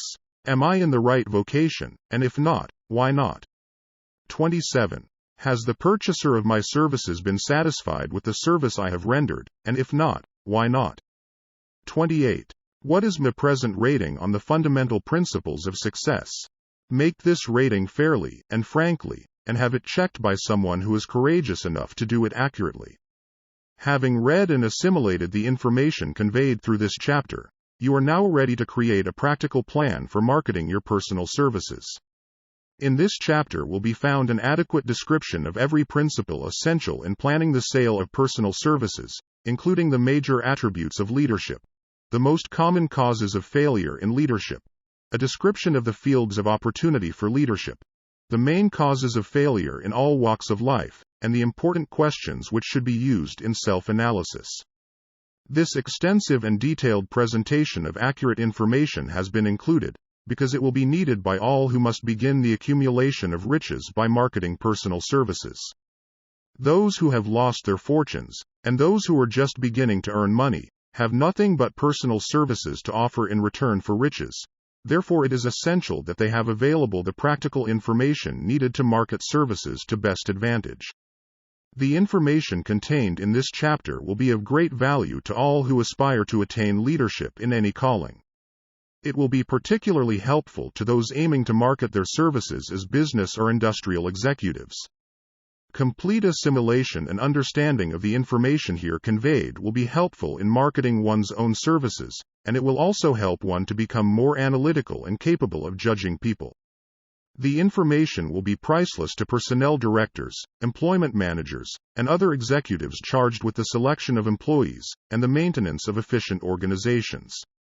If you doubt this statement, test its soundness by answering in writing the 28 self-analysis questions. That might be both interesting and profitable, even though you do not doubt the soundness of the statement.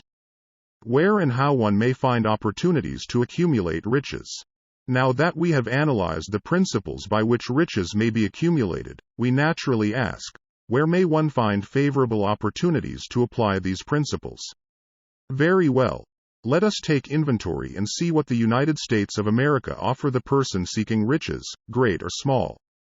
To begin with, let us remember, all of us, that we live in a country where every law-abiding citizen enjoys freedom of thought and freedom of deed unequaled anywhere in the world. Most of us have never taken inventory of the advantages of this freedom. We have never compared our unlimited freedom with the curtailed freedom in other countries.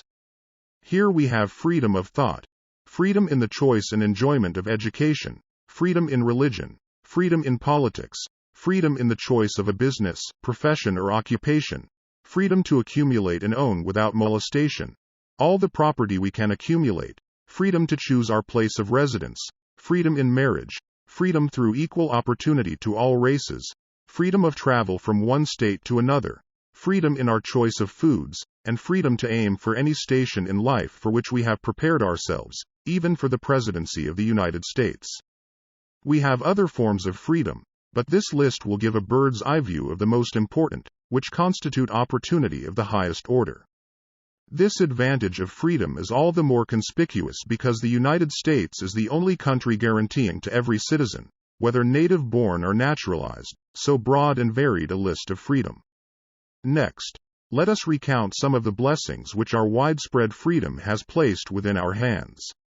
Take the average American family for example, meaning, the family of average income, and sum up the benefits available to every member of the family, in this land of opportunity and plenty. A. Food.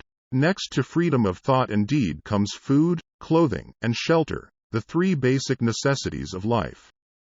Because of our universal freedom the average American family has available, at its very door, the choicest selection of food to be found anywhere in the world, and at prices within its financial range.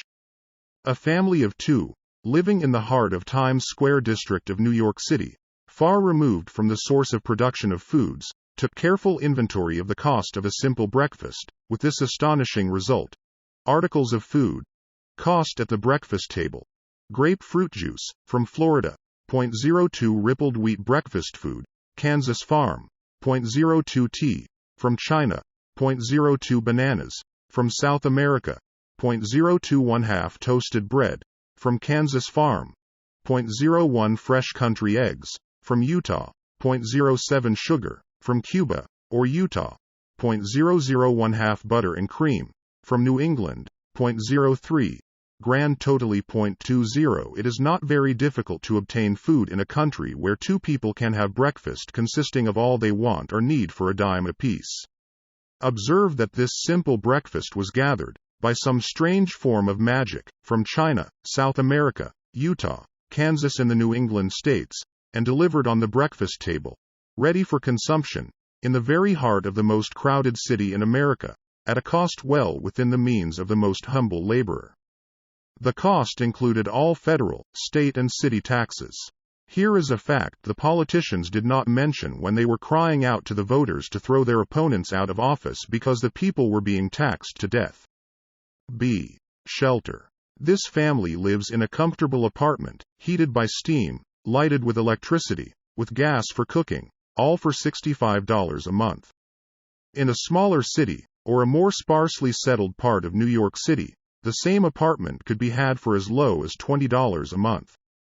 The toast they had for breakfast in the food estimate was toasted on an electric toaster, which cost but a few dollars. The apartment is cleaned with a vacuum sweeper that is run by electricity. Hot and cold water is available, at all times, in the kitchen and the bathroom. The food is kept cool in a refrigerator that is run by electricity. The wife curls her hair, washes her clothes and irons them with easily operated electrical equipment, on power obtained by sticking a plug in the wall. The husband shaves with an electric shaver, and they receive entertainment from all over the world, 24 hours a day, if they want it, without cost, by merely turning the dial of their radio. There are other conveniences in this apartment, but the foregoing list will give a fair idea of some of the concrete evidences of the freedom we, of America, enjoy. And this is neither political nor economic propaganda.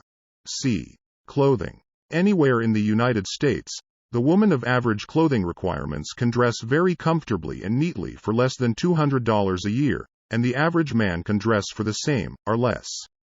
Only the three basic necessities of food, clothing, and shelter have been mentioned. The average American citizen has other privileges and advantages available in return for modest effort, not exceeding 8 hours per day of labor.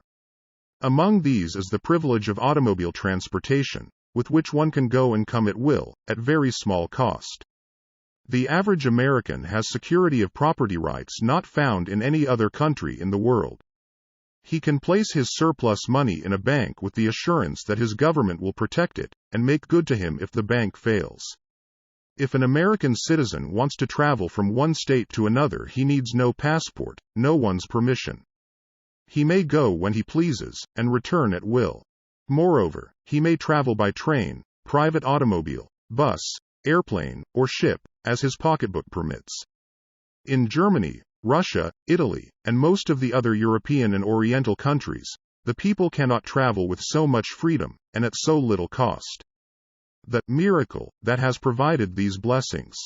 We often hear politicians proclaiming the freedom of America when they solicit votes, but seldom do they take the time or devote sufficient effort to the analysis of the source or nature of this freedom.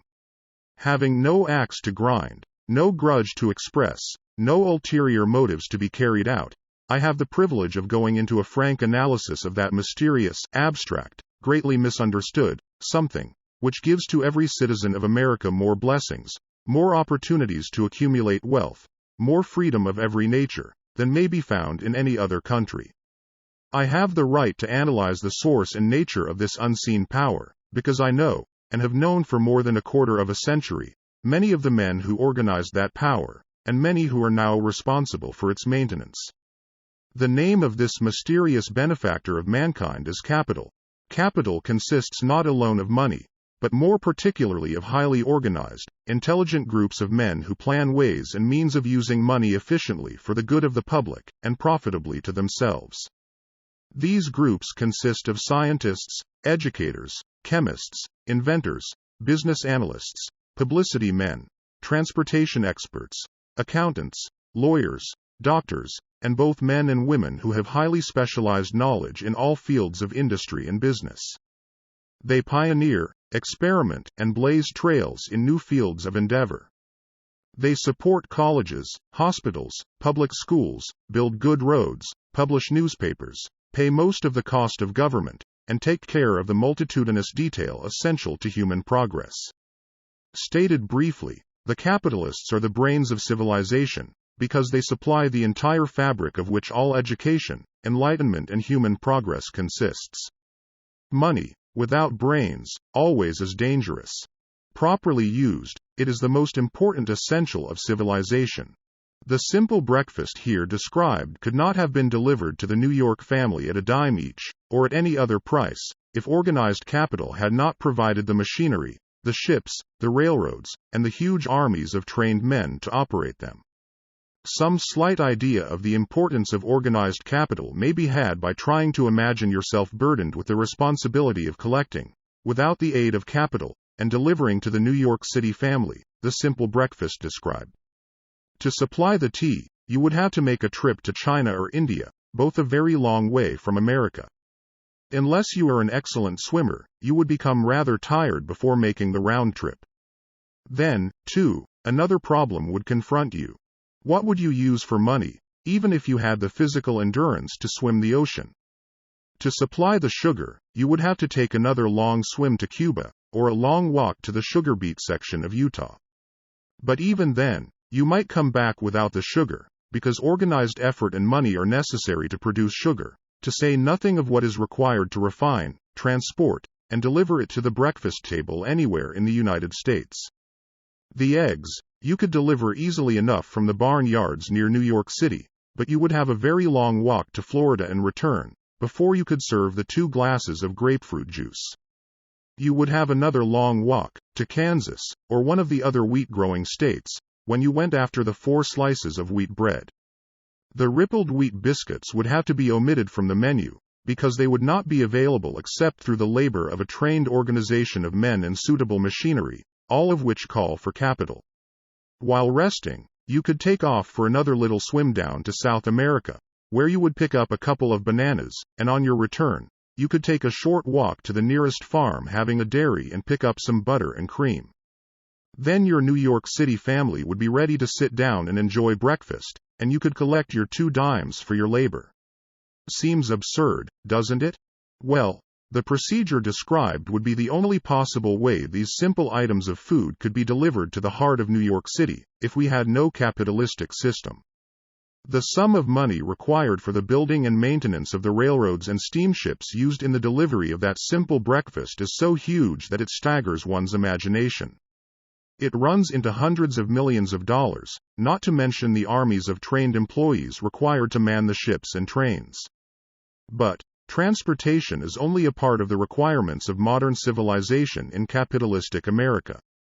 Before there can be anything to haul, Something must be grown from the ground, are manufactured and prepared for market. This calls for more millions of dollars for equipment, machinery, boxing, marketing, and for the wages of millions of men and women. Steamships and railroads do not spring up from the earth and function automatically. They come in response to the call of civilization, through the labor and ingenuity and organizing ability of men who have imagination, faith, enthusiasm, decision, persistence. These men are known as capitalists. They are motivated by the desire to build, construct, achieve, render useful service, earn profits and accumulate riches. And, because they render service without which there would be no civilization, they put themselves in the way of great riches. Just to keep the record simple and understandable, I will add that these capitalists are the selfsame men of whom most of us have heard soapbox orators speak.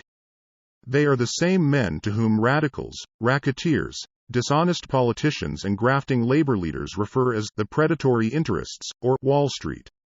I am not attempting to present a brief for or against any group of men or any system of economics. I am not attempting to condemn collective bargaining when I refer to grafting labor leaders, nor do I aim to give a clean bill of health to all individuals known as capitalists.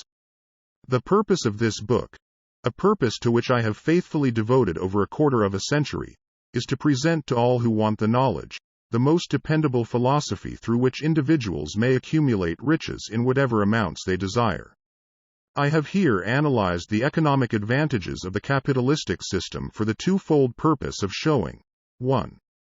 That all who seek riches must recognize and adapt themselves to the system that controls all approaches to fortunes, large or small, and 2. To present the side of the picture opposite to that being shown by politicians and demagogues who deliberately becloud the issues they bring up, by referring to organized capital as if it were something poisonous. This is a capitalistic country. It was developed through the use of capital, and we who claim the right to partake of the blessings of freedom and opportunity, we who seek to accumulate riches here, may as well know that neither riches nor opportunity would be available to us if organized capital had not provided these benefits. For more than 20 years it has been a somewhat popular and growing pastime for radicals, self-seeking politicians, racketeers, crooked labor leaders, and on occasion religious leaders, to take pot shots at Wall Street, the money changers, and big business. The practice became so general that we witnessed during the business depression, the unbelievable sight of high government officials lining up with the cheap politicians and labor leaders, with the openly avowed purpose of throttling the system which has made industrial America the richest country on earth. The lineup was so general and so well organized that it prolonged the worst depression America has ever known. It cost millions of men their jobs, because those jobs were inseparably a part of the industrial and capitalistic system which form the very backbone of the nation. During this unusual alliance of government officials and self-seeking individuals who were endeavoring to profit by declaring open season on the American system of industry, a certain type of labor leader joined forces with the politicians and offered to deliver voters in return for legislation designed to permit men to take riches away from industry by organized force of numbers, instead of the better method of giving a fair day's work for a fair day's pay. Millions of men and women throughout the nation are still engaged in this popular pastime of trying to get without giving. Some of them are lined up with labor unions, where they demand shorter hours and more pay. Others do not take the trouble to work at all. They demand government relief and are getting it. Their idea of their rights of freedom was demonstrated in New York City, where violent complaint was registered with the postmaster by a group of relief beneficiaries, because the postman awakened them at 7:30 a.m. to deliver government relief checks. They demanded that the time of delivery be set up to 10 o'clock.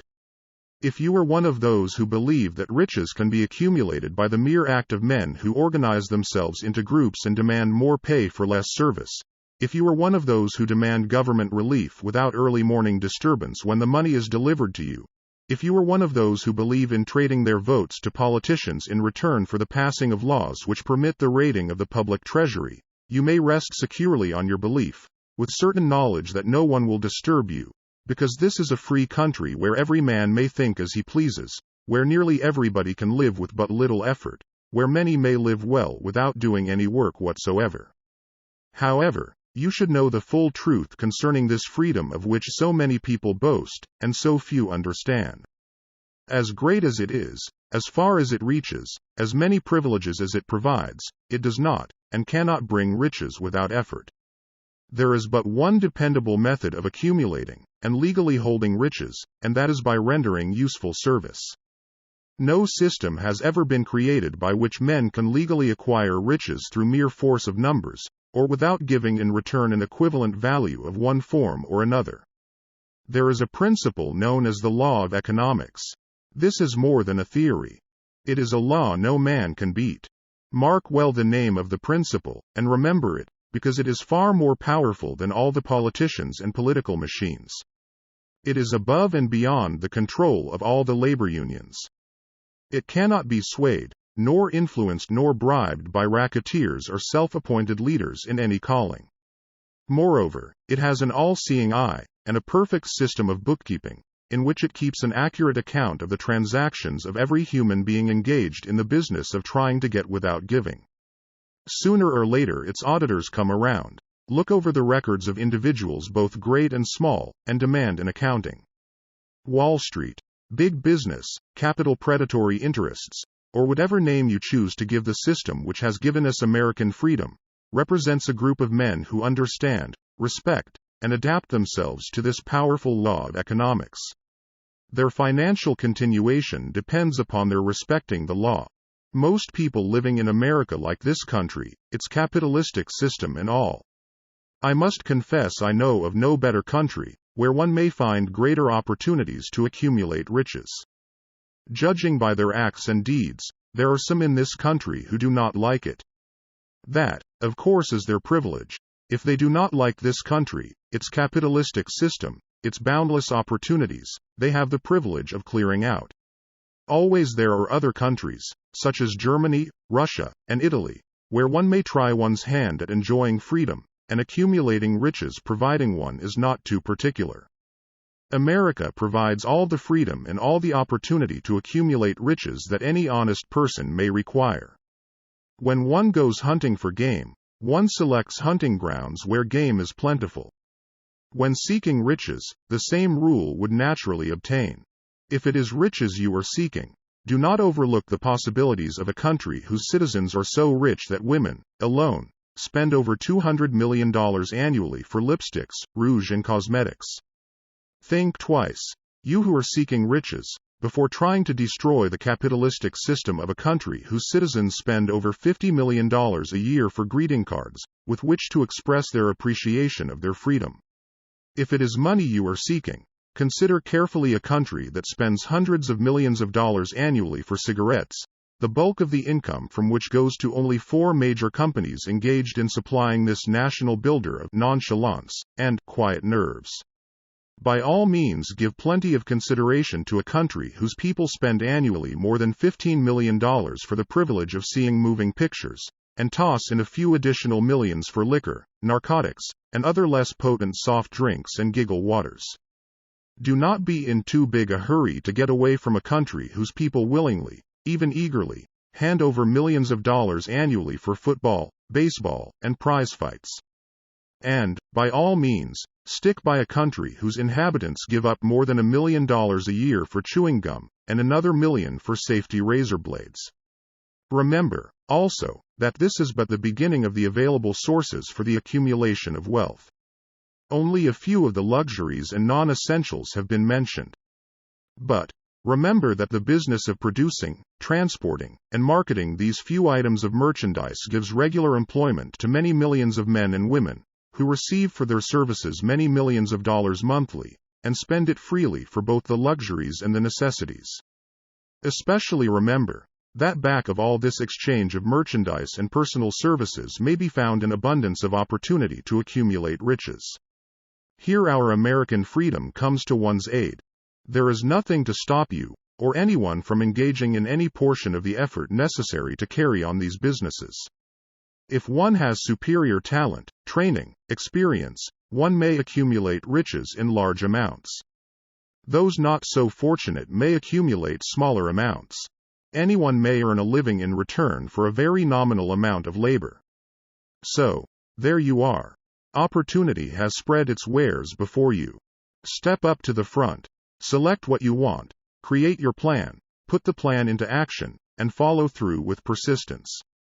Capitalistic America will do the rest. You can depend upon this much. Capitalistic America ensures every person the opportunity to render useful service, and to collect riches in proportion to the value of the service. The system denies no one this right, but it does not, and cannot promise something for nothing, because the system, itself, is irrevocably controlled by the law of economics, which neither recognizes nor tolerates for long, getting without giving. The law of economics was passed by nature. There is no Supreme Court to which violators of this law may appeal. The law hands out both penalties for its violation, and appropriate rewards for its observance, without interference or the possibility of interference by any human being. The law cannot be repealed. It is as fixed as the stars in the heavens, and subject to, and a part of the same system that controls the stars. May one refuse to adapt one's self to the law of economics? Certainly. This is a free country, where all men are born with equal rights, including the privilege of ignoring the law of economics. What happens then? Well, nothing happens until large numbers of men join forces for the avowed purpose of ignoring the law, and taking what they want by force. Then comes the dictator, with well-organized firing squads and machine guns. We have not yet reached that stage in America, but we have heard all we want to know about how the system works. Perhaps we shall be fortunate enough not to demand personal knowledge of so gruesome a reality. Doubtless we shall prefer to continue with our freedom of speech, freedom of deed, and freedom to render useful service in return for riches.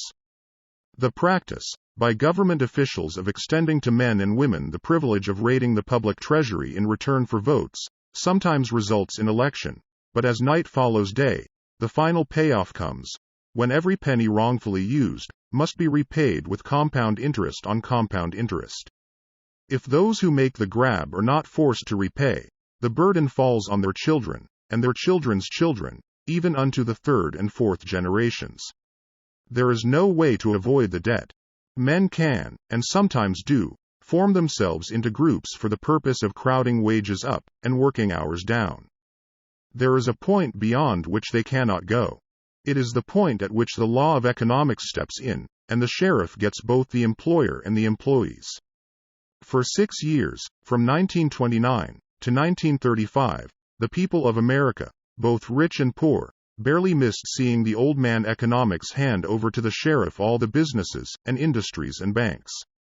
It was not a pretty sight.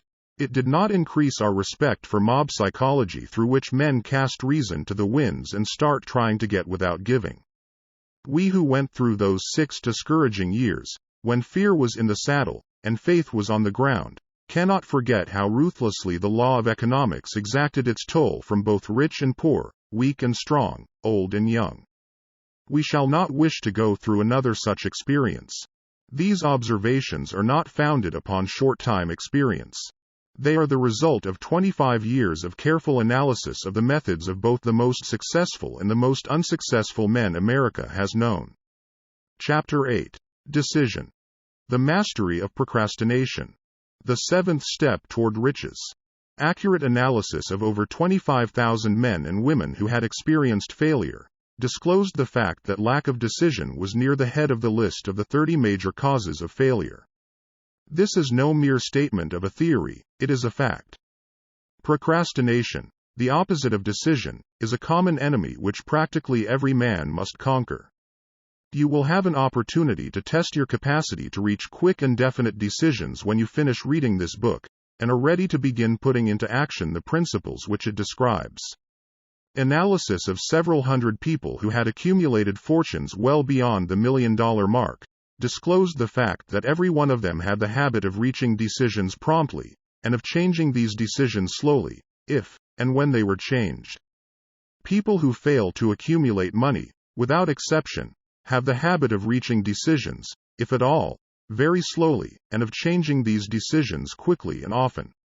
One of Henry Ford's most outstanding qualities is his habit of reaching decisions quickly and definitely, and changing them slowly. This quality is so pronounced in Mr. Ford that it has given him the reputation of being obstinate. It was this quality which prompted Mr. Ford to continue to manufacture his famous Model T, the world's ugliest car, when all of his advisors, and many of the purchasers of the car, were urging him to change it. Perhaps, Mr. Ford delayed too long in making the change, but the other side of the story is that Mr. Ford's firmness of decision yielded a huge fortune before the change in model became necessary. There is but little doubt that Mr. Ford's habit of definiteness of decision assumes the proportion of obstinacy, but this quality is preferable to slowness in reaching decisions and quickness in changing them. The majority of people who fail to accumulate money sufficient for their needs are, generally, easily influenced by the opinions of others. They permit the newspapers and the gossiping neighbors to do their thinking for them. Opinions are the cheapest commodities on earth. Everyone has a flock of opinions ready to be wished upon anyone who will accept them. If you are influenced by opinions when you reach decisions, you will not succeed in any undertaking, much less in that of transmuting your own desire into money. If you are influenced by the opinions of others, you will have no desire of your own.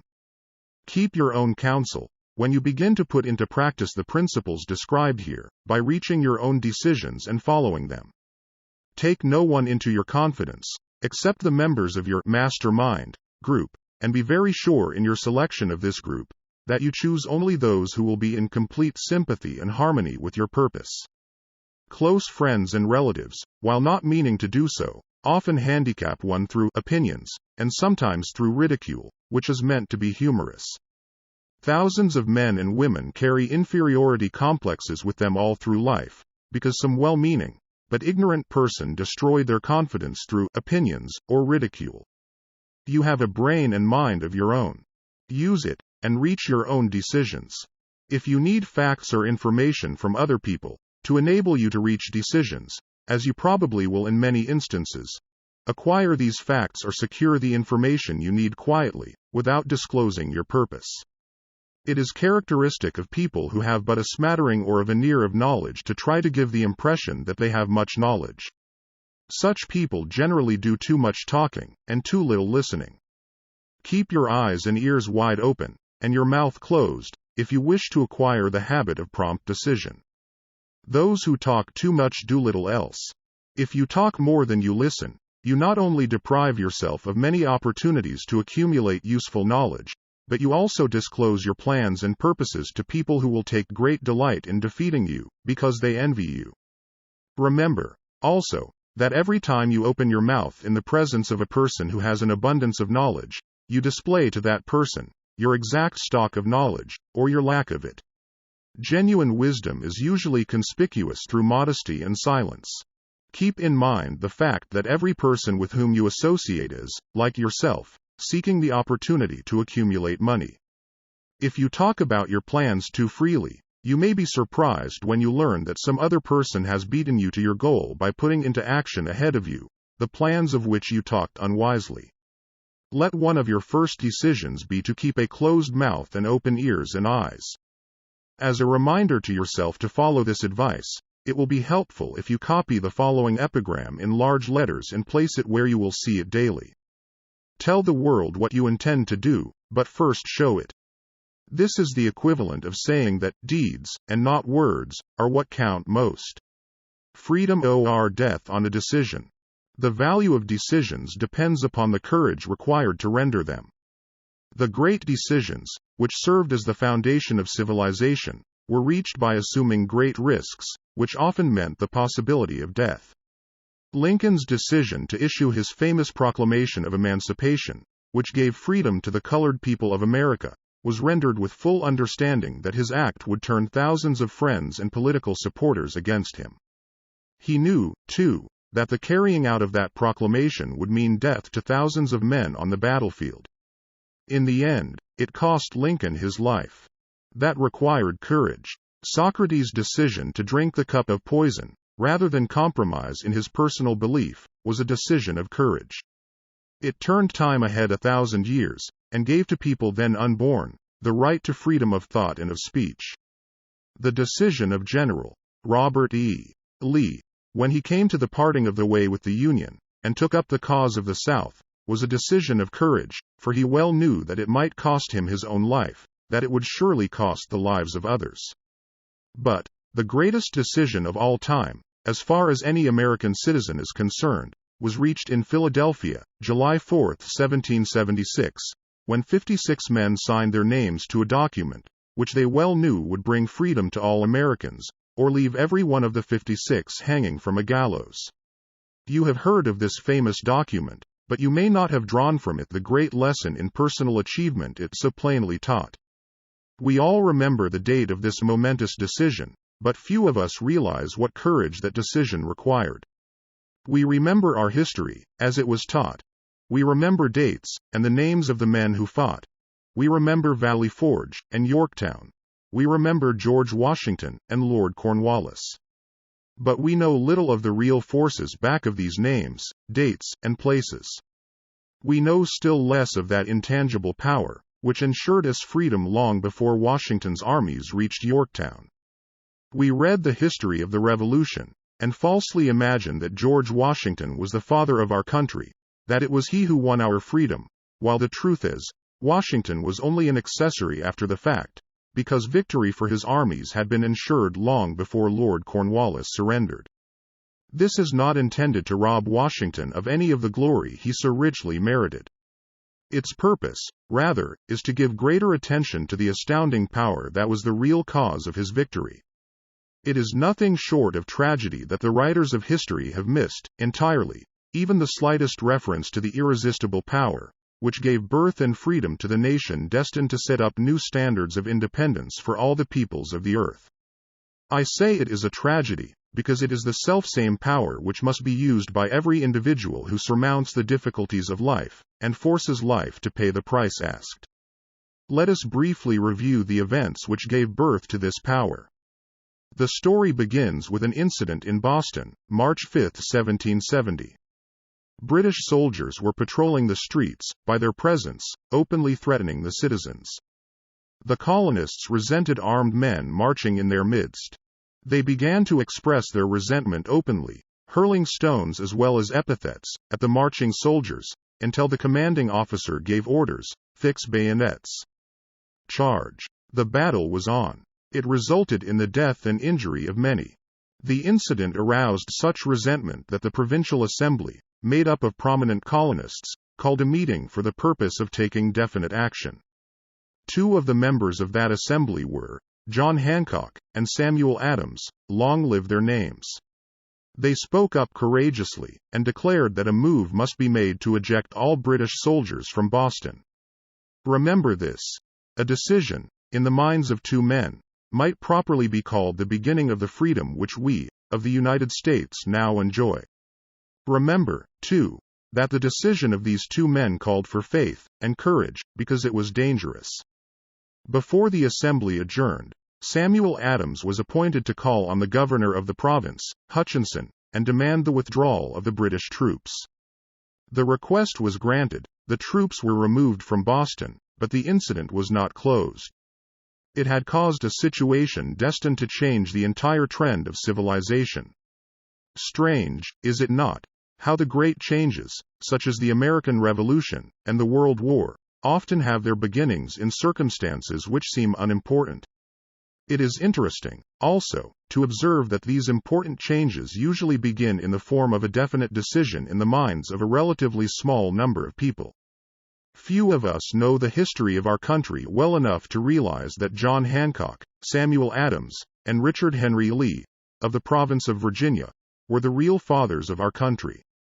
Richard Henry Lee became an important factor in this story by reason of the fact that he and Samuel Adams communicated frequently, by correspondence, sharing freely their fears and their hopes concerning the welfare of the people of their provinces.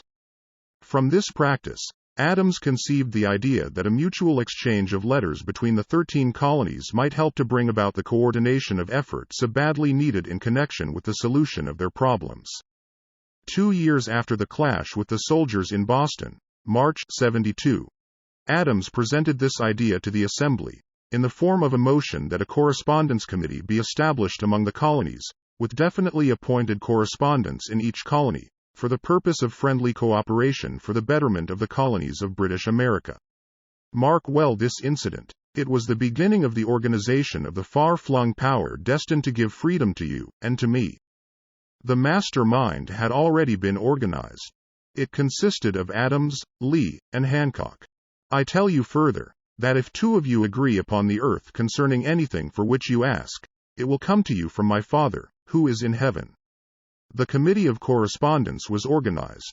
Observe that this move provided the way for increasing the power of the mastermind by adding to it men from all the colonies. Take notice that this procedure constituted the first organized planning of the disgruntled colonists. In union there is strength. The citizens of the colonies had been waging disorganized warfare against the British soldiers, through incidents similar to the Boston riot, but nothing of benefit had been accomplished. Their individual grievances had not been consolidated under one master mind. No group of individuals had put their hearts, minds, souls, and bodies together in one definite decision to settle their difficulty with the British once and for all, until Adams, Hancock, and Lee got together. Meanwhile, the British were not idle. They, too, were doing some planning and masterminding on their own account, with the advantage of having back of them money and organized soldiery. The Crown appointed Gage to supplant Hutchinson as the governor of Massachusetts. One of the new governor's first acts was to send a messenger to call on Samuel Adams, for the purpose of endeavoring to stop his opposition, by fear. We can best understand the spirit of what happened by quoting the conversation between Call. Fenton, the messenger sent by Gage, and Adams. Call. Fenton. I have been authorized by Governor Gage, to assure you, Mr. Adams, that the governor has been empowered to confer upon you such benefits as would be satisfactory. Endeavor to win Adams by promise of bribes, upon the condition that you engage to cease in your opposition to the measures of the government. It is the governor's advice to you, sir, not to incur the further displeasure of His Majesty. Your conduct has been such as makes you liable to penalties of an act of Henry VIII, by which persons can be sent to England for trial for treason, or misprision of treason, at the discretion of a governor of a province. But, by changing your political course, you will not only receive great personal advantages, but you will make your peace with the king. Samuel Adams had the choice of two decisions. He could cease his opposition, and receive personal bribes, or he could continue, and run the risk of being hanged. Clearly, the time had come when Adams was forced to reach instantly a decision which could have cost his life. The majority of men would have found it difficult to reach such a decision. The majority would have sent back an evasive reply, but not Adams. He insisted upon Call. Fenton's word of honor, that the colonel would deliver to the governor the answer exactly as Adams would give it to him. Adams' answer: Then you may tell Governor Gage that I trust I have long since made my peace with the King of Kings.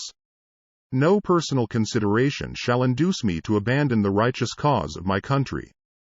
And, tell Governor Gage it is the advice of Samuel Adams to him, no longer to insult the feelings of an exasperated people. Comment as to the character of this man seem unnecessary. It must be obvious to all who read this astounding message that its sender possessed loyalty of the highest order. This is important. Racketeers and dishonest politicians have prostituted the honor for which such men as Adams died. When Governor Gage received Adams' caustic reply, he flew into a rage, and issued a proclamation which read, I do, hereby, in His Majesty's name, offer and promise His most gracious pardon to all persons who shall forthwith lay down their arms, and return to the duties of peaceable subjects, excepting only from the benefit of such pardon, Samuel Adams and John Hancock, whose offenses are of too flagitious a nature to admit of any other consideration but that of condign punishment. As one might say, in modern slang, Adams and Hancock were on the spot. The threat of the irate governor forced the two men to reach another decision, equally as dangerous. They hurriedly called a secret meeting of their staunchest followers. Here the mastermind began to take on momentum. After the meeting had been called to order, Adams locked the door, placed the key in his pocket, and informed all present that it was imperative that a Congress of the colonists be organized, and that no man should leave the room until the decision for such a Congress had been reached. Great excitement followed. Some weighed the possible consequences of such radicalism. Old man fear. Some expressed grave doubt as to the wisdom of so definite a decision in defiance of the Crown. Locked in that room were two men immune to fear, blind to the possibility of failure. Hancock and Adams. Through the influence of their minds, the others were induced to agree that, through the Correspondence Committee, arrangements should be made for a meeting of the First Continental Congress, to be held in Philadelphia, September 5, 1774. Remember this date. It is more important than July 4, 1776. If there had been no decision to hold a Continental Congress, there could have been no signing of the Declaration of Independence.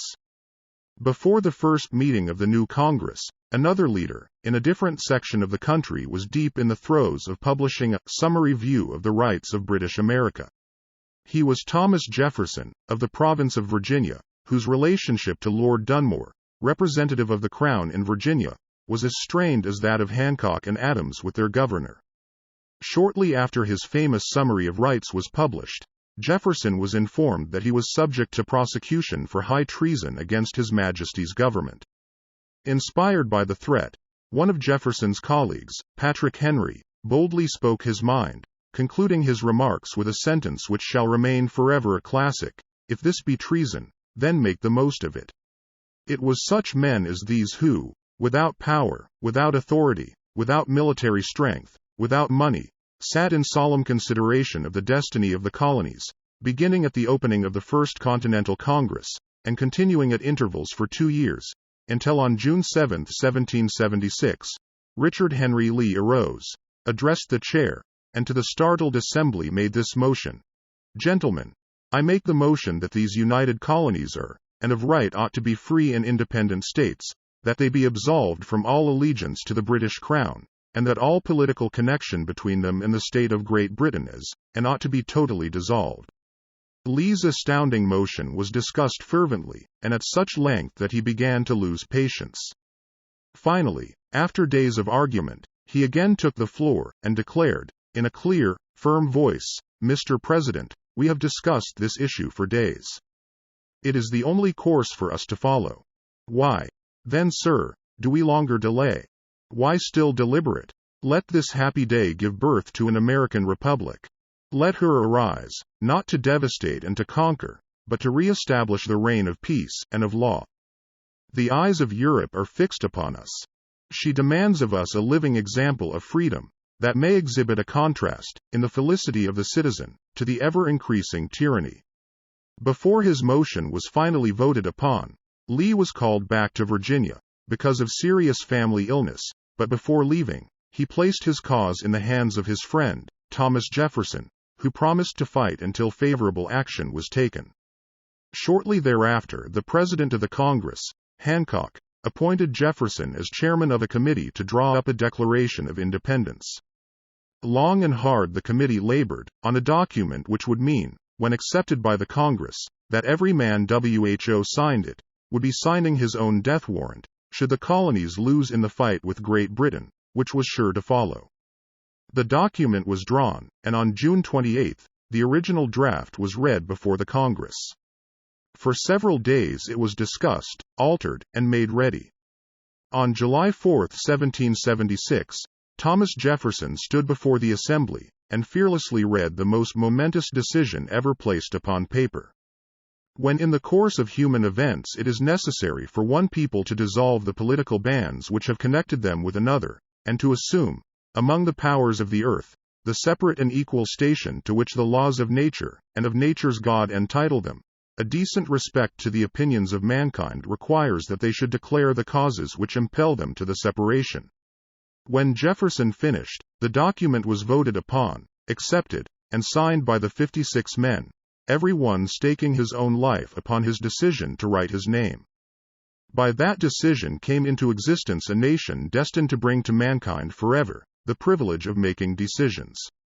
By decisions made in a similar spirit of faith, and only by such decisions, can men solve their personal problems, and win for themselves high estates of material and spiritual wealth. Let us not forget this. Analyze the events which led to the Declaration of Independence, and be convinced that this nation, which now holds a position of commanding respect and power among all nations of the world, was born of a decision created by a mastermind, consisting of 56 men.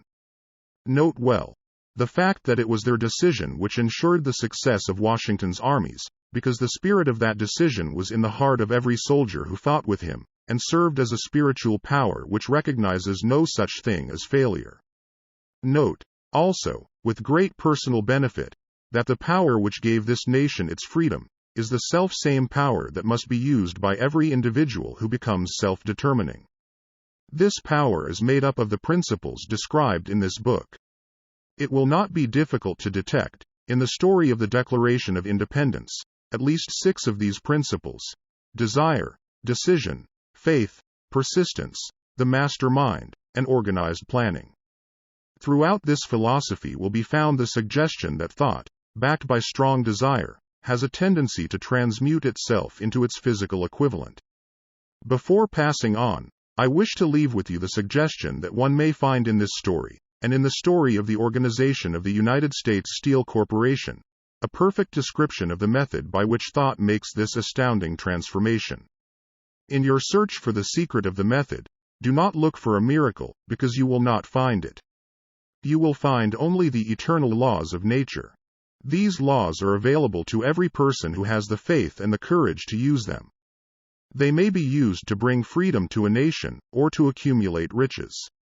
There is no charge save the time necessary to understand and appropriate them. Those who reach decisions promptly and definitely know what they want, and generally get it. The leaders in every walk of life decide quickly and firmly. That is the major reason why they are leaders. The world has the habit of making room for the man whose words and actions show that he knows where he is going. Indecision is a habit which usually begins in youth.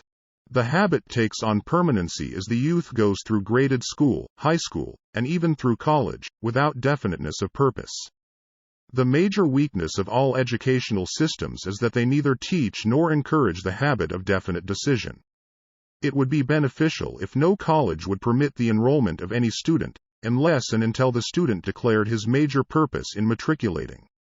It would be of still greater benefit if every student who enters the graded schools were compelled to accept training in the habit of decision, and forced to pass a satisfactory examination on this subject before being permitted to advance in the grades. The habit of indecision acquired because of the deficiencies of our school systems goes with the student into the occupation he chooses. If, in fact, he chooses his occupation. Generally, the youth just out of school seeks any job that can be found. He takes the first place he finds, because he has fallen into the habit of indecision. 98 out of every 100 people working for wages today are in the positions they hold, because they lacked the definiteness of decision to plan a definite position, and the knowledge of how to choose an employer. Definiteness of decision always requires courage, sometimes very great courage. The 56 men who signed the Declaration of Independence staked their lives on the decision to affix their signatures to that document. The person who reaches a definite decision to procure the particular job, and make life pay the price he asks, does not stake his life on that decision. He stakes his economic freedom.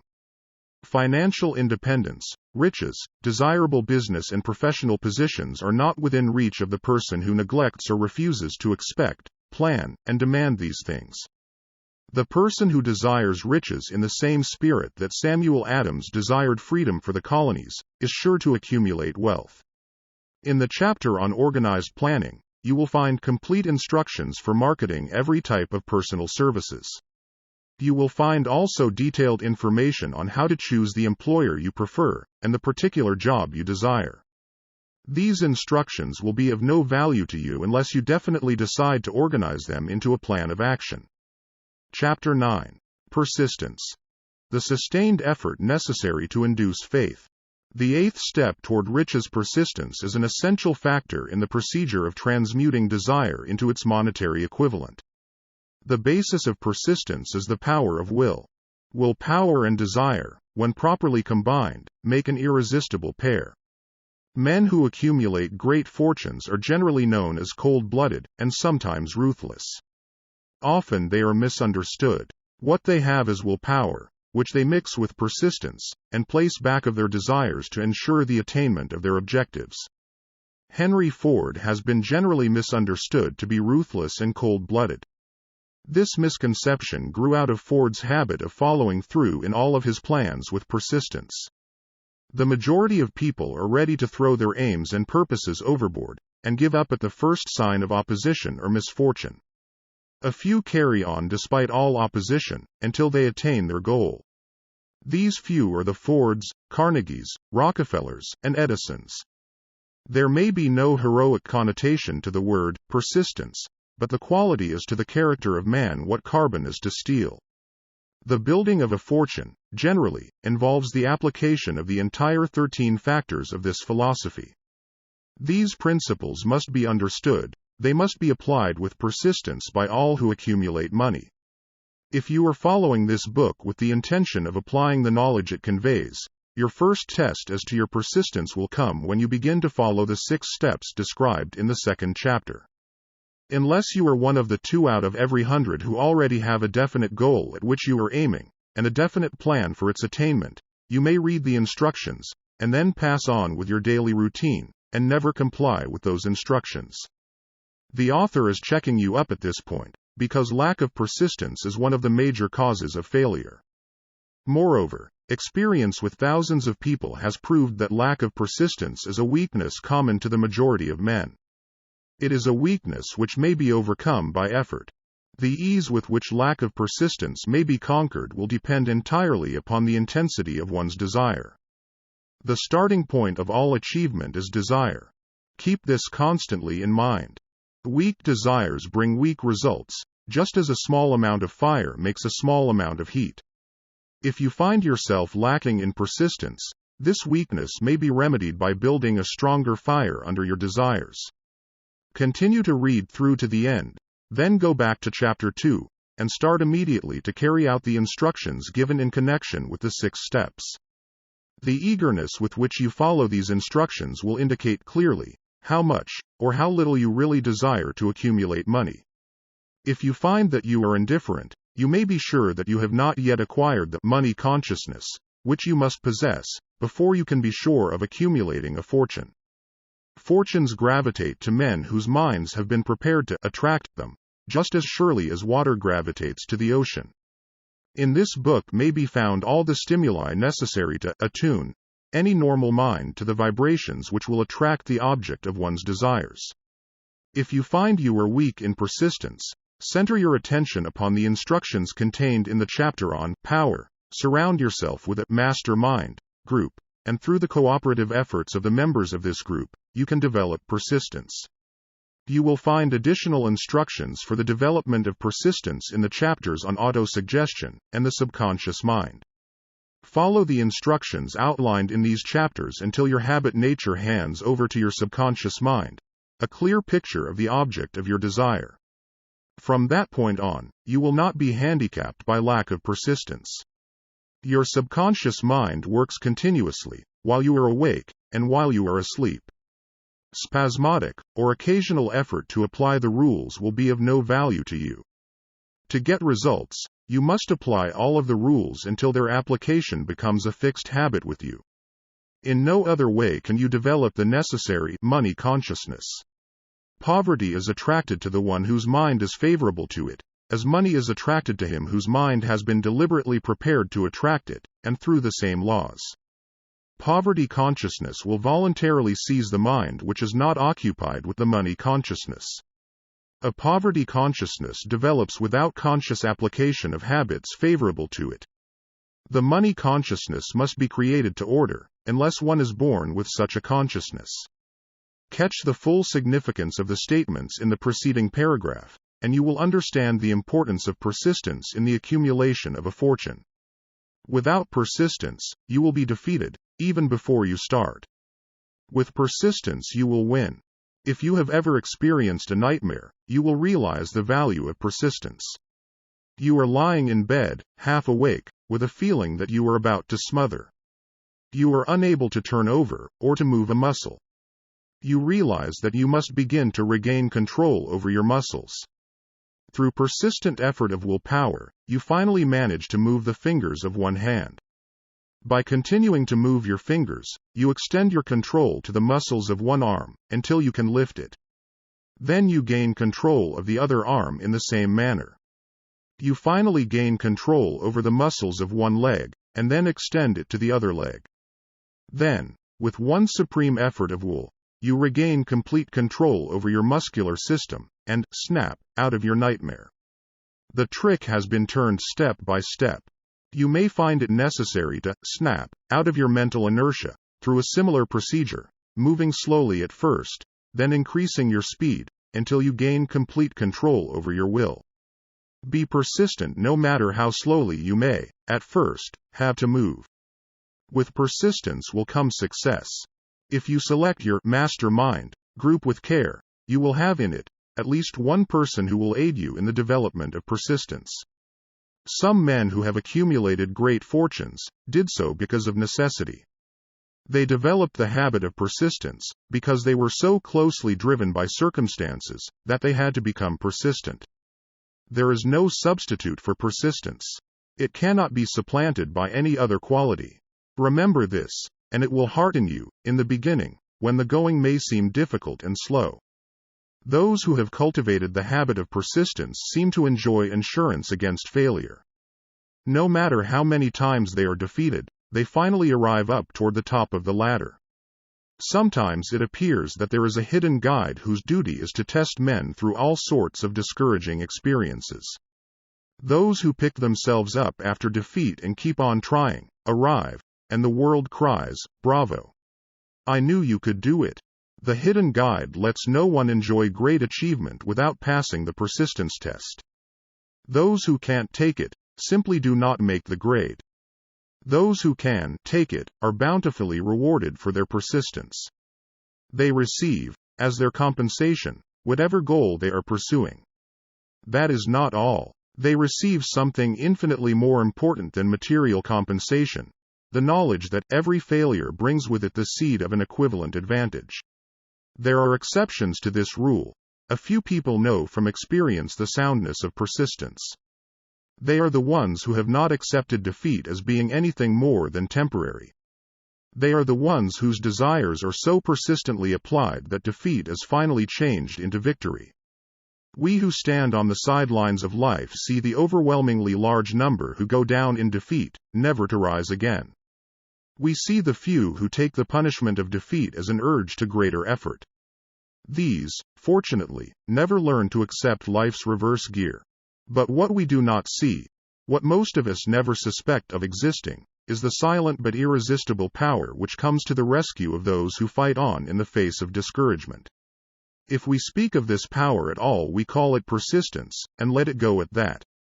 One thing we all know: if one does not possess persistence, one does not achieve noteworthy success in any calling. As these lines are being written, I look up from my work, and see before me, less than a block away, the great mysterious Broadway, the graveyard of dead hopes, and the front porch of opportunity. From all over the world people have come to Broadway, seeking fame, fortune, power, love, or whatever it is that human beings call success. Once in a great while someone steps out from the long procession of seekers, and the world hears that another person has mastered Broadway. But Broadway is not easily nor quickly conquered. She acknowledges talent, recognizes genius, pays off in money, only after one has refused to quit. Then we know he has discovered the secret of how to conquer Broadway. The secret is always inseparably attached to one word: persistence. The secret is told in the struggle of Fannie Hurst, whose persistence conquered the Great White Way. She came to New York in 1915, to convert writing into riches. The conversion did not come quickly, but it came. For 4 years Miss Hurst learned about the sidewalks of New York from first-hand experience. She spent her days laboring, and her nights hoping. When hope grew dim, she did not say, "All right, Broadway, you win." She said, "Very well, Broadway, you may whip some, but not me. I'm going to force you to give up." One publisher, the Saturday Evening Post, sent her 36 rejection slips before she broke the ice and got a story across. The average writer, like the average in other walks of life, would have given up the job when the first rejection slip came.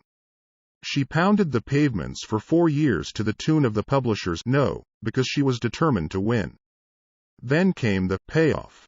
The spell had been broken, the unseen guide had tested Fanny Hurst, and she could take it. From that time on, publishers made a beaten path to her door. Money came so fast she hardly had time to count it. Then the moving picture men discovered her, and money came not in small change, but in floods. The moving picture rights to her latest novel, Great Laughter, brought $100,000, said to be the highest price ever paid for a story before publication. Her royalties from the sale of the book probably will run much more. Briefly, you have a description of what persistence is capable of achieving. Fanny Hurst is no exception. Wherever men and women accumulate great riches, you may be sure they first acquired persistence. Broadway will give any beggar a cup of coffee and a sandwich, but it demands persistence of those who go after the big stakes. Kate Smith will say, "Amen," when she reads this. For years she sang, without money, and without price, before any microphone she could reach. Broadway said to her, "Come and get it, if you can take it." She did take it until one happy day Broadway got tired and said, "Ah, what's the use? You don't know when you're whipped, so name your price, and go to work in earnest." Miss Smith named her price. It was plenty. Away up in figures so high that 1 week's salary is far more than most people make in a whole year. Verily, it pays to be persistent. And here is an encouraging statement which carries with it a suggestion of great significance. Thousands of singers who excel Kate Smith are walking up and down Broadway looking for a break, without success. Countless others have come and gone. Many of them sang well enough, but they failed to make the grade because they lacked the courage to keep on keeping on, until Broadway became tired of turning them away. Persistence is a state of mind, therefore it can be cultivated. Like all states of mind, persistence is based upon definite causes, among them these. A. Definiteness of purpose. Knowing what one wants is the first and, perhaps, the most important step toward the development of persistence. A strong motive forces one to surmount many difficulties. B. Desire. It is comparatively easy to acquire and to maintain persistence in pursuing the object of intense desire. C. Self-reliance. Belief in one's ability to carry out a plan encourages one to follow the plan through with persistence. Self-reliance can be developed through the principle described in the chapter on autosuggestion. D. Definiteness of plans. Organized plans, even though they may be weak and entirely impractical, encourage persistence. E. Accurate knowledge. Knowing that one's plans are sound, based upon experience or observation, encourages persistence. Guessing, instead of knowing, destroys persistence. F. Cooperation. Sympathy, understanding, and harmonious cooperation with others tend to develop persistence. G. Willpower. The habit of concentrating one's thoughts upon the building of plans for the attainment of a definite purpose leads to persistence. H. Habit. Persistence is the direct result of habit. The mind absorbs and becomes a part of the daily experiences upon which it feeds. Fear, the worst of all enemies, can be effectively cured by forced repetition of acts of courage. Everyone who has seen active service in war knows this. Before leaving the subject of persistence, take inventory of yourself, and determine in what particular, if any, you are lacking in this essential quality. Measure yourself courageously, point by point, and see how many of the 8 factors of persistence you lack. The analysis may lead to discoveries that will give you a new grip on yourself. Symptoms of lack of persistence. Here you will find the real enemies which stand between you and noteworthy achievement. Here you will find not only the symptoms, indicating weakness of persistence, but also the deeply seated subconscious causes of this weakness. Study the list carefully, and face yourself squarely if you really wish to know who you are, and what you are capable of doing. These are the weaknesses which must be mastered by all who accumulate riches. 1. Failure to recognize and to clearly define exactly what one wants. 2. Procrastination, with or without cause, usually backed up with a formidable array of alibis and excuses. 3. Lack of interest in acquiring specialized knowledge. 4. Indecision, the habit of passing the buck on all occasions, instead of facing issues squarely, also backed by alibis. 5. The habit of relying upon alibis instead of creating definite plans for the solution of problems. 6. Self-satisfaction. There is but little remedy for this affliction, and no hope for those who suffer from it. 7. Indifference, usually reflected in one's readiness to compromise on all occasions, rather than meet opposition and fight it. 8. The habit of blaming others for one's mistakes, and accepting unfavorable circumstances as being unavoidable. 9. Weakness of desire, due to neglect in the choice of motives that impel action. 10. Willingness, even eagerness, to quit at the first sign of defeat, based upon one or more of the 6 basic fears. 11. Lack of organized plans, placed in writing where they may be analyzed. 12. The habit of neglecting to move on ideas, or to grasp opportunity when it presents itself. 13. Wishing instead of willing. 14. The habit of compromising with poverty instead of aiming at riches. General absence of ambition to be, to do, and to own. 15. Searching for all the short-cuts to riches, trying to get without giving a fair equivalent, usually reflected in the habit of gambling, endeavoring to drive sharp bargains. 16. Fear of criticism, failure to create plans and to put them into action, because of what other people will think, do, or say. This enemy belongs at the head of the list, because it generally exists in one's subconscious mind, where its presence is not recognized. See the 6 basic fears in a later chapter. Let us examine some of the symptoms of the fear of criticism. The majority of people permit relatives, friends, and the public at large to so influence them that they cannot live their own lives, because they fear criticism. Huge numbers of people make mistakes in marriage, stand by the bargain, and go through life miserable and unhappy, because they fear criticism which may follow if they correct the mistake. Anyone who has submitted to this form of fear knows the irreparable damage it does, by destroying ambition, self-reliance, and the desire to achieve. Millions of people neglect to acquire belated educations, after having left school, because they fear criticism. Countless numbers of men and women, both young and old, permit relatives to wreck their lives in the name of duty, because they fear criticism. Duty does not require any person to submit to the destruction of his personal ambitions and the right to live his own life in his own way. People refuse to take chances in business, because they fear the criticism which may follow if they fail. The fear of criticism, in such cases, is stronger than the desire for success. Too many people refuse to set high goals for themselves, or even neglect selecting a career, because they fear the criticism of relatives and friends, who may say, "Don't aim so high, people will think you are crazy." When Andrew Carnegie suggested that I devote 20 years to the organization of a philosophy of individual achievement, my first impulse of thought was fear of what people might say. The suggestion set up a goal for me, far out of proportion to any I had ever conceived.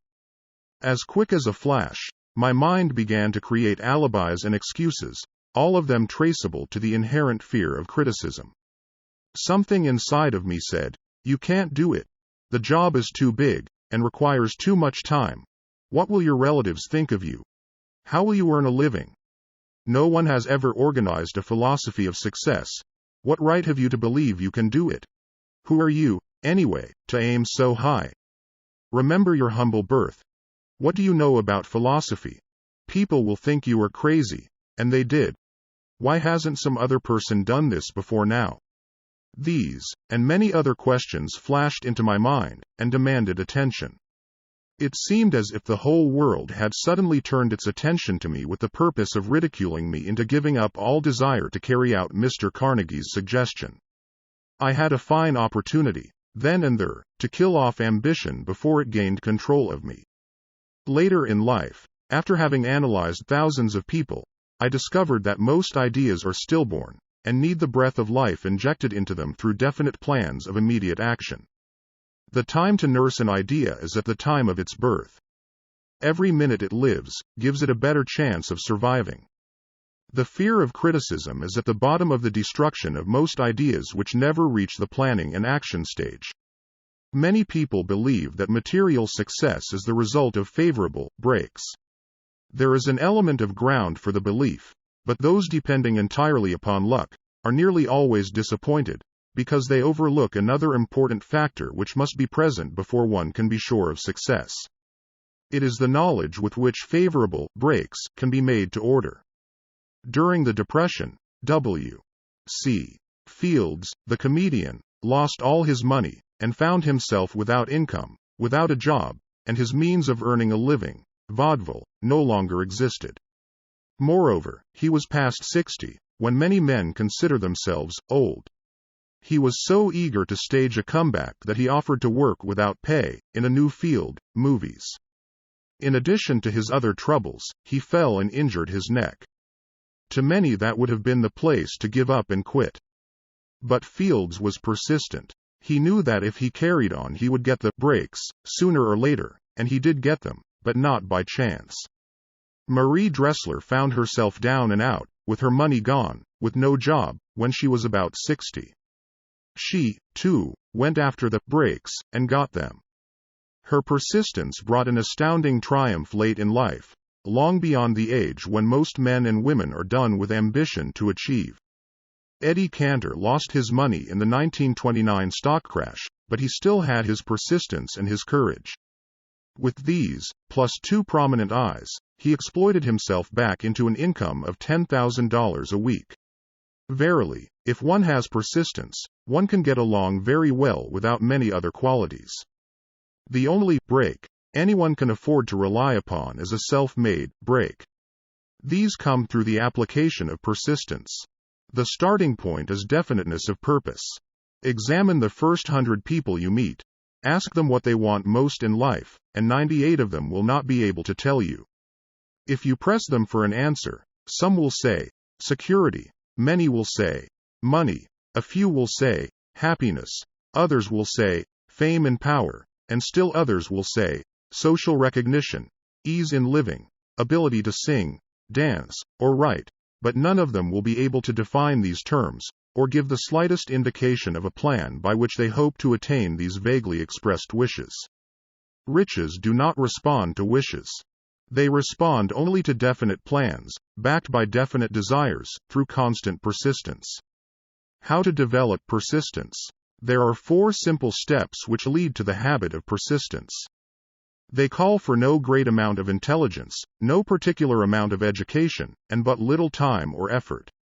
The necessary steps are: 1. A definite purpose backed by burning desire for its fulfillment. 2. A definite plan, expressed in continuous action. 3. A mind closed tightly against all negative and discouraging influences, including negative suggestions of relatives, friends and acquaintances. 4. A friendly alliance with 1 or more persons who will encourage one to follow through with both plan and purpose. These 4 steps are essential for success in all walks of life. The entire purpose of the 13 principles of this philosophy is to enable one to take these 4 steps as a matter of habit. These are the steps by which one may control one's economic destiny. They are the steps that lead to freedom and independence of thought. They are the steps that lead to riches, in small or great quantities. They lead the way to power, fame, and worldly recognition. They are the 4 steps which guarantee favorable breaks. They are the steps that convert dreams into physical realities. They lead, also, to the mastery of fear, discouragement, indifference. There is a magnificent reward for all who learn to take these 4 steps. It is the privilege of writing one's own ticket, and of making life yield whatever price is asked. I have no way of knowing the facts, but I venture to conjecture that Mrs.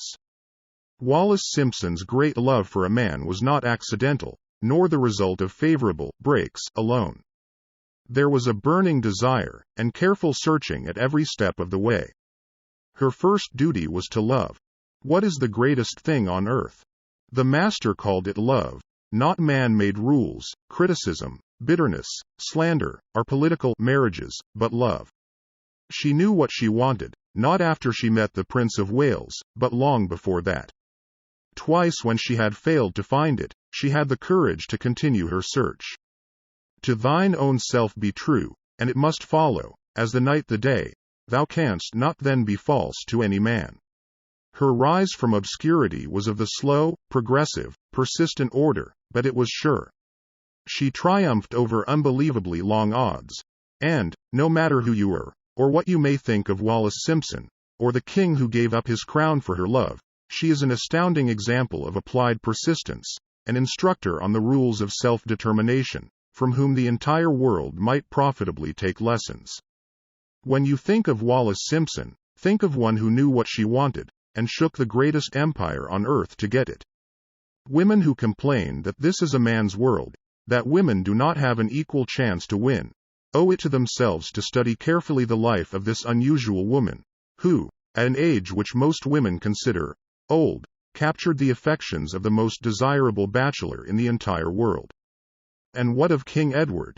What lesson may we learn from his part in the world's greatest drama of recent times? Did he pay too high a price for the affections of the woman of his choice?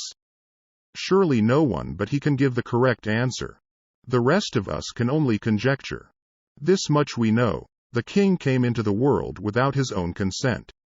He was born to great riches, without requesting them. He was persistently sought in marriage. Politicians and statesmen throughout Europe tossed dowagers and princesses at his feet. Because he was the firstborn of his parents, he inherited a crown, which he did not seek, and perhaps did not desire. For more than 40 years he was not a free agent, could not live his life in his own way, had but little privacy, and finally assumed duties inflicted upon him when he ascended the throne. Some will say, with all these blessings, King Edward should have found peace of mind, contentment, and joy of living. The truth is that back of all the privileges of a crown, all the money, the fame, and the power inherited by King Edward, there was an emptiness which could be filled only by love. His greatest desire was for love. Long before he met Wallis Simpson, he doubtless felt this great universal emotion tugging at the strings of his heart, beating upon the door of his soul, and crying out for expression. And when he met a kindred spirit, crying out for this same holy privilege of expression, he recognized it, and without fear or apology, opened his heart and bade it enter. All the scandal mongers in the world cannot destroy the beauty of this international drama, through which two people found love, and had the courage to face open criticism, renounce all else to give it holy expression. King Edward's decision to give up the crown of the world's most powerful empire, for the privilege of going the remainder of the way through life with the woman of his choice, was a decision that required courage. The decision also had a price, but who has the right to say the price was too great? Surely not he who said, "He among you who is without sin, let him cast the first stone." As a suggestion to any evil-minded person who chooses to find fault with the Duke of Windsor, because his desire was for love, and for openly declaring his love for Wallis Simpson, and giving up his throne for her, let it be remembered that the open declaration was not essential. He could have followed the custom of clandestine liaison which has prevailed in Europe for centuries, without giving up either his throne, or the woman of his choice, and there would have been no complaint from either church or laity. But this unusual man was built of sterner stuff. His love was clean. It was deep and sincere. It represented the one thing which, above all else, he truly desired. Therefore, he took what he wanted, and paid the price demanded. If Europe had been blessed with more rulers with the human heart and the traits of honesty of ex-King Edward, for the past century, that unfortunate hemisphere now seething with greed, hate, lust, political connivance, and threats of war, would have a different and a better story to tell. A story in which love and not hate would rule. In the words of Stuart Austin Weir, we raise our cup and drink this toast to ex-King Edward and Wallis Simpson. Blessed is the man who has come to know that our muted thoughts are our sweetest thoughts. Blessed is the man who, from the blackest depths, can see the luminous figure of love, and seeing, sing, and singing, say, "Sweeter far than uttered lays are the thoughts I have of you." In these words would we pay tribute to the two people who, more than all others of modern times, have been the victims of criticism and the recipients of abuse, because they found life's greatest treasure, and claimed it. 1. Most of the world will applaud the Duke of Windsor and Wallis Simpson, because of their persistence in searching until they found life's greatest reward. All of us can profit by following their example in our own search for that which we demand of life. What mystical power gives to men of persistence the capacity to master difficulties? Does the quality of persistence set up in one's mind some form of spiritual, mental or chemical activity which gives one access to supernatural forces?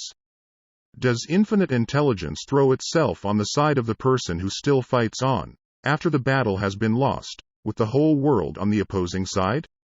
These and many other similar questions have arisen in my mind as I have observed men like Henry Ford, who started at scratch, and built an industrial empire of huge proportions, with little else in the way of a beginning but persistence.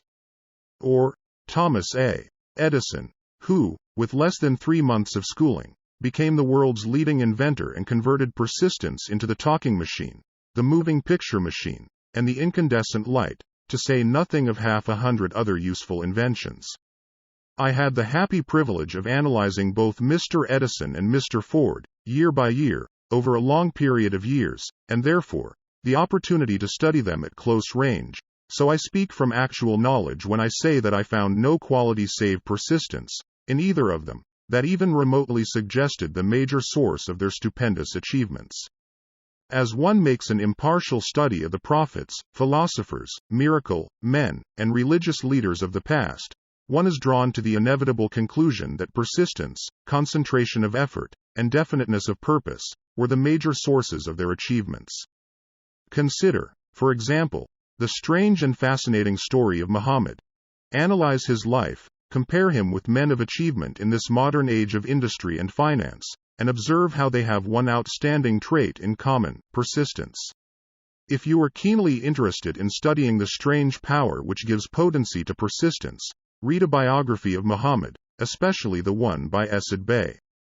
This brief review of that book, by Thomas Sugru, in the Herald Tribune, will provide a preview of the rare treat in store for those who take the time to read the entire story of one of the most astounding examples of the power of persistence known to civilization. The Last Great Prophet. Reviewed by Thomas Sugru. Muhammad was a prophet, but he never performed a miracle. He was not a mystic. He had no formal schooling. He did not begin his mission until he was 40. When he announced that he was the messenger of God, bringing word of the true religion, he was ridiculed and labeled a lunatic. Children tripped him and women threw filth upon him. He was banished from his native city, Mecca, and his followers were stripped of their worldly goods and sent into the desert after him. When he had been preaching 10 years, he had nothing to show for it but banishment, poverty and ridicule. Yet before another 10 years had passed, he was dictator of all Arabia, ruler of Mecca, and the head of a new world religion which was to sweep to the Danube and the Pyrenees before exhausting the impetus he gave it. That impetus was threefold: the power of words, the efficacy of prayer and man's kinship with God. His career never made sense. Muhammad was born to impoverished members of a leading family of Mecca. Because Mecca, the crossroads of the world, home of the magic stone called the Kaaba, great city of trade and the center of trade routes, was unsanitary, its children were sent to be raised in the desert by Bedouin. Muhammad was thus nurtured, drawing strength and health from the milk of nomad, vicarious mothers. He tended sheep and soon hired out to a rich widow as leader of her caravans. He traveled to all parts of the Eastern world, talked with many men of diverse beliefs and observed the decline of Christianity into warring sects. When he was 28, Khadijah, the widow, looked upon him with favor and married him. Her father would have objected to such a marriage, so she got him drunk and held him up while he gave the paternal blessing. For the next 12 years Muhammad lived as a rich and respected and very shrewd trader. Then he took to wandering in the desert, and one day he returned with the first verse of the Koran and told Khadijah that the archangel Gabriel had appeared to him and said that he was to be the messenger of God. The Quran, the revealed word of God, was the closest thing to a miracle in Muhammad's life. He had not been a poet, he had no gift of words. Yet the verses of the Quran, as he received them and recited them to the faithful, were better than any verses which the professional poets of the tribes could produce. This, to the Arabs, was a miracle. To them the gift of words was the greatest gift, the poet was all-powerful. In addition, the Quran said that all men were equal before God, that the world should be a democratic state Islam. It was this political heresy, plus Muhammad's desire to destroy all the 360 idols in the courtyard of the Kaaba, which brought about his banishment. The idols brought the desert tribes to Mecca, and that meant trade. So the businessmen of Mecca, the capitalists, of which he had been one, set upon Muhammad. Then he retreated to the desert and demanded sovereignty over the world.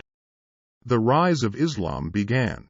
Out of the desert came a flame which would not be extinguished, a democratic army fighting as a unit and prepared to die without wincing. Muhammad had invited the Jews and Christians to join him, for he was not building a new religion. He was calling all who believed in one God to join in a single faith. If the Jews and Christians had accepted his invitation, Islam would have conquered the world. They didn't. They would not even accept Muhammad's innovation of humane warfare. When the armies of the Prophet entered Jerusalem, not a single person was killed because of his faith. When the Crusaders entered the city, centuries later, not a Muslim man, woman, or child was spared. But the Christians did accept one Muslim idea, the place of learning, the university. Chapter 10. Power of the Master Mind, the driving force. The ninth step toward riches. Power is essential for success in the accumulation of money. Plans are inert and useless, without sufficient power to translate them into action. This chapter will describe the method by which an individual may attain and apply power. Power may be defined as organized and intelligently directed knowledge. Power, as the term is here used, refers to organized effort, sufficient to enable an individual to transmute desire into its monetary equivalent. Organized effort is produced through the coordination of effort of two or more people, who work toward a definite end, in a spirit of harmony. Power is required for the accumulation of money. Power is necessary for the retention of money after it has been accumulated. Let us ascertain how power may be acquired. If power is organized knowledge, let us examine the sources of knowledge. A. Infinite intelligence. This source of knowledge may be contacted through the procedure described in another chapter, with the aid of creative imagination. B. Accumulated experience. The accumulated experience of man, or that portion of it which has been organized and recorded, may be found in any well-equipped public library. An important part of this accumulated experience is taught in public schools and colleges, where it has been classified and organized. C. Experiment and research. In the field of science, and in practically every other walk of life, men are gathering, classifying, and organizing new facts daily.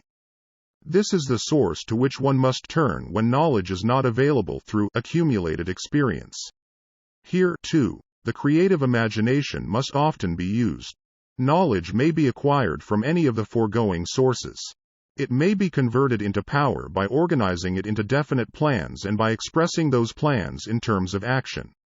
Examination of the three major sources of knowledge will readily disclose the difficulty an individual would have, if he depended upon his efforts alone, in assembling knowledge and expressing it through definite plans in terms of action. If his plans are comprehensive, and if they contemplate large proportions, he must, generally, induce others to cooperate with him, before he can inject into them the necessary element of power. Gaining power through the master mind. The master mind may be defined as coordination of knowledge and effort, in a spirit of harmony, between two or more people, for the attainment of a definite purpose. No individual may have great power without availing himself of the master mind. In a preceding chapter, instructions were given for the creation of plans for the purpose of translating desire into its monetary equivalent. If you carry out these instructions with persistence and intelligence, and use discrimination in the selection of your master mind group, your objective will have been halfway reached, even before you begin to recognize it. So you may better understand the intangible potentialities of power available to you through a properly chosen mastermind group. We will here explain the two characteristics of the mastermind principle, one of which is economic in nature, and the other psychic. The economic feature is obvious. Economic advantages may be created by any person who surrounds himself with the advice, counsel, and personal cooperation of a group of men who are willing to lend him wholehearted aid, in a spirit of perfect harmony. This form of cooperative alliance has been the basis of nearly every great fortune. Your understanding of this great truth may definitely determine your financial status. The psychic phase of the mastermind principle is much more abstract, much more difficult to comprehend, because it has reference to the spiritual forces with which the human race, as a whole, is not well acquainted. You may catch a significant suggestion from this statement. No two minds ever come together without, thereby, creating a third, invisible, intangible force which may be likened to a third mind. Keep in mind the fact that there are only two known elements in the whole universe, energy and matter. It is a well-known fact that matter may be broken down into units of molecules, atoms, and electrons. There are units of matter which may be isolated, separated, and analyzed. Likewise, there are units of energy. The human mind is a form of energy, a part of it being spiritual in nature. When the minds of two people are coordinated in a spirit of harmony, the spiritual units of energy of each mind form an affinity, which constitutes the psychic phase of the master mind. The master mind principle, or rather the economic feature of it, was first called to my attention by Andrew Carnegie, over 25 years ago. Discovery of this principle was responsible for the choice of my life's work. Mr. Carnegie's mastermind group consisted of a staff of approximately 50 men, with whom he surrounded himself, for the definite purpose of manufacturing and marketing steel. He attributed his entire fortune to the power he accumulated through this mastermind. Analyze the record of any man who has accumulated a great fortune, and many of those who have accumulated modest fortunes, and you will find that they have either consciously or unconsciously employed the mastermind principle. Great power can be accumulated through no other principle. Energy is nature's universal set of building blocks, out of which she constructs every material thing in the universe, including man, and every form of animal and vegetable life. Through a process which only nature completely understands, she translates energy into matter. Nature's building blocks are available to man, in the energy involved in thinking. Man's brain may be compared to an electric battery. It absorbs energy from the ether, which permeates every atom of matter, and fills the entire universe. It is a well-known fact that a group of electric batteries will provide more energy than a single battery. It is also a well-known fact that an individual battery will provide energy in proportion to the number and capacity of the cells it contains. The brain functions in a similar fashion. This accounts for the fact that some brains are more efficient than others, and leads to this significant statement. A group of brains coordinated, are connected, in a spirit of harmony, will provide more thought energy than a single brain, just as a group of electric batteries will provide more energy than a single battery. Through this metaphor, it becomes immediately obvious that the mastermind principle holds the secret of the power wielded by men who surround themselves with other men of brains. There follows, now, another statement which will lead still nearer to an understanding of the psychic phase of the mastermind principle. When a group of individual brains are coordinated and function in harmony, the increased energy created through that alliance becomes available to every individual brain in the group. It is a well-known fact that Henry Ford began his business career under the handicap of poverty, illiteracy, and ignorance.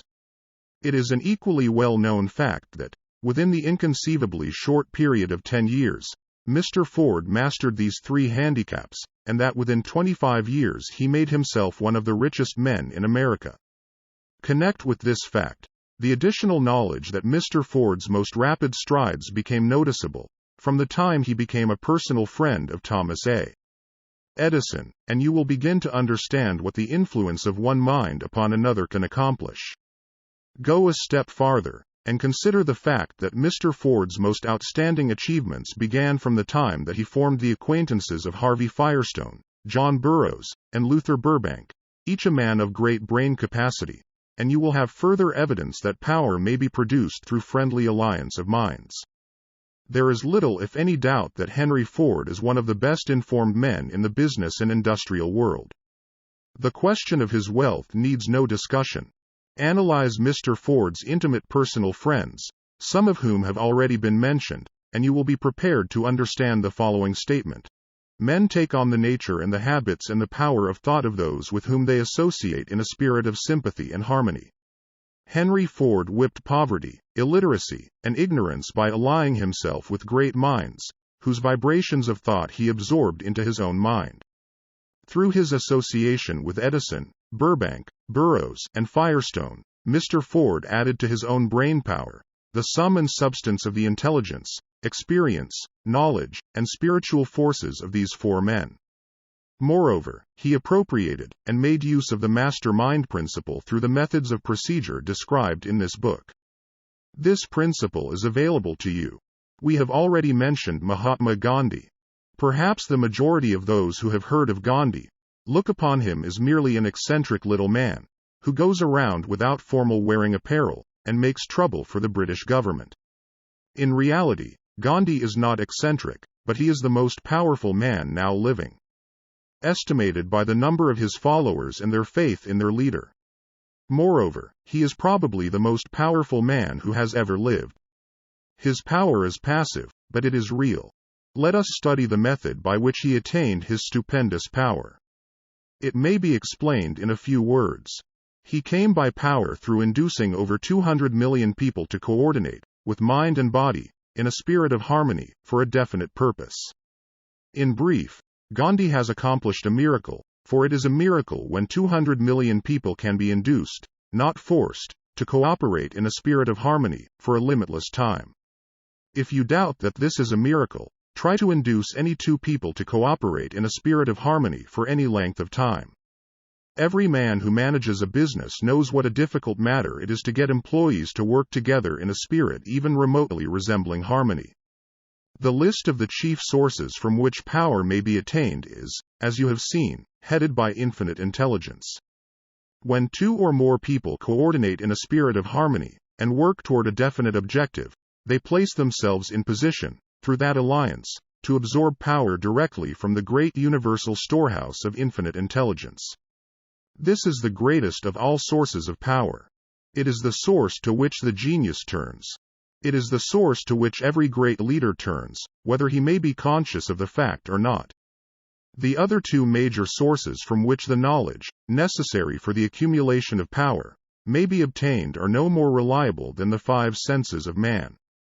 The senses are not always reliable. Infinite intelligence does not err. In subsequent chapters, the methods by which infinite intelligence may be most readily contacted will be adequately described. This is not a course on religion.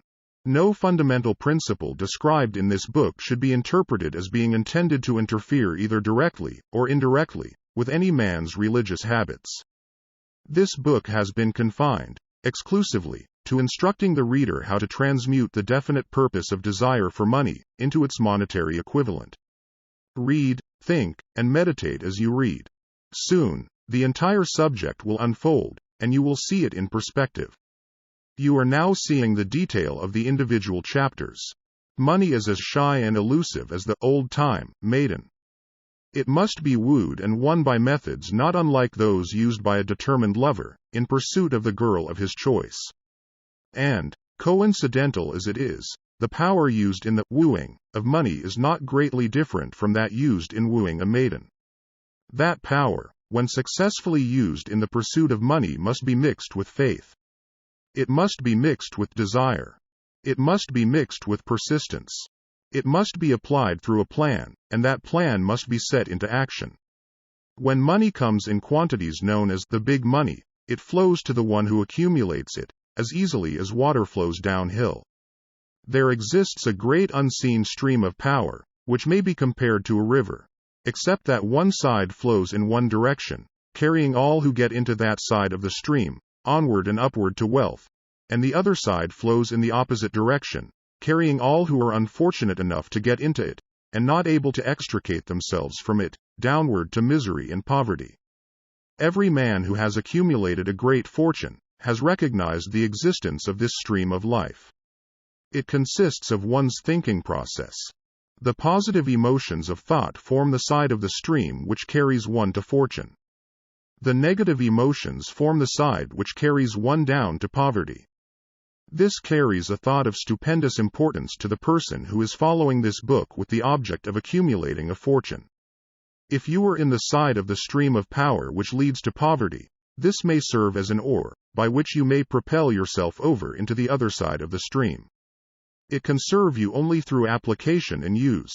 Merely reading, and passing judgment on it, either one way or another, will in no way benefit you. Some people undergo the experience of alternating between the positive and negative sides of the stream, being at times on the positive side, and at times on the negative side. The Wall Street crash of '29 swept millions of people from the positive to the negative side of the stream. These millions are struggling, some of them in desperation and fear, to get back to the positive side of the stream. This book was written especially for those millions. Poverty and riches often change places. The crash taught the world this truth, although the world will not long remember the lesson. Poverty may, and generally does, voluntarily take the place of riches. When riches take the place of poverty, the change is usually brought about through well-conceived and carefully executed plans. Poverty needs no plan. It needs no one to aid it, because it is bold and ruthless. Riches are shy and timid. They have to be attracted. Anybody can wish for riches, and most people do, but only a few know that a definite plan, plus a burning desire for wealth, are the only dependable means of accumulating wealth. Chapter 11. The Mystery of Sex Transmutation. The 10th Step Toward Riches. The meaning of the word transmute is, in simple language, the changing, or transferring of one element, or form of energy, into another. The emotion of sex brings into being a state of mind. Because of ignorance on the subject, this state of mind is generally associated with the physical, and because of improper influences, to which most people have been subjected, in acquiring knowledge of sex, things essentially physical have highly biased the mind. The emotion of sex has back of it the possibility of three constructive potentialities. They are: 1. The perpetuation of mankind. 2. The maintenance of health. As a therapeutic agency, it has no equal. 3. The transformation of mediocrity into genius through transmutation. Sex transmutation is simple and easily explained. It means the switching of the mind from thoughts of physical expression to thoughts of some other nature. Sex desire is the most powerful of human desires. When driven by this desire, men develop keenness of imagination, courage, willpower, persistence, and creative ability unknown to them at other times. So strong and impelling is the desire for sexual contact that men freely run the risk of life and reputation to indulge it.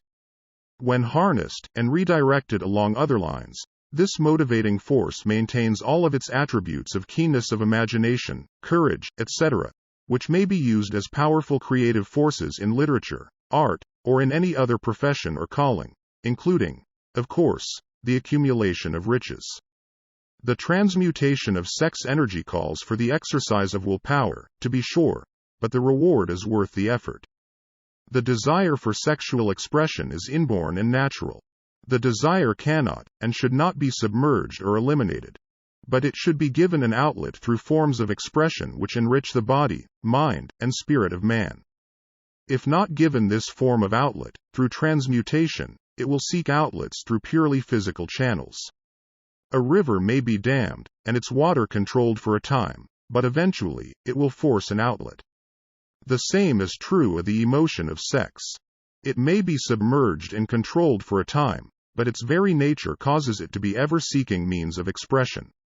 If it is not transmuted into some creative effort, it will find a less worthy outlet.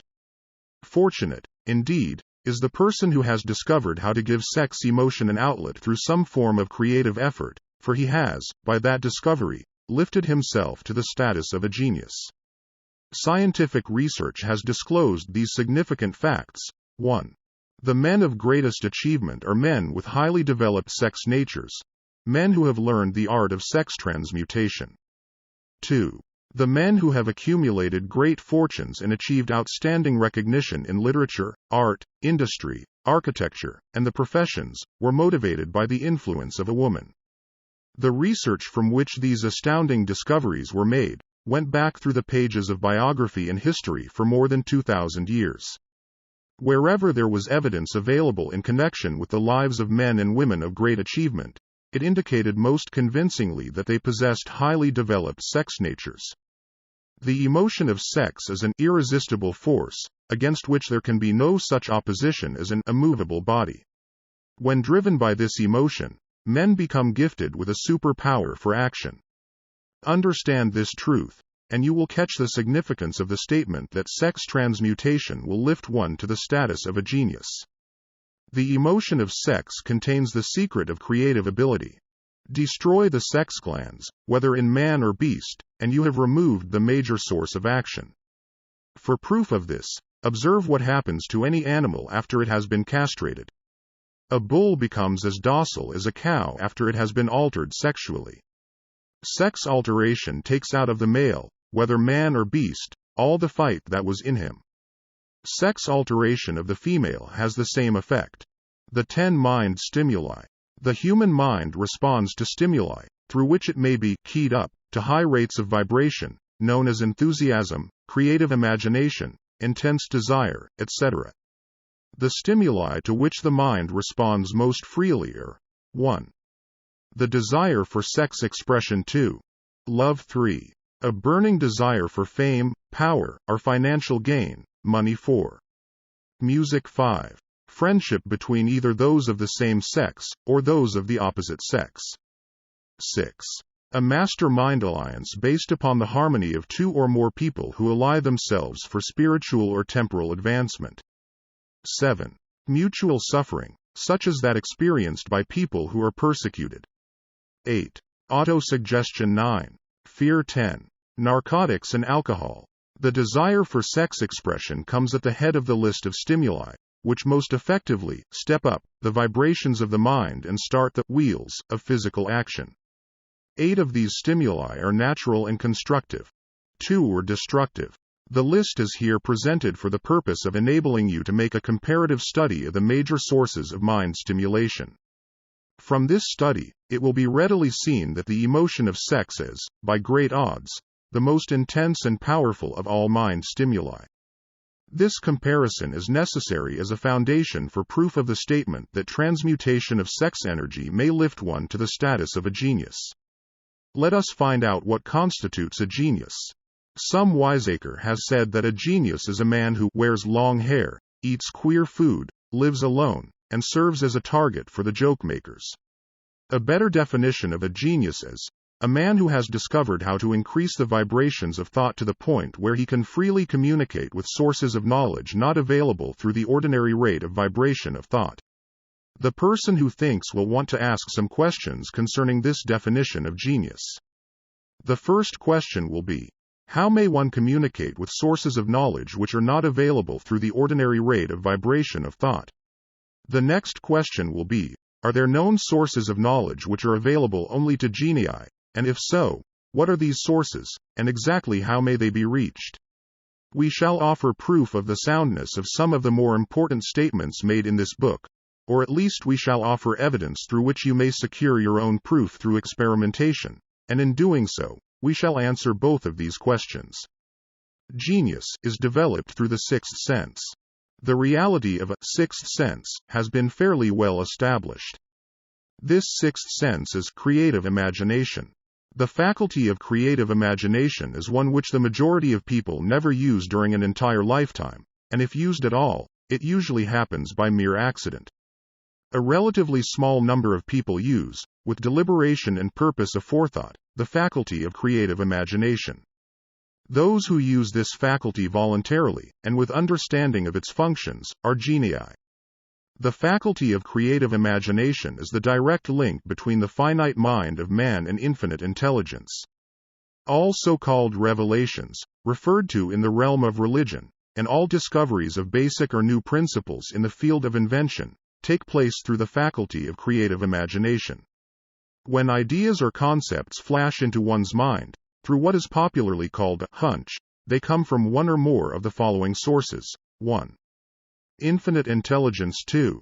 One's subconscious mind, wherein is stored every sense impression and thought impulse which ever reached the brain through any of the 5 senses. 3. From the mind of some other person who has just released the thought or picture of the idea or concept, through conscious thought. Or 4. From the other person's subconscious storehouse. There are no other known sources from which inspired ideas or hunches may be received. The creative imagination functions best when the mind is vibrating, due to some form of mind stimulation, at an exceedingly high rate. That is, when the mind is functioning at a rate of vibration higher than that of ordinary, normal thought. When brain action has been stimulated, through one or more of the 10 mind stimulants, it has the effect of lifting the individual far above the horizon of ordinary thought, and permits him to envision distance, scope, and quality of thoughts not available on the lower plane, such as that occupied while one is engaged in the solution of the problems of business and professional routine. When lifted to this higher level of thought, through any form of mind stimulation, an individual occupies, relatively, the same position as one who has ascended in an airplane to a height from which he may see over and beyond the horizon line which limits his vision, while on the ground. Moreover, while on this higher level of thought, the individual is not hampered or bound by any of the stimuli which circumscribe and limit his vision while wrestling with the problems of gaining the 3 basic necessities of food, clothing, and shelter. He is in a world of thought in which the ordinary, workaday thoughts have been as effectively removed as are the hills and valleys and other limitations of physical vision, when he rises in an airplane. While on this exalted plane of thought, the creative faculty of the mind is given freedom for action. The way has been cleared for the 6th sense to function. It becomes receptive to ideas which could not reach the individual under any other circumstances. The 6th sense is the faculty which marks the difference between a genius and an ordinary individual.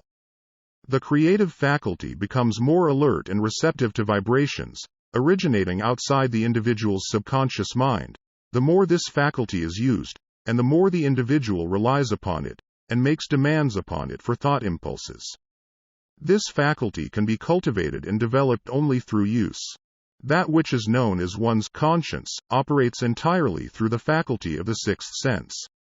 The great artists, writers, musicians, and poets become great, because they acquire the habit of relying upon the still small voice, which speaks from within, through the faculty of creative imagination. It is a fact well known to people who have keen imaginations that their best ideas come through so-called hunches. There is a great orator who does not attain to greatness until he closes his eyes and begins to rely entirely upon the faculty of creative imagination. When asked why he closed his eyes just before the climaxes of his oratory, he replied, "I do it, because, then I speak through ideas which come to me from within." One of America's most successful and best-known financiers followed the habit of closing his eyes for 2 or 3 minutes before making a decision. When asked why he did this, he replied, "With my eyes closed, I am able to draw upon a source of superior intelligence." The late Dr. Elmer R. Gates, of Chevy Chase, Maryland, created more than 200 useful patents, many of them basic, through the process of cultivating and using the creative faculty. His method is both significant and interesting to one interested in attaining to the status of genius, in which category Dr. Gates unquestionably belonged. Dr. Gates was one of the really great, though less publicized scientists of the world. In his laboratory, he had what he called his personal communication room. It was practically soundproof, and so arranged that all light could be shut out. It was equipped with a small table, on which he kept a pad of writing paper. In front of the table, on the wall, was an electric push-button, which controlled the lights. When Dr. Gates desired to draw upon the forces available to him through his creative imagination, he would go into this room, seat himself at the table, shut off the lights, and concentrate upon the known factors of the invention on which he was working, remaining in that position until ideas began to flash into his mind in connection with the unknown factors of the invention. On one occasion, ideas came through so fast that he was forced to write for almost 3 hours. When the thoughts stopped flowing, and he examined his notes, he found they contained a minute description of principles which had not a parallel among the known data of the scientific world. Moreover, the answer to his problem was intelligently presented in those notes. In this manner, Dr. Gates completed over 200 patents, which had been begun, but not completed, by half-baked brains. Evidence of the truth of this statement is in the United States Patent Office. Dr. Gates earned his living by sitting for ideas for individuals and corporations. Some of the largest corporations in America paid him substantial fees, by the hour, for sitting for ideas. The reasoning faculty is often faulty, because it is largely guided by one's accumulated experience. Not all knowledge, which one accumulates through experience, is accurate. Ideas received through the creative faculty are much more reliable, for the reason that they come from sources more reliable than any which are available to the reasoning faculty of the mind. The major difference between the genius and the ordinary crank inventor may be found in the fact that the genius works through his faculty of creative imagination, while the crank knows nothing of this faculty. The scientific inventor, such as Mr. Edison and Dr. Gates, makes use of both the synthetic and the creative faculties of imagination. For example, the scientific inventor, or genius, begins an invention by organizing and combining the known ideas, or principles accumulated through experience, through the synthetic faculty, the reasoning faculty. If he finds this accumulated knowledge to be insufficient for the completion of his invention, he then draws upon the sources of knowledge available to him through his creative faculty. The method by which he does this varies with the individual, but this is the sum and substance of his procedure. 1.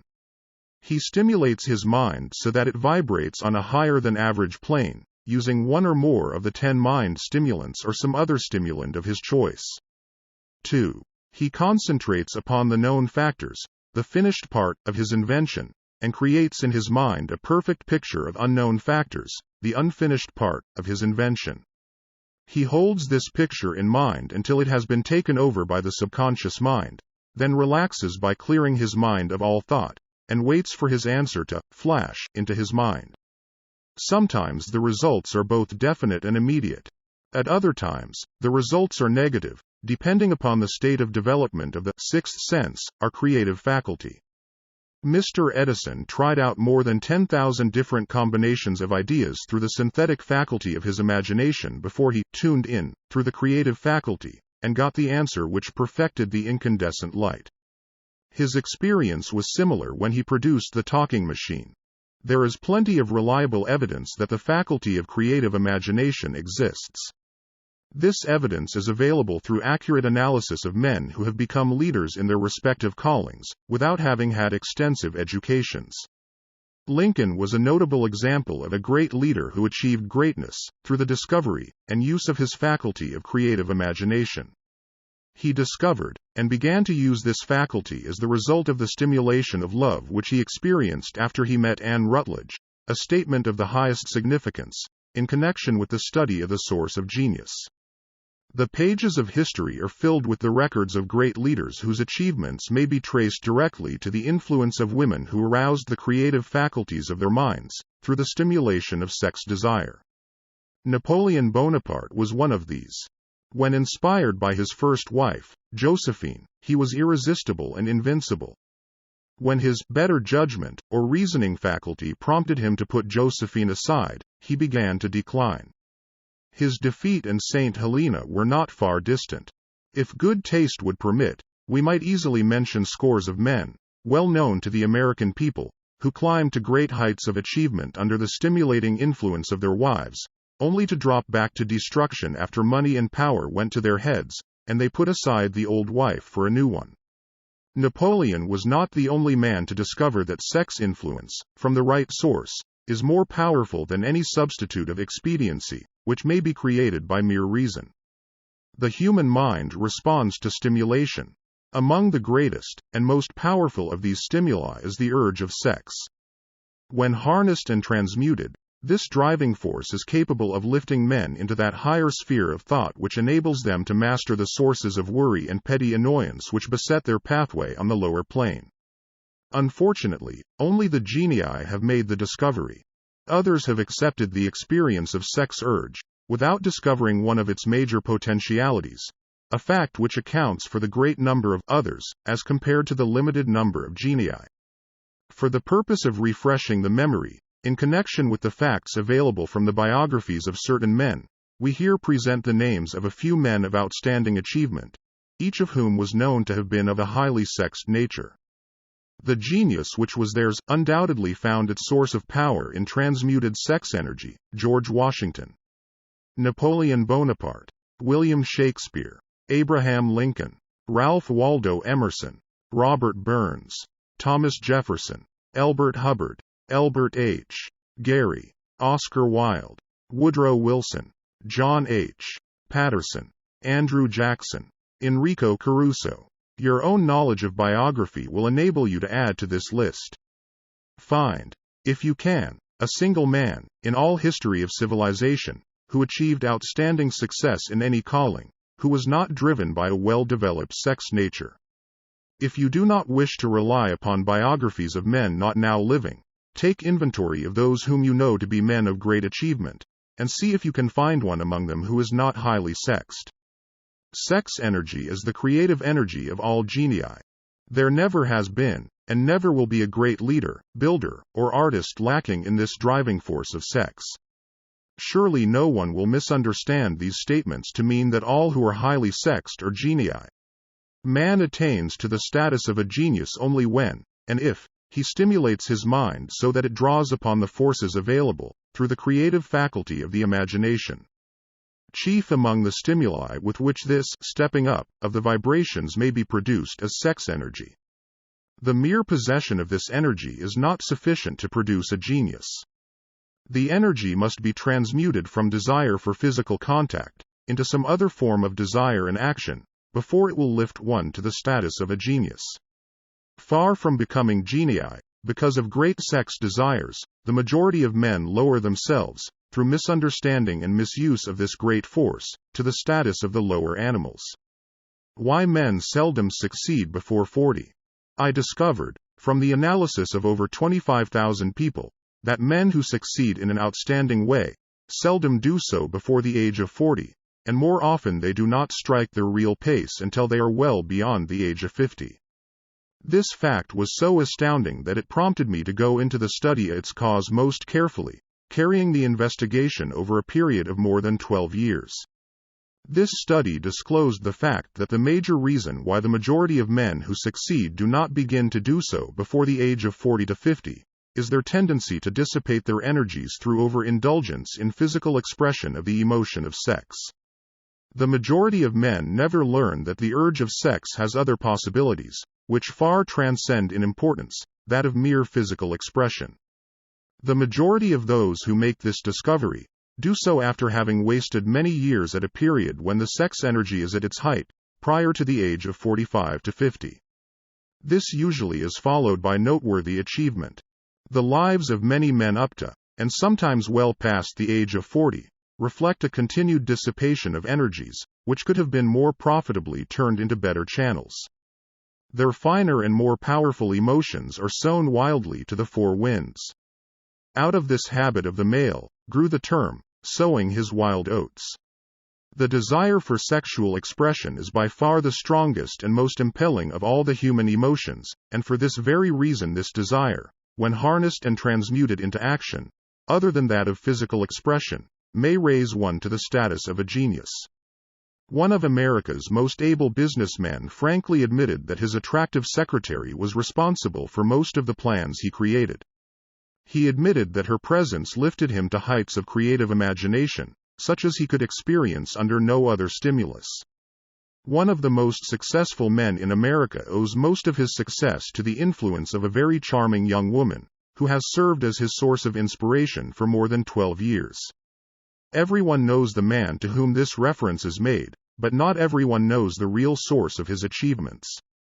History is not lacking in examples of men who attained to the status of genii, as the result of the use of artificial mind stimulants in the form of alcohol and narcotics. Edgar Allan Poe wrote The Raven, while under the influence of liquor, dreaming dreams that mortal never dared to dream before. James Whitcomb Riley did his best writing while under the influence of alcohol. Perhaps it was thus he saw the ordered intermingling of the real and the dream, the mill above the river, and the mist above the stream. Robert Burns wrote best when intoxicated, for auld lang syne, my dear, we'll take a cup of kindness yet, for auld lang syne. But let it be remembered that many such men have destroyed themselves in the end. Nature has prepared her own potions with which men may safely stimulate their minds so they vibrate on a plane that enables them to tune in to fine and rare thoughts which come from no man knows where. No satisfactory substitute for nature's stimulants has ever been found. It is a fact well known to psychologists that there is a very close relationship between sex desires and spiritual urges, a fact which accounts for the peculiar behavior of people who participate in the orgies known as religious revivals, common among the primitive types. The world is ruled, and the destiny of civilization is established, by the human emotions. People are influenced in their actions, not by reason so much as by feelings. The creative faculty of the mind is set into action entirely by emotions, and not by cold reason. The most powerful of all human emotions is that of sex. There are other mind stimulants, some of which have been listed, but no one of them, nor all of them combined, can equal the driving power of sex. A mind stimulant is any influence which will either temporarily, or permanently, increase the vibrations of thought. The 10 major stimulants, described, are those most commonly resorted to. Through these sources one may commune with infinite intelligence, or enter, at will, the storehouse of the subconscious mind, either one's own, or that of another person, a procedure which is all there is of genius. A teacher, who has trained and directed the efforts of more than 30,000 salespeople, made the astounding discovery that highly sexed men are the most efficient salesmen. The explanation is that the factor of personality known as personal magnetism is nothing more nor less than sex energy. Highly sexed people always have a plentiful supply of magnetism. Through cultivation and understanding, this vital force may be drawn upon and used to great advantage in the relationships between people. This energy may be communicated to others through the following media. 1. The handshake. The touch of the hand indicates, instantly, the presence of magnetism, or the lack of it. 2. The tone of voice. Magnetism, or sex energy, is the factor with which the voice may be colored, or made musical and charming. 3. Posture and carriage of the body. Highly sexed people move briskly, and with grace and ease. 4. The vibrations of thought. Highly sexed people mix the emotion of sex with their thoughts, or may do so at will, and in that way, may influence those around them. 5. Body adornment. People who are highly sexed are usually very careful about their personal appearance. They usually select clothing of a style becoming to their personality, physique, complexion, etc. When employing salesmen, the more capable sales manager looks for the quality of personal magnetism as the first requirement of a salesman. People who lack sex energy will never become enthusiastic nor inspire others with enthusiasm, and enthusiasm is one of the most important requisites in salesmanship, no matter what one is selling. The public speaker, orator, preacher, lawyer, or salesman who is lacking in sex energy is a flop, as far as being able to influence others is concerned. Couple with this the fact that most people can be influenced only through an appeal to their emotions, and you will understand the importance of sex energy as a part of the salesman's native ability. Master salesmen attain the status of mastery in selling, because they, either consciously or unconsciously, transmute the energy of sex into sales enthusiasm. In this statement may be found a very practical suggestion as to the actual meaning of sex transmutation. The salesman who knows how to take his mind off the subject of sex, and direct it in sales effort with as much enthusiasm and determination as he would apply to its original purpose, has acquired the art of sex transmutation, whether he knows it or not. The majority of salesmen who transmute their sex energy do so without being in the least aware of what they are doing, or how they are doing it. Transmutation of sex energy calls for more willpower than the average person cares to use for this purpose. Those who find it difficult to summon willpower sufficient for transmutation may gradually acquire this ability. Though this requires willpower, the reward for the practice is more than worth the effort. The entire subject of sex is one with which the majority of people appear to be unpardonably ignorant. The urge of sex has been grossly misunderstood, slandered, and burlesqued by the ignorant and the evil-minded, for so long that the very word sex is seldom used in polite society. Men and women who are known to be blessed, yes, blessed, with highly sexed natures, are usually looked upon as being people who will bear watching. Instead of being called blessed, they are usually called cursed. Millions of people, even in this age of enlightenment, have inferiority complexes which they develop because of this false belief that a highly sexed nature is a curse. These statements, of the virtue of sex energy, should not be construed as justification for the libertine. The emotion of sex is a virtue only when used intelligently and with discrimination.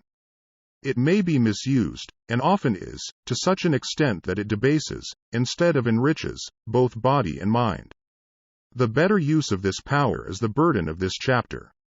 It seemed quite significant to the author, when he made the discovery that practically every great leader, whom he had the privilege of analyzing, was a man whose achievements were largely inspired by a woman. In many instances, the woman in the case was a modest, self-denying wife, of whom the public had heard but little or nothing. In a few instances, the source of inspiration has been traced to the other woman. Perhaps such cases may not be entirely unknown to you. Intemperance in sex habits is just as detrimental as intemperance in habits of drinking and eating. In this age in which we live, an age which began with the World War, intemperance in habits of sex is common. This orgy of indulgence may account for the shortage of great leaders. No man can avail himself of the forces of his creative imagination, while dissipating them. Man is the only creature on earth which violates nature's purpose in this connection. Every other animal indulges its sex nature in moderation, and with purpose which harmonizes with the laws of nature. Every other animal responds to the call of sex only in season. Man's inclination is to declare open season. Every intelligent person knows that stimulation in excess, through alcoholic drink and narcotics, is a form of intemperance which destroys the vital organs of the body, including the brain.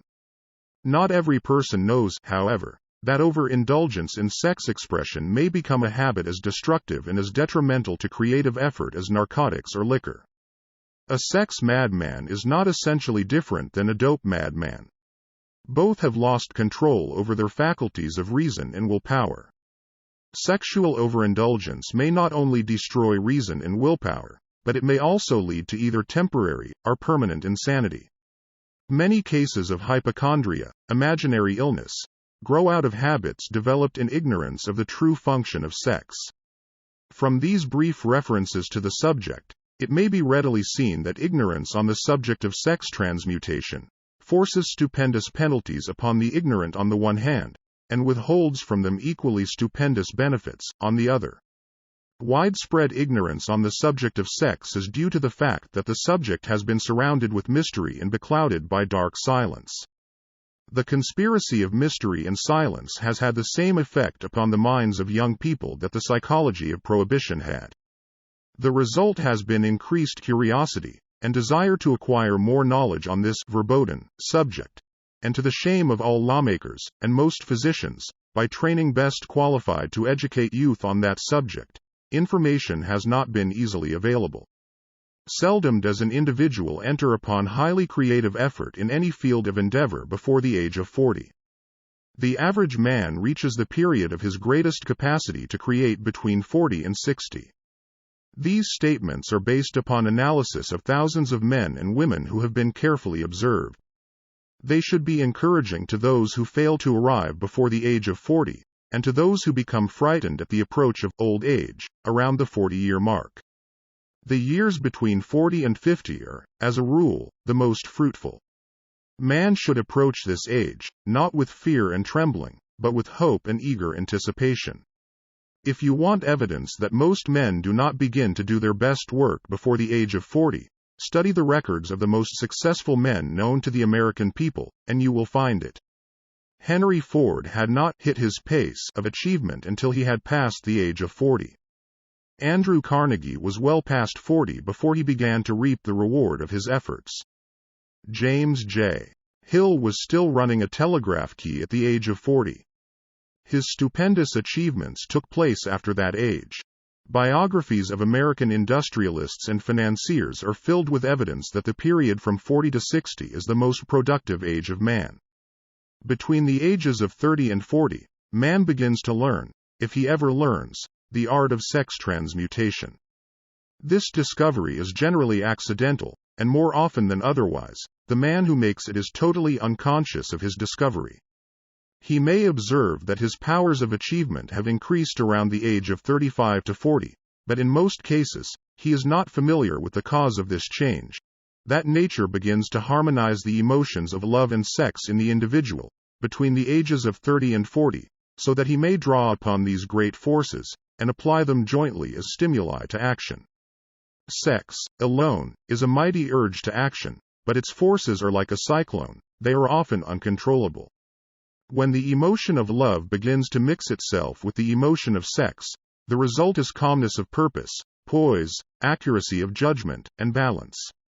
What person, who has attained to the age of 40, is so unfortunate as to be unable to analyze these statements, and to corroborate them by his own experience? When driven by his desire to please a woman, based solely upon the emotion of sex, a man may be, and usually is, capable of great achievement, but his actions may be disorganized, distorted, and totally destructive. When driven by his desire to please a woman, based upon the motive of sex alone, a man may steal, cheat, and even commit murder.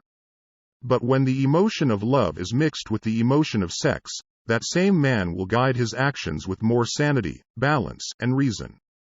Criminologists have discovered that the most hardened criminals can be reformed through the influence of a woman's love. There is no record of a criminal having been reformed solely through the sex influence. These facts are well known, but their cause is not. Reformation comes, if at all, through the heart, or the emotional side of man, not through his head, or reasoning side. Reformation means a change of heart. It does not mean a change of head. A man may, because of reason, make certain changes in his personal conduct to avoid the consequences of undesirable effects, but genuine reformation comes only through a change of heart, through a desire to change. Love, romance, and sex are all emotions capable of driving men to heights of superachievement.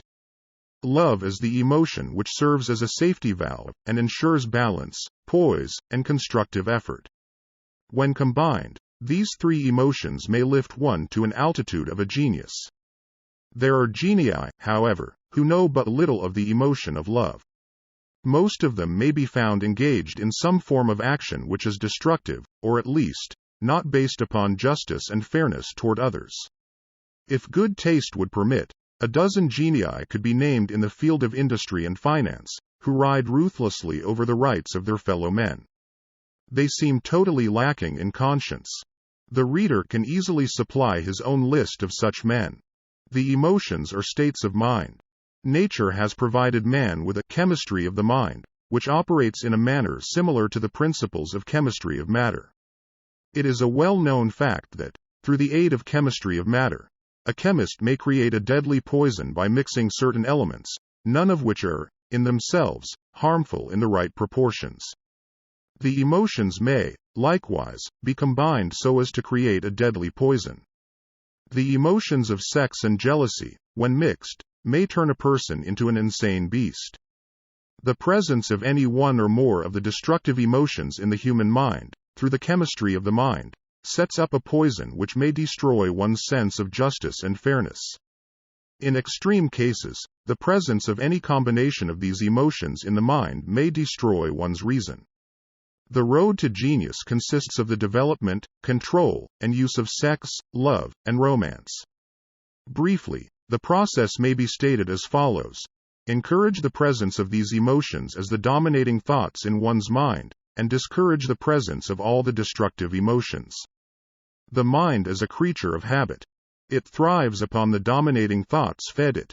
Through the faculty of willpower, one may discourage the presence of any emotion, and encourage the presence of any other. Control of the mind, through the power of will, is not difficult. Control comes from persistence and habit. The secret of control lies in understanding the process of transmutation. When any negative emotion presents itself in one's mind, it can be transmuted into a positive, or constructive emotion, by the simple procedure of changing one's thoughts. There is no other road to genius than through voluntary self-effort. A man may attain to great heights of financial or business achievement, solely by the driving force of sex energy, but history is filled with evidence that he may, and usually does, carry with him certain traits of character which rob him of the ability to either hold, or enjoy his fortune. This is worthy of analysis, thought, and meditation, for it states a truth, the knowledge of which may be helpful to women as well as men. Ignorance of this has cost thousands of people their privilege of happiness, even though they possessed riches. The emotions of love and sex leave their unmistakable marks upon the features. Moreover, these signs are so visible, that all who wish may read them.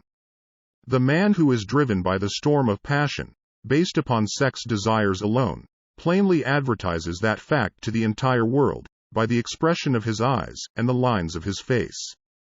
The emotion of love, when mixed with the emotion of sex, softens, modifies, and beautifies the facial expression. No character analyst is needed to tell you this, you may observe it for yourself. The emotion of love brings out, and develops, the artistic and the aesthetic nature of man. It leaves its impress upon one's very soul, even after the fire has been subdued by time and circumstance. Memories of love never pass. They linger, guide, and influence long after the source of stimulation has faded. There is nothing new in this. Every person, who has been moved by genuine love, knows that it leaves enduring traces upon the human heart. The effect of love endures, because love is spiritual in nature. The man who cannot be stimulated to great heights of achievement by love, is hopeless. He is dead, though he may seem to live. Even the memories of love are sufficient to lift one to a higher plane of creative effort. The major force of love may spend itself and pass away, like a fire which has burned itself out, but it leaves behind indelible marks as evidence that it passed that way. Its departure often prepares the human heart for a still greater love. Go back into your yesterdays, at times, and bathe your mind in the beautiful memories of past love. It will soften the influence of the present worries and annoyances. It will give you a source of escape from the unpleasant realities of life, and maybe, who knows, your mind will yield to you, during this temporary retreat into the world of fantasy, ideas, or plans which may change the entire financial or spiritual status of your life. If you believe yourself unfortunate, because you have loved and lost, perish the thought. One who has loved truly, can never lose entirely. Love is whimsical and temperamental. Its nature is ephemeral and transitory. It comes when it pleases, and goes away without warning. Accept and enjoy it while it remains, but spend no time worrying about its departure. Worry will never bring it back. Dismiss, also, the thought that love never comes but once. Love may come and go, times without number, but there are no two love experiences which affect one in just the same way. There may be, and there usually is, one love experience which leaves a deeper imprint on the heart than all the others, but all love experiences are beneficial, except to the person who becomes resentful and cynical when love makes its departure. There should be no disappointment over love, and there would be none if people understood the difference between the emotions of love and sex. The major difference is that love is spiritual, while sex is biological. No experience, which touches the human heart with a spiritual force, can possibly be harmful, except through ignorance or jealousy. Love is, without question, life's greatest experience. It brings one into communion with infinite intelligence. When mixed with the emotions of romance and sex, it may lead one far up the ladder of creative effort. The emotions of love, sex, and romance are sides of the eternal triangle of achievement-building genius. Nature creates genii through no other force. Love is an emotion with many sides, shades, and colors. The love which one feels for parents or children is quite different from that which one feels for one's sweetheart. The one is mixed with the emotion of sex, while the other is not. The love which one feels in true friendship is not the same as that felt for one's sweetheart, parents, or children, but it, too, is a form of love. Then, there is the emotion of love for things inanimate, such as the love of nature's handiwork. But the most intense and burning of all these various kinds of love is that experienced in the blending of the emotions of love and sex. Marriages, not blessed with the eternal affinity of love, properly balanced and proportioned, with sex, cannot be happy ones, and seldom endure. Love, alone, will not bring happiness in marriage, nor will sex alone. When these two beautiful emotions are blended, marriage may bring about a state of mind, closest to the spiritual that one may ever know on this earthly plane. When the emotion of romance is added to those of love and sex, the obstructions between the finite mind of man and infinite intelligence are removed. Then a genius has been born. What a different story is this, than those usually associated with the emotion of sex. Here is an interpretation of the emotion which lifts it out of the commonplace, and makes of it potter's clay in the hands of God, from which he fashions all that is beautiful and inspiring. It is an interpretation which would, when properly understood, bring harmony out of the chaos which exists in too many marriages. The disharmonies often expressed in the form of nagging may usually be traced to lack of knowledge on the subject of sex. Where love, romance and the proper understanding of the emotion and function of sex abide, there is no disharmony between married people. Fortunate is the husband whose wife understands the true relationship between the emotions of love, sex, and romance. When motivated by this holy triumvirate, no form of labor is burdensome, because even the most lowly form of effort takes on the nature of a labor of love. It is a very old saying that a man's wife may either make him or break him, but the reason is not always understood. The making and breaking is the result of the wife's understanding, or lack of understanding of the emotions of love, sex, and romance. Despite the fact that men are polygamous, by the very nature of their biological inheritance, it is true that no woman has as great an influence on a man as his wife, unless he is married to a woman totally unsuited to his nature. If a woman permits her husband to lose interest in her, and become more interested in other women, it is usually because of her ignorance, or indifference toward the subjects of sex, love, and romance. This statement presupposes, of course, that genuine love once existed between a man and his wife. The facts are equally applicable to a man who permits his wife's interest in him to die. Married people often bicker over a multitude of trivialities. If these are analyzed accurately, the real cause of the trouble will often be found to be indifference or ignorance on these subjects. Man's greatest motivating force is his desire to please woman. The hunter who excelled during prehistoric days, before the dawn of civilization, did so because of his desire to appear great in the eyes of woman. Man's nature has not changed in this respect. The hunter of today brings home no skins of wild animals, but he indicates his desire for her favor by supplying fine clothes, motor cars, and wealth. Man has the same desire to please woman that he had before the dawn of civilization. The only thing that has changed is his method of pleasing. Men who accumulate large fortunes and attain to great heights of power and fame do so, mainly, to satisfy their desire to please women. Take women out of their lives, and great wealth would be useless to most men. It is this inherent desire of man to please woman, which gives woman the power to make or break a man.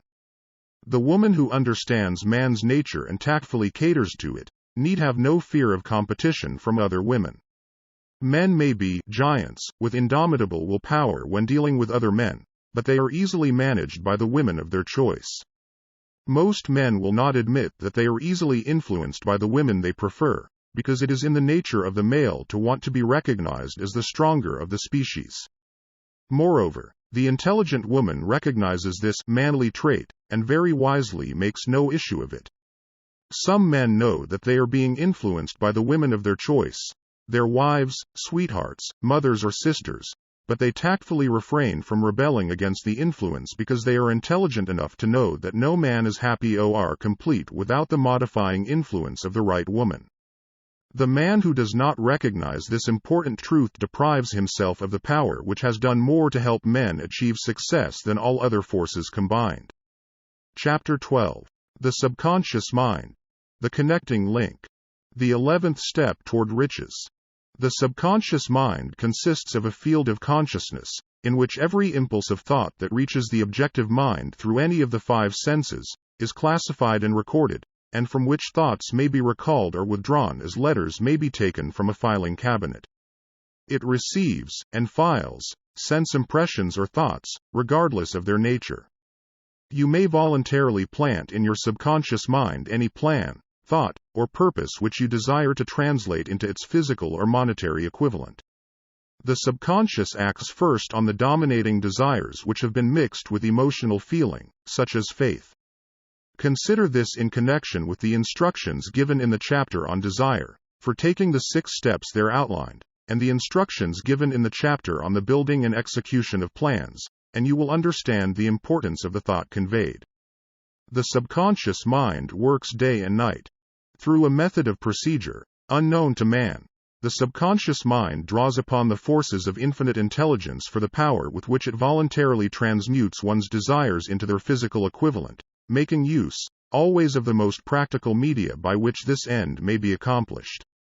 You cannot entirely control your subconscious mind, but you can voluntarily hand over to it any plan, desire, or purpose which you wish transformed into concrete form. Read, again, Instructions for Using the Subconscious Mind, in the chapter on autosuggestion.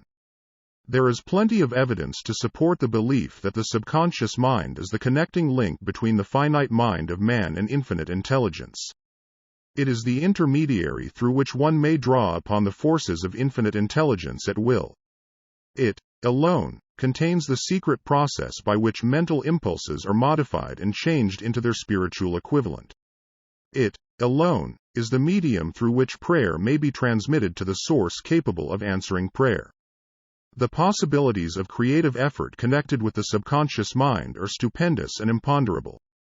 They inspire one with awe. I never approach the discussion of the subconscious mind without a feeling of littleness and inferiority due, perhaps, to the fact that man's entire stock of knowledge on this subject is so pitifully limited. The very fact that the subconscious mind is the medium of communication between the thinking mind of man and infinite intelligence is, of itself, a thought which almost paralyzes one's reason. After you have accepted, as a reality, the existence of the subconscious mind, and understand its possibilities, as a medium for transmuting your desires into their physical or monetary equivalent, you will comprehend the full significance of the instructions given in the chapter on desire. You will also understand why you have been repeatedly admonished to make your desires clear, and to reduce them to writing. You will also understand the necessity of persistence in carrying out instructions. The 13 principles are the stimuli with which you acquire the ability to reach, and to influence your subconscious mind. Do not become discouraged, if you cannot do this upon the first attempt.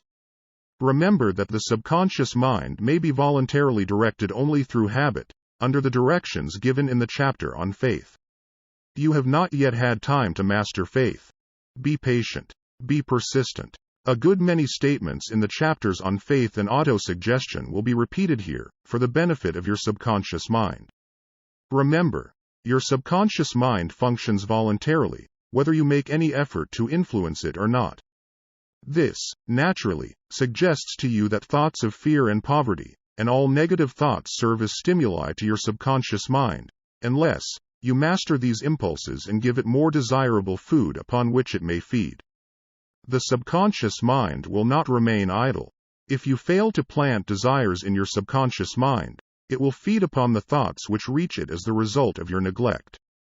We have already explained that thought impulses, both negative and positive, are reaching the subconscious mind continuously, from the 4 sources which were mentioned in the chapter on sex transmutation. For the present, it is sufficient if you remember that you are living daily, in the midst of all manner of thought impulses which are reaching your subconscious mind, without your knowledge. Some of these impulses are negative, some are positive.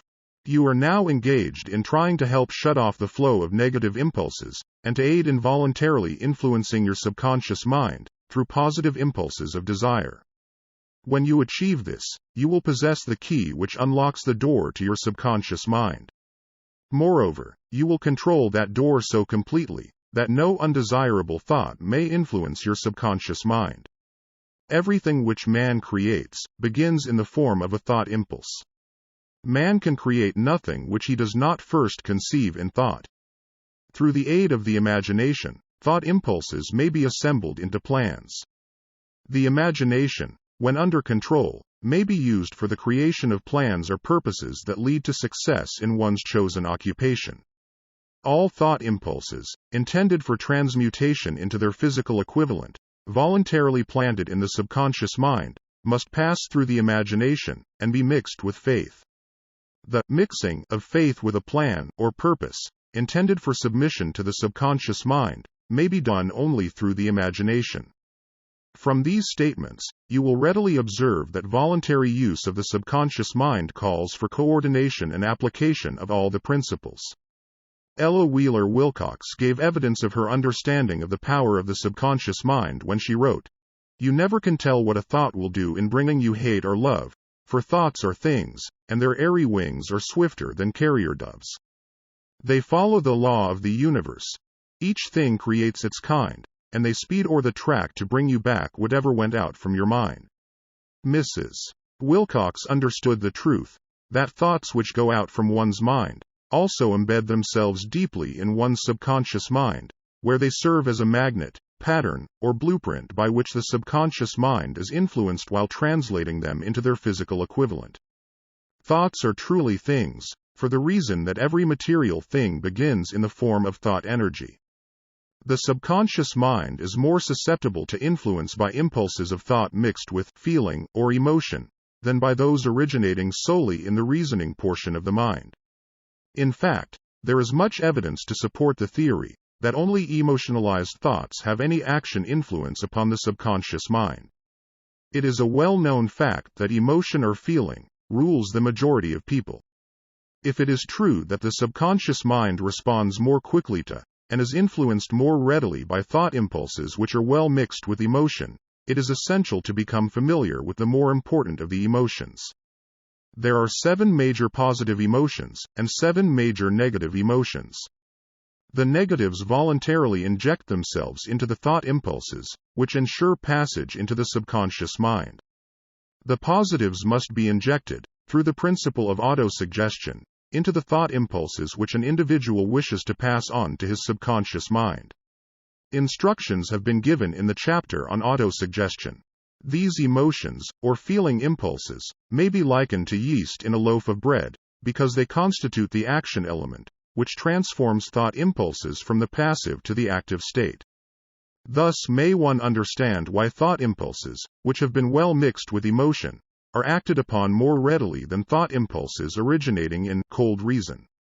You are preparing yourself to influence and control the inner audience of your subconscious mind, in order to hand over to it the desire for money, which you wish transmuted into its monetary equivalent. It is essential, therefore, that you understand the method of approach to this inner audience. You must speak its language, or it will not heed your call. It understands best the language of emotion or feeling. Let us, therefore, describe here the 7 major positive emotions, and the 7 major negative emotions, so that you may draw upon the positives, and avoid the negatives, when giving instructions to your subconscious mind. The 7 major positive emotions. The emotion of desire, the emotion of faith, the emotion of love, the emotion of sex, the emotion of enthusiasm, the emotion of romance, the emotion of hope. There are other positive emotions, but these are the 7 most powerful, and the ones most commonly used in creative effort. Master these 7 emotions. They can be mastered only by use, and the other positive emotions will be at your command when you need them. Remember, in this connection, that you are studying a book which is intended to help you develop a money consciousness by filling your mind with positive emotions. One does not become money conscious by filling one's mind with negative emotions. The 7 major negative emotions to be avoided: the emotion of fear, the emotion of jealousy, the emotion of hatred, the emotion of revenge, the emotion of greed, the emotion of superstition, the emotion of anger. Positive and negative emotions cannot occupy the mind at the same time. One or the other must dominate. It is your responsibility to make sure that positive emotions constitute the dominating influence of your mind. Here the law of habit will come to your aid. Form the habit of applying and using the positive emotions. Eventually, they will dominate your mind so completely that the negatives cannot enter it. Only by following these instructions literally and continuously can you gain control over your subconscious mind. The presence of a single negative in your conscious mind is sufficient to destroy all chances of constructive aid from your subconscious mind. If you are an observing person, you must have noticed that most people resort to prayer only after everything else has failed. Or else they pray by a ritual of meaningless words. And, because it is a fact that most people who pray do so only after everything else has failed, they go to prayer with their minds filled with fear and doubt, which are the emotions the subconscious mind acts upon and passes on to infinite intelligence. Likewise, that is the emotion which infinite intelligence receives and acts upon. If you pray for a thing, but have fear as you pray, that you may not receive it, or that your prayer will not be acted upon by infinite intelligence, your prayer will have been in vain. Prayer does, sometimes, result in the realization of that for which one prays. If you have ever had the experience of receiving that for which you prayed, go back in your memory, and recall your actual state of mind while you were praying, and you will know, for sure, that the theory here described is more than a theory. The time will come when the schools and educational institutions of the country will teach the science of prayer. Moreover, then prayer may be, and will be reduced to a science. When that time comes, it will come as soon as mankind is ready for it, and demands it. No one will approach the universal mind in a state of fear, for the very good reason that there will be no such emotion as fear. Ignorance, superstition, and false teaching will have disappeared, and man will have attained his true status as a child of infinite intelligence.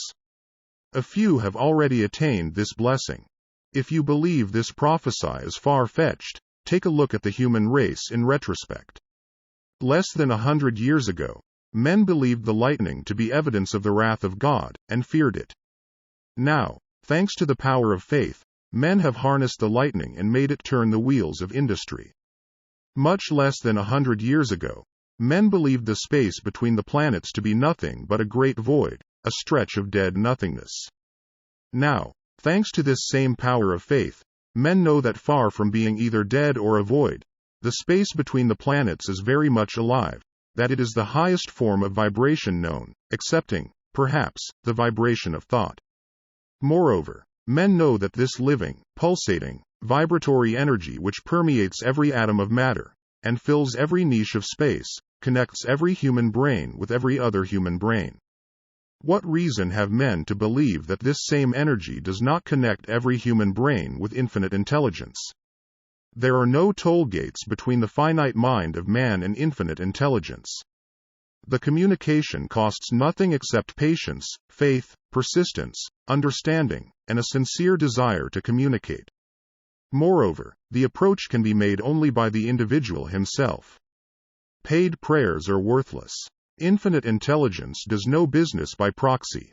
You either go direct, or you do not communicate. You may buy prayer books and repeat them until the day of your doom, without avail. Thoughts which you wish to communicate to infinite intelligence must undergo transformation, such as can be given only through your own subconscious mind. The method by which you may communicate with infinite intelligence is very similar to that through which the vibration of sound is communicated by radio. If you understand the working principle of radio, you of course know that sound cannot be communicated through the ether until it has been stepped up, or changed into a rate of vibration which the human ear cannot detect. The radio sending station picks up the sound of the human voice, and scrambles, or modifies it by stepping up the vibration millions of times. Only in this way can the vibration of sound be communicated through the ether. After this transformation has taken place, the ether picks up the energy, which originally was in the form of vibrations of sound, carries that energy to radio receiving stations, and these receiving sets step that energy back down to its original rate of vibration so it is recognized as sound. The subconscious mind is the intermediary, which translates one's prayers into terms which infinite intelligence can recognize, presents the message, and brings back the answer in the form of a definite plan or idea for procuring the object of the prayer. Understand this principle, and you will know why mere words read from a prayer book cannot, and will never serve as an agency of communication between the mind of man and infinite intelligence. Before your prayer will reach infinite intelligence, a statement of the author's theory only, it probably is transformed from its original thought vibration into terms of spiritual vibration. Faith is the only known agency which will give your thoughts a spiritual nature. Faith and fear make poor bedfellows. Where one is found, the other cannot exist. The fear of poverty. There can be no compromise between poverty and riches. The two roads that lead to poverty and riches travel in opposite directions. If you want riches, you must refuse to accept any circumstance that leads toward poverty. The word riches is here used in its broadest sense, meaning financial, spiritual, mental and material estates. The starting point of the path that leads to riches is desire. In Chapter 1, you received full instructions for the proper use of desire. In this chapter, on fear, you have complete instructions for preparing your mind to make practical use of desire.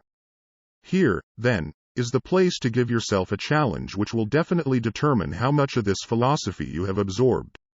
Here is the point at which you can turn prophet and foretell, accurately, what the future holds in store for you. If, after reading this chapter, you are willing to accept poverty, you may as well make up your mind to receive poverty. This is one decision you cannot avoid. If you demand riches, determine what form, and how much will be required to satisfy you. You know the road that leads to riches.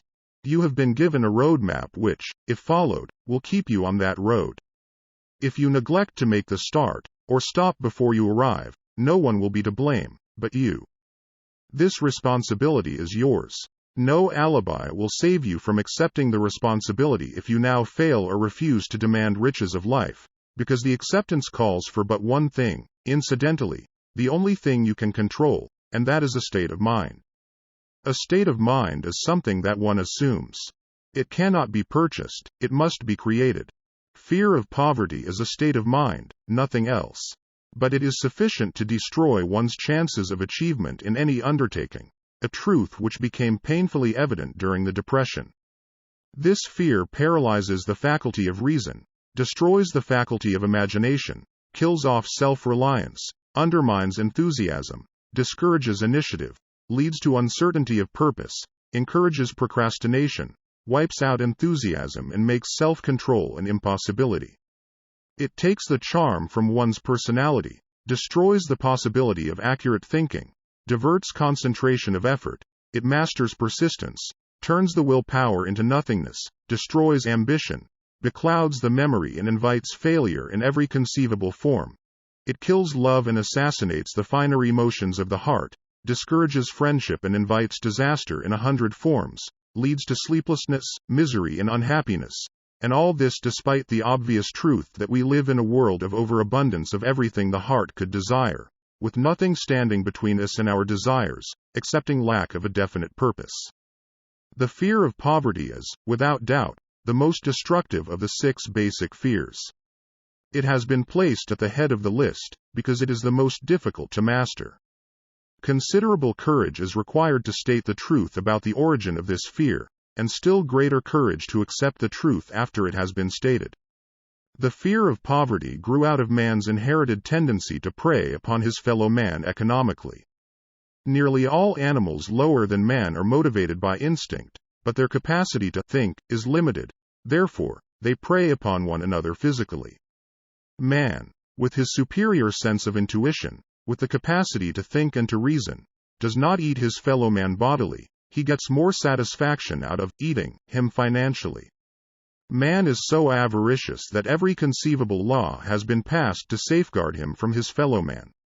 Of all the ages of the world, of which we know anything, the age in which we live seems to be one that is outstanding because of man's money madness.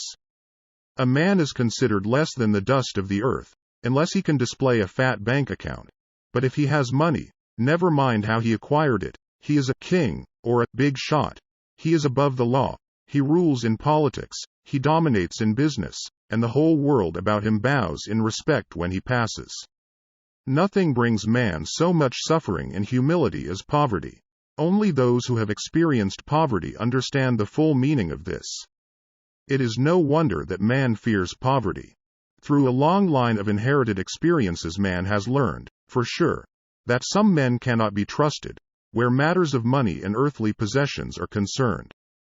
This is a rather stinging indictment, the worst part of it being that it is true. The majority of marriages are motivated by the wealth possessed by one, or both of the contracting parties.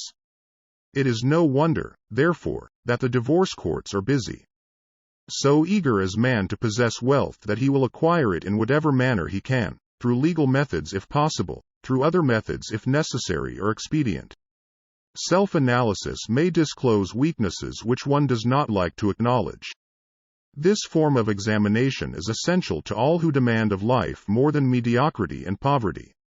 Remember, as you check yourself point by point, that you are both the court and the jury, the prosecuting attorney and the attorney for the defense, and that you are the plaintiff and the defendant, also, that you are on trial. Face the facts squarely.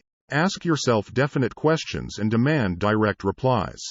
When the examination is over, you will know more about yourself.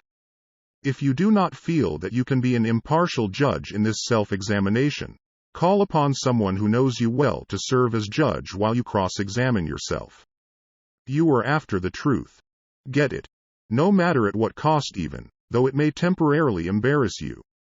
The majority of people, if asked what they fear most, would reply, "I fear nothing." The reply would be inaccurate, because few people realize that they are bound, handicapped, whipped spiritually and physically through some form of fear. So subtle and deeply seated is the emotion of fear that one may go through life burdened with it, never recognizing its presence.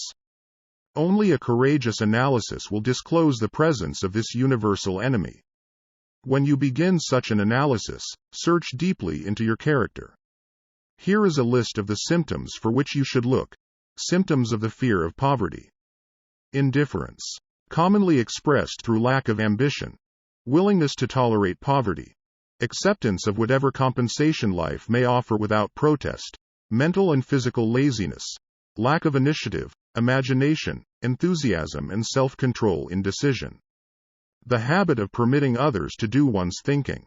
Staying on the fence. Doubt, generally expressed through alibis and excuses designed to cover up, explain away, or apologize for one's failures, sometimes expressed in the form of envy of those who are successful, or by criticizing them. Worry, usually expressed by finding fault with others, a tendency to spend beyond one's income, neglect of personal appearance, scowling and frowning. Intemperance in the use of alcoholic drink, sometimes through the use of narcotics.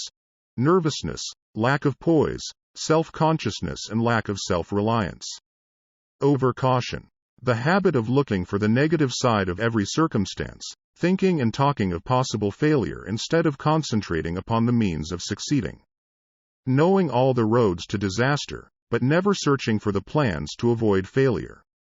Waiting for the right time to begin putting ideas and plans into action, until the waiting becomes a permanent habit. Remembering those who have failed, and forgetting those who have succeeded. Seeing the hole in the donut, but overlooking the donut. Pessimism, leading to indigestion, poor elimination, auto-intoxication, bad breath and bad disposition. Procrastination, the habit of putting off until tomorrow that which should have been done last year. Spending enough time in creating alibis and excuses to have done the job. This symptom is closely related to overcaution, doubt and worry. refusal to accept responsibility when it can be avoided, willingness to compromise rather than put up a stiff fight, compromising with difficulties instead of harnessing and using them as stepping stones to advancement, bargaining with life for a penny, instead of demanding prosperity, opulence, riches, contentment and happiness, planning what to do if and when overtaken by failure, instead of burning all bridges and making retreat impossible, weakness of, and often total lack of self-confidence, definiteness of purpose, self-control, initiative, enthusiasm, ambition, thrift and sound reasoning ability, expecting poverty instead of demanding riches, association with those who accept poverty instead of seeking the company of those who demand and receive riches. Money talks. Some will ask, why did you write a book about money? Why measure riches in dollars alone? Some will believe, and rightly so, that there are other forms of riches more desirable than money. Yes, there are riches which cannot be measured in terms of dollars, but there are millions of people who will say, give me all the money I need, and I will find everything else I want.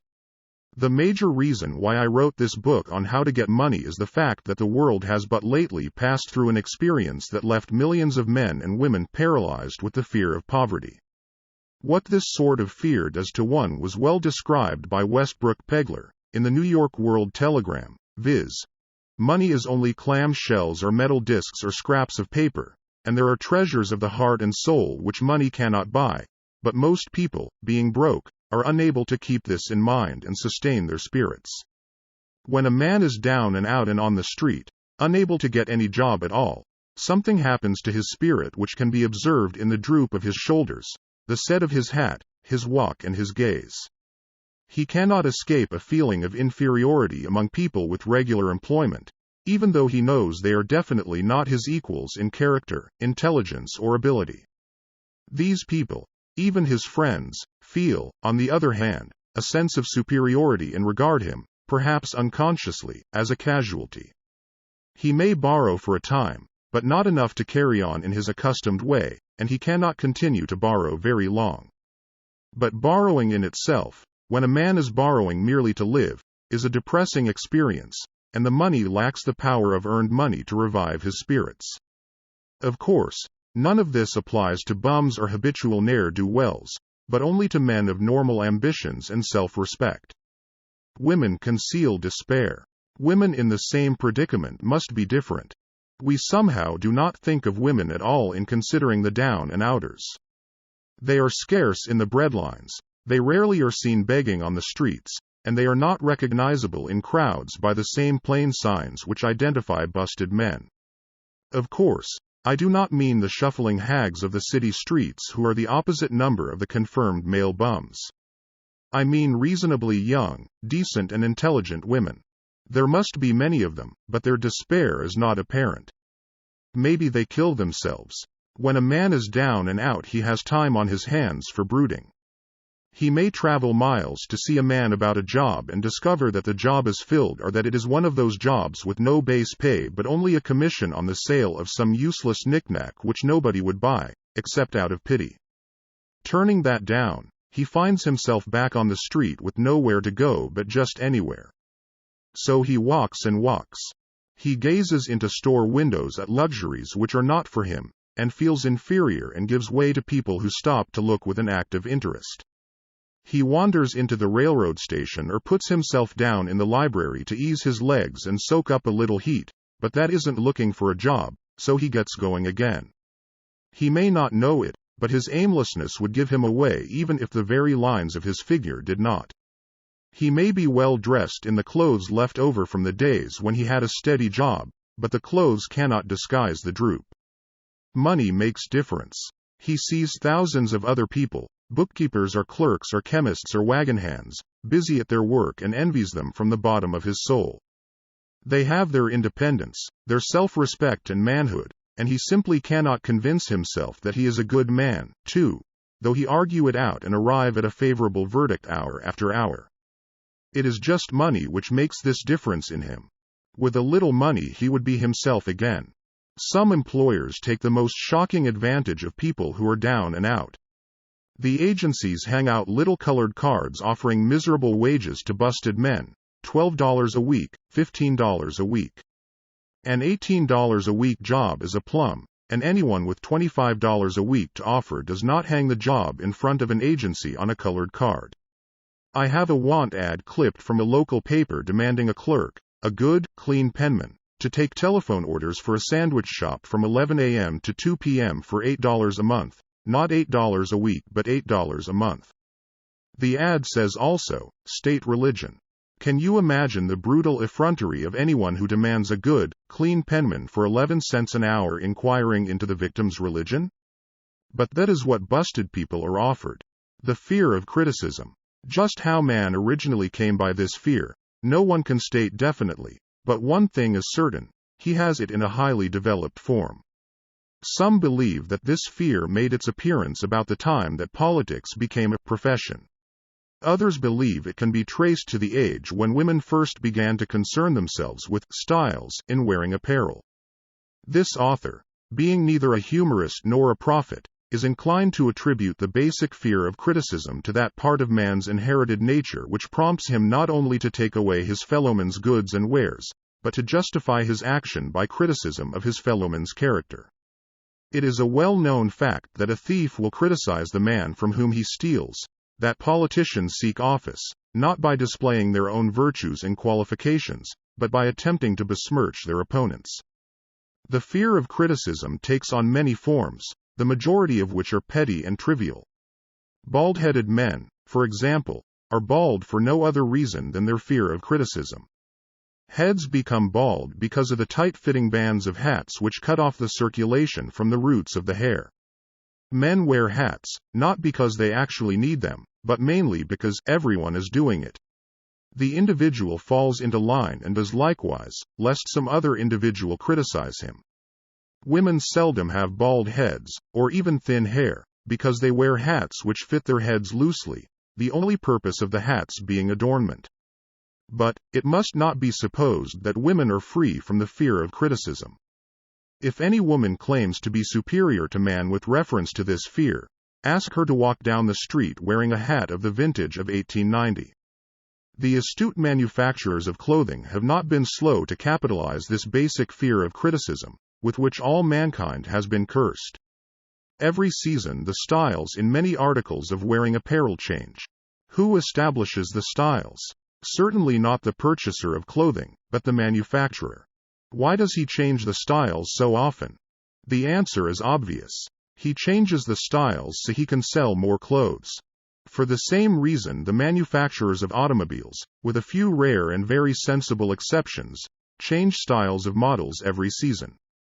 No man wants to drive an automobile which is not of the latest style, although the older model may actually be the better car.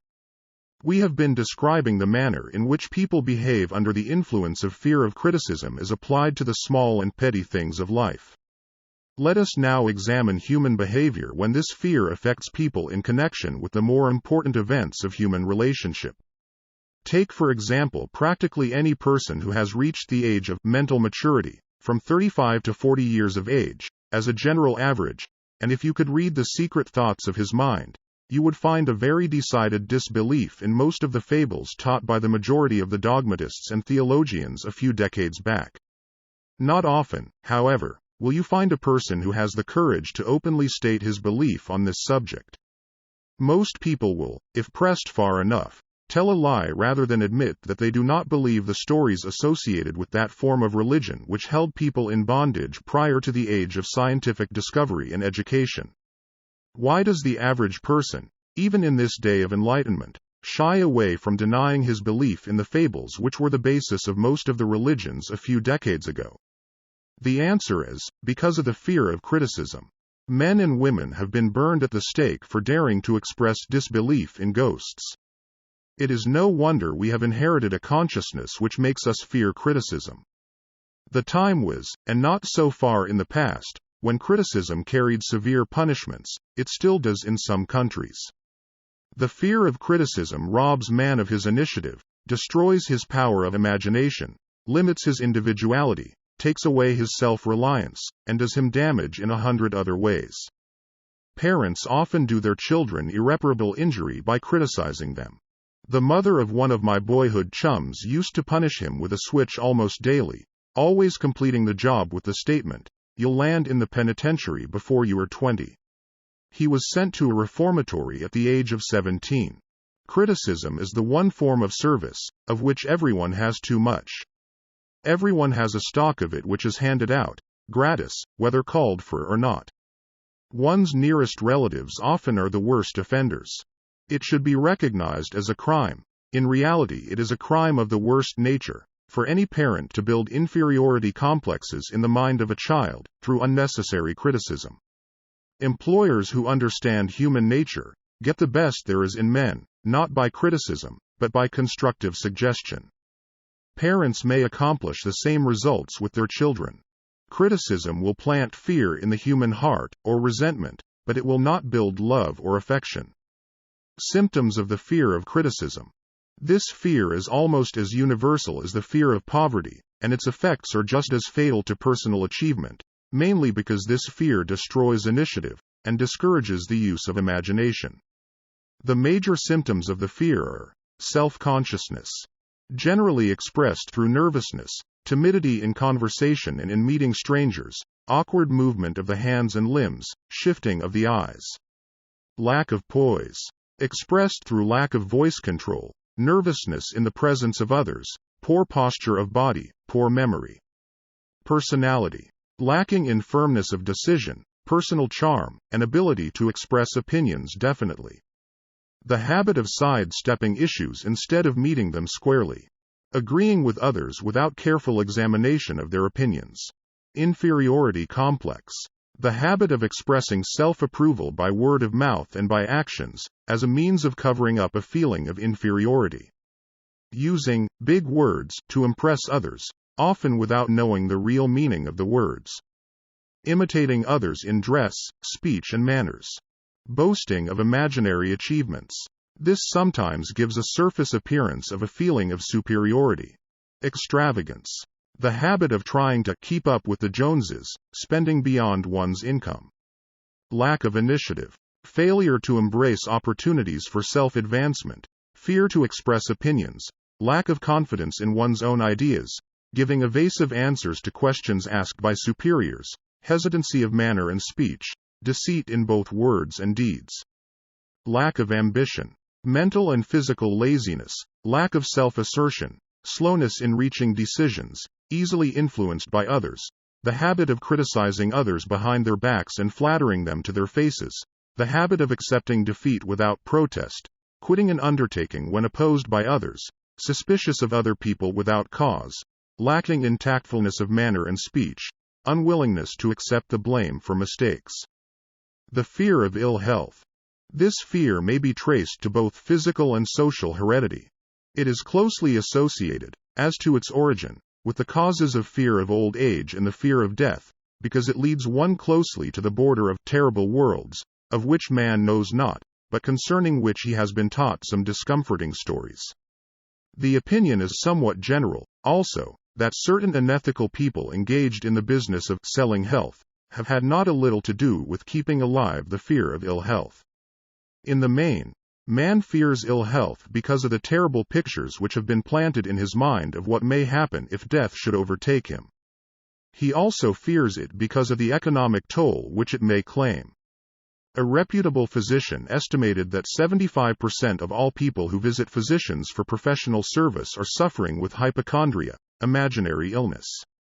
It has been shown most convincingly that the fear of disease, even where there is not the slightest cause for fear, often produces the physical symptoms of the disease feared. Powerful and mighty is the human mind. It builds or it destroys. Playing upon this common weakness of fear of ill health, dispensers of patent medicines have reaped fortunes. This form of imposition upon credulous humanity became so prevalent some 20 years ago that Collier's Weekly magazine conducted a bitter campaign against some of the worst offenders in the patent medicine business.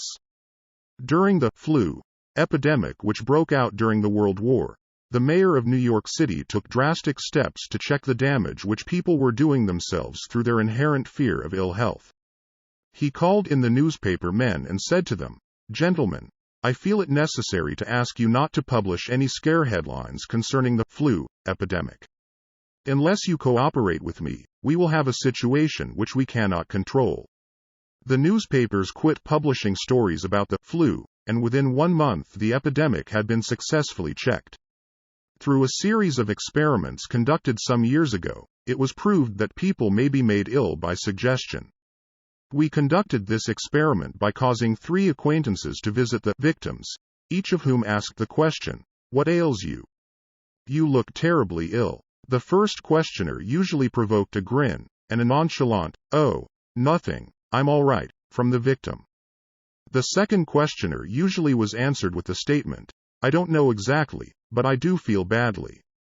The third questioner was usually met with the frank admission that the victim was actually feeling ill. Try this on an acquaintance if you doubt that it will make him uncomfortable, but do not carry the experiment too far. There is a certain religious sect whose members take vengeance upon their enemies by the hexing method.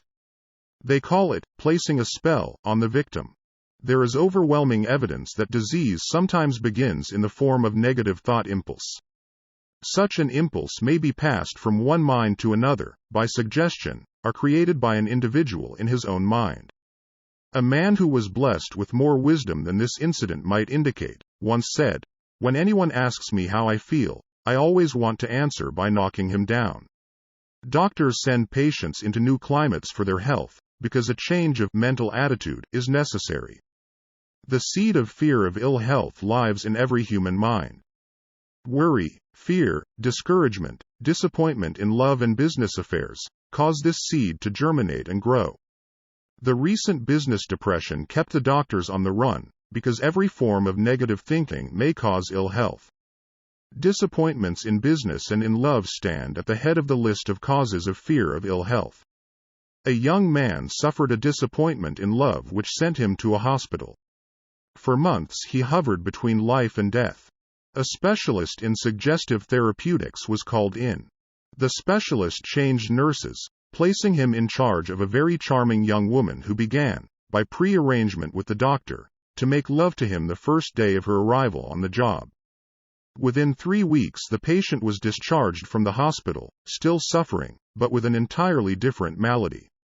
He was in love again. The remedy was a hoax, but the patient and the nurse were later married. Both are in good health at the time of this writing. Symptoms of the fear of ill health. The symptoms of this almost universal fear are autosuggestion, the habit of negative use of self-suggestion by looking for and expecting to find the symptoms of all kinds of disease. Enjoying imaginary illness and speaking of it as being real. The habit of trying all fads and isms recommended by others as having therapeutic value. Talking to others of operations, accidents and other forms of illness. Experimenting with diets, physical exercises, reducing systems, without professional guidance. Trying home remedies, patent medicines and quack remedies. Hypochondria.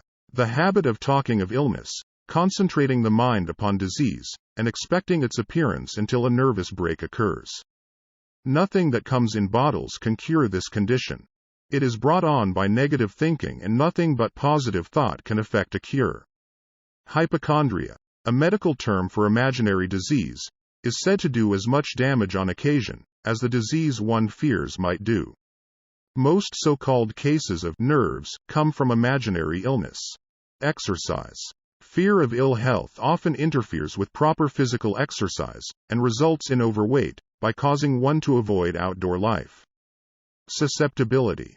Fear of ill health breaks down nature's body resistance and creates a favorable condition for any form of disease one may contact. The fear of ill health often is related to the fear of poverty, especially in the case of the hypochondriac, who constantly worries about the possibility of having to pay doctor's bills, hospital bills, etc. This type of person spends much time preparing for sickness, talking about death, saving money for cemetery lots and burial expenses, etc. Self-coddling. The habit of making a bid for sympathy, using imaginary illness as the lure. People often resort to this trick to avoid work. The habit of feigning illness to cover plain laziness, or to serve as an alibi for lack of ambition. Intemperance. The habit of using alcohol or narcotics to destroy pains such as headaches, neuralgia, etc., instead of eliminating the cause. The habit of reading about illness and worrying over the possibility of being stricken by it. The habit of reading patent medicine advertisements. The fear of loss of love. The original source of this inherent fear needs but little description, because it obviously grew out of man's polygamous habit of stealing his fellowman's mate, and his habit of taking liberties with her whenever he could. Jealousy, and other similar forms of dementia praecox grow out of man's inherited fear of the loss of love of someone. This fear is the most painful of all the 6 basic fears. It probably plays more havoc with the body and mind than any of the other basic fears, as it often leads to permanent insanity. The fear of the loss of love probably dates back to the Stone Age, when men stole women by brute force. They continue to steal females, but their technique has changed. Instead of force, they now use persuasion, the promise of pretty clothes, motor ears, and other bait, much more effective than physical force. Man's habits are the same as they were at the dawn of civilization, but he expresses them differently. Careful analysis has shown that women are more susceptible to this fear than men. This fact is easily explained. Women have learned, from experience, that men are polygamous by nature, that they are not to be trusted in the hands of rivals. Symptoms of the fear of loss of love. The distinguishing symptoms of this fear are jealousy. The habit of being suspicious of friends and loved ones without any reasonable evidence of sufficient grounds. Jealousy is a form of dementia praecox which sometimes becomes violent without the slightest cause. The habit of accusing wife or husband of infidelity without grounds. General suspicion of everyone, absolute faith in no one. Fault-finding. The habit of finding fault with friends, relatives, business associates and loved ones upon the slightest provocation, or without any cause whatsoever. Gambling. The habit of gambling, stealing, cheating, and otherwise taking hazardous chances to provide money for loved ones, with the belief that love can be bought. The habit of spending beyond one's means, or incurring debts, to provide gifts for loved ones, with the object of making a favorable showing.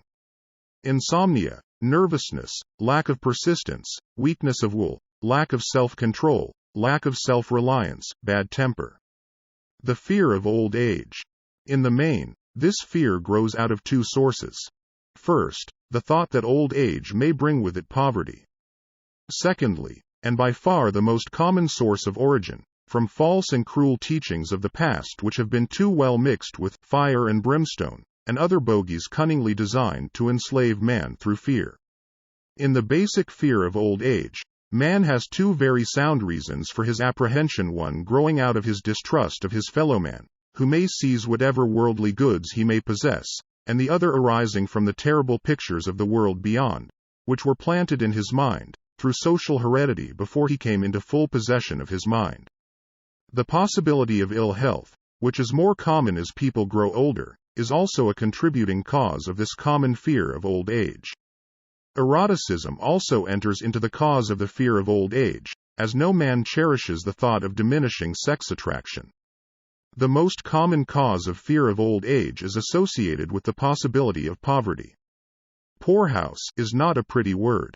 It throws a chill into the mind of every person who faces the possibility of having to spend his declining years on a poor farm. Another contributing cause of the fear of old age is the possibility of loss of freedom and independence, as old age may bring with it the loss of both physical and economic freedom. Symptoms of the fear of old age. The commonest symptoms of this fear are the tendency to slow down and develop an inferiority complex at the age of mental maturity, around the age of 40, falsely believing one's self to be slipping because of age. The truth is that man's most useful years, mentally and spiritually, are those between 40 and 60. The habit of speaking apologetically of oneself as being old, merely because one has reached the age of 40 or 50, instead of reversing the rule and expressing gratitude for having reached the age of wisdom and understanding. The habit of killing off initiative, imagination, and self-reliance by falsely believing one's self too old to exercise these qualities. The habit of the man or woman of 40 dressing with the aim of trying to appear much younger, and affecting mannerisms of youth, thereby inspiring ridicule by both friends and strangers. The fear of death. To some, this is the cruelest of all the basic fears. The reason is obvious. The terrible pangs of fear associated with the thought of death, in the majority of cases, may be charged directly to religious fanaticism. So-called heathen are less afraid of death than the more civilized. For hundreds of millions of years, man has been asking the still unanswered questions: whence and whither? Where did I come from, and where am I going? During the darker ages of the past, the more cunning and crafty were not slow to offer the answer to these questions, for a price. Witness, now, the major source of origin of the fear of death. Come into my tent. Embrace my faith, accept my dogmas, and I will give you a ticket that will admit you straightaway into heaven when you die, cries a leader of sectarianism. Remain out of my tent, says the same leader, and may the devil take you and burn you throughout eternity. Eternity is a long time. Fire is a terrible thing. The thought of eternal punishment, with fire, not only causes man to fear death, it often causes him to lose his reason. It destroys interest in life and makes happiness impossible. During my research, I reviewed a book entitled A Catalogue of the Gods, in which were listed the 30,000 gods which man has worshipped. Think of it, 30,000 of them, represented by everything from a crawfish to a man. It is little wonder that men have become frightened at the approach of death. While the religious leader may not be able to provide safe conduct into heaven, nor, by lack of such provision, allow the unfortunate to descend into hell, the possibility of the latter seems so terrible that the very thought of it lays hold of the imagination in such a realistic way that it paralyzes reason, and sets up the fear of death. In truth, no man knows, and no man has ever known, what heaven or hell is like, nor does any man know if either place actually exists. This very lack of positive knowledge opens the door of the human mind to the charlatan, so he may enter and control that mind with his stock of legerdemain and various brands of pious fraud and trickery. The fear of death is not as common now as it was during the age when there were no great colleges and universities. Men of science have turned the spotlight of truth upon the world, and this truth is rapidly freeing men and women from this terrible fear of death. The young men and young women who attend the colleges and universities are not easily impressed by fire and brimstone. Through the aid of biology, astronomy, geology, and other related sciences, the fears of the Dark Ages which gripped the minds of men and destroyed their reason have been dispelled. Insane asylums are filled with men and women who have gone mad because of the fear of death. This fear is useless. Death will come, no matter what anyone may think about it. Accept it as a necessity, and pass the thought out of your mind. It must be a necessity, or it would not come to all. Perhaps it is not as bad as it has been pictured. The entire world is made up of only two things, energy and matter. In elementary physics we learn that neither matter nor energy, the only two realities known to man, can be created nor destroyed. Both matter and energy can be transformed, but neither can be destroyed. Life is energy, if it is anything. If neither energy nor matter can be destroyed, of course life cannot be destroyed. Life, like other forms of energy, may be passed through various processes of transition, or change, but it cannot be destroyed. Death is mere transition. If death is not mere change, or transition, then nothing comes after death except a long, eternal, peaceful sleep, and sleep is nothing to be feared. Thus you may wipe out, forever, the fear of death. Symptoms of the fear of death. The general symptoms of this fear are the habit of thinking about dying instead of making the most of life, due, generally, to lack of purpose, or lack of a suitable occupation. This fear is more prevalent among the aged, but sometimes the more youthful are victims of it. The greatest of all remedies for the fear of death is a burning desire for achievement, backed by useful service to others. A busy person seldom has time to think about dying. He finds life too thrilling to worry about death. Sometimes the fear of death is closely associated with the fear of poverty, where one's death would leave loved ones poverty-stricken. In other cases, the fear of death is caused by illness and the consequent breaking down of physical body resistance. The commonest causes of the fear of death are ill health, poverty, lack of appropriate occupation, disappointment over love, insanity, religious fanaticism. Old man worry. Worry is a state of mind based upon fear. It works slowly, but persistently. It is insidious and subtle. Step by step it digs itself in, until it paralyzes one's reasoning faculty, destroys self-confidence and initiative. Worry is a form of sustained fear caused by indecision, therefore it is a state of mind which can be controlled. An unsettled mind is helpless. Indecision makes an unsettled mind. Most individuals lack the willpower to reach decisions promptly, and to stand by them after they have been made, even during normal business conditions. During periods of economic unrest, such as the world recently experienced, the individual is handicapped, not alone by his inherent nature to be slow at reaching decisions, but he is influenced by the indecision of others around him who have created a state of mass indecision. During the Depression, the whole atmosphere, all over the world, was filled with fearenza and worryitis, the two mental disease germs which began to spread themselves after the Wall Street frenzy in 1929. There is only one known antidote for these germs. It is the habit of prompt and firm decision. Moreover, it is an antidote which every individual must apply for himself. We do not worry over conditions, once we have reached a decision to follow a definite line of action. I once interviewed a man who was to be electrocuted 2 hours later. The condemned man was the calmest of some 8 men who were in the death cell with him. His calmness prompted me to ask him how it felt to know that he was going into eternity in a short while. With a smile of confidence on his face, he said, "It feels fine. Just think, brother, my troubles will soon be over. I have had nothing but trouble all my life. It has been a hardship to get food and clothing. Soon I will not need these things. I have felt fine ever since I learned for certain that I must die. I made up my mind then, to accept my fate in good spirit." As he spoke, he devoured a dinner of proportions sufficient for 3 men, eating every mouthful of the food brought to him, and apparently enjoying it as much as if no disaster awaited him. Decision gave this man resignation to his fate.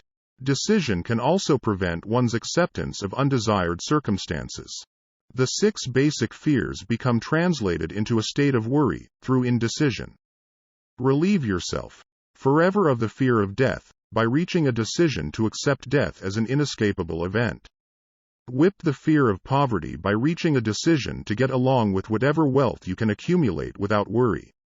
Put your foot upon the neck of the fear of criticism by reaching a decision not to worry about what other people think, do, or say. Eliminate the fear of old age by reaching a decision to accept it, not as a handicap, but as a great blessing which carries with it wisdom, self-control, and understanding not known to youth. Acquit yourself of the fear of ill health by the decision to forget symptoms. Master the fear of loss of love by reaching a decision to get along without love, if that is necessary. Kill the habit of worry, in all its forms, by reaching a general, blanket decision that nothing which life has to offer is worth the price of worry. With this decision will come poise, peace of mind, and calmness of thought which will bring happiness. A man whose mind is filled with fear not only destroys his own chances of intelligent action, but he transmits these destructive vibrations to the minds of all who come into contact with him, and destroys, also, their chances. Even a dog or a horse knows when its master lacks courage. Moreover, a dog or a horse will pick up the vibrations of fear thrown off by its master, and behave accordingly. Lower down the line of intelligence in the animal kingdom, one finds this same capacity to pick up the vibrations of fear.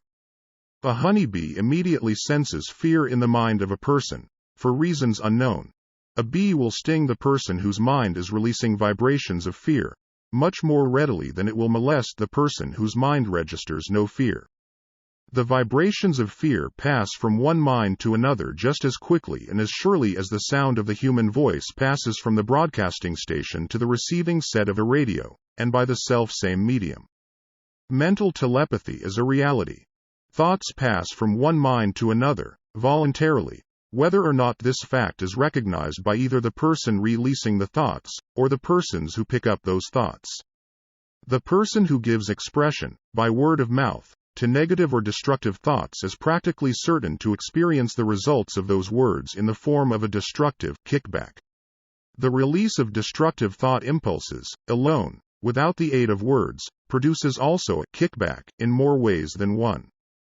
First of all, and perhaps most important to be remembered, the person who releases thoughts of a destructive nature must suffer damage through the breaking down of the faculty of creative imagination.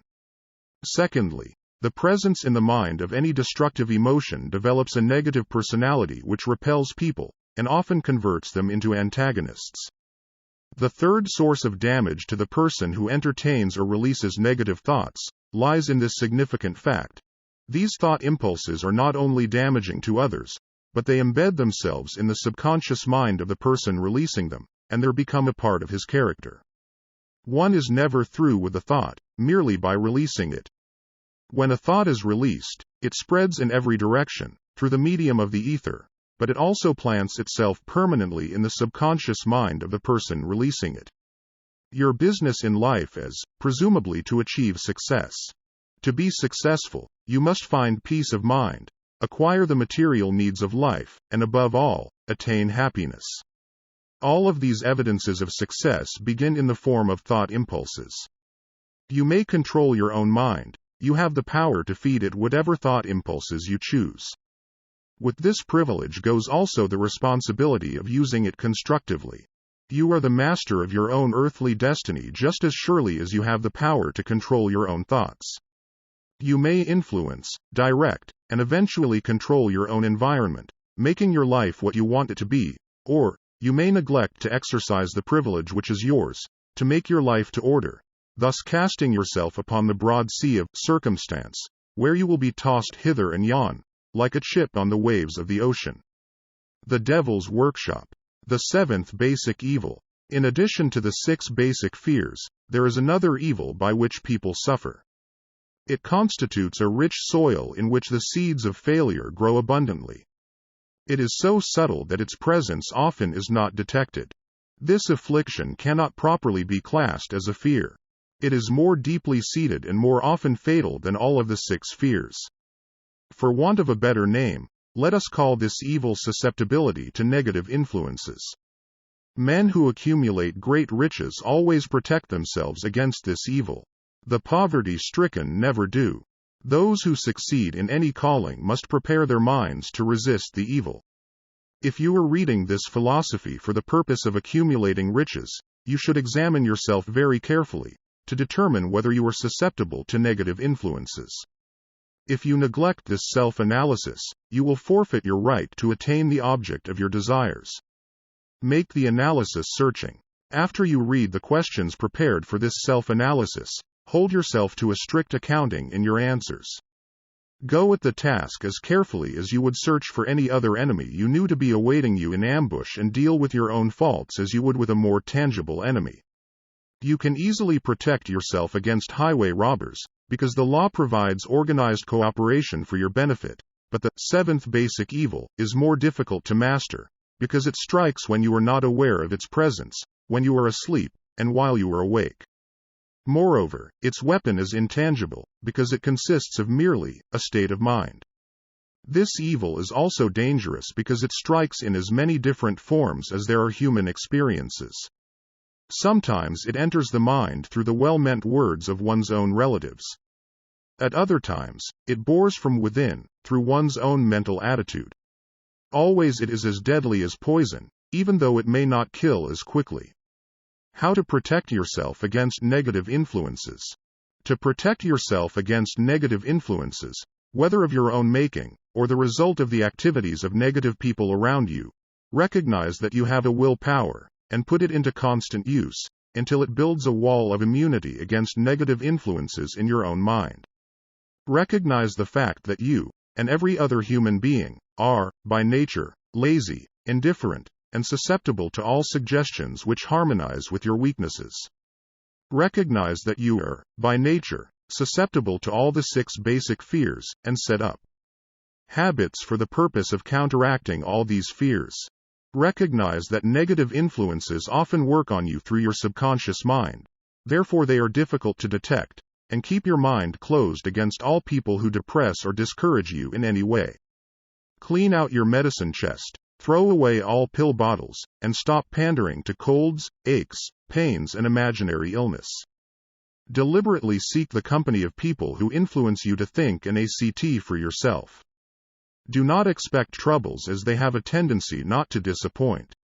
Without doubt, the most common weakness of all human beings is the habit of leaving their minds open to the negative influence of other people. This weakness is all the more damaging, because most people do not recognize that they are cursed by it, and many who acknowledge it, neglect or refuse to correct the evil until it becomes an uncontrollable part of their daily habits. To aid those who wish to see themselves as they really are, the following list of questions has been prepared. Read the questions and state your answers aloud, so you can hear your own voice. This will make it easier for you to be truthful with yourself. Self-analysis test questions. Do you complain often of feeling bad, and if so, what is the cause? Do you find fault with other people at the slightest provocation? Do you frequently make mistakes in your work, and if so, why? Are you sarcastic and offensive in your conversation? Do you deliberately avoid the association of anyone, and if so, why? Do you suffer frequently with indigestion? If so, what is the cause? Does life seem futile and the future hopeless to you? If so, why? Do you like your occupation? If not, why? Do you often feel self-pity, and if so, why? Are you envious of those who excel you? To which do you devote most time, thinking of success, or of failure? Are you gaining or losing self-confidence as you grow older? Do you learn something of value from all mistakes? Are you permitting some relative or acquaintance to worry you? If so, why? Are you sometimes in the clouds, and at other times in the depths of despondency? Who has the most inspiring influence upon you? What is the cause? Do you tolerate negative or discouraging influences which you can avoid? Are you careless of your personal appearance? If so, when and why? Have you learned how to drown your troubles by being too busy to be annoyed by them? Would you call yourself a spineless weakling if you permitted others to do your thinking for you? Do you neglect internal bathing until auto-intoxication makes you ill-tempered and irritable? How many preventable disturbances annoy you, and why do you tolerate them? Do you resort to liquor, narcotics, or cigarettes to quiet your nerves? If so, why do you not try willpower instead? Does anyone nag you, and if so, for what reason? Do you have a definite major purpose, and if so, what is it, and what plan have you for achieving it? Do you suffer from any of the 6 basic fears? If so, which ones? Have you a method by which you can shield yourself against the negative influence of others? Do you make deliberate use of autosuggestion to make your mind positive? Which do you value most, your material possessions, or your privilege of controlling your own thoughts? Are you easily influenced by others, against your own judgment? Has today added anything of value to your stock of knowledge or state of mind? Do you face squarely the circumstances which make you unhappy, or sidestep the responsibility? Do you analyze all mistakes and failures and try to profit by them, or do you take the attitude that this is not your duty? Can you name 3 of your most damaging weaknesses? What are you doing to correct them? Do you encourage other people to bring their worries to you for sympathy? Do you choose, from your daily experiences, lessons or influences which aid in your personal advancement? Does your presence have a negative influence on other people as a rule? What habits of other people annoy you most? Do you form your own opinions or permit yourself to be influenced by other people? Have you learned how to create a mental state of mind with which you can shield yourself against all discouraging influences?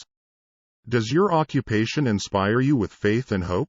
Are you conscious of possessing spiritual forces of sufficient power to enable you to keep your mind free from all forms of fear?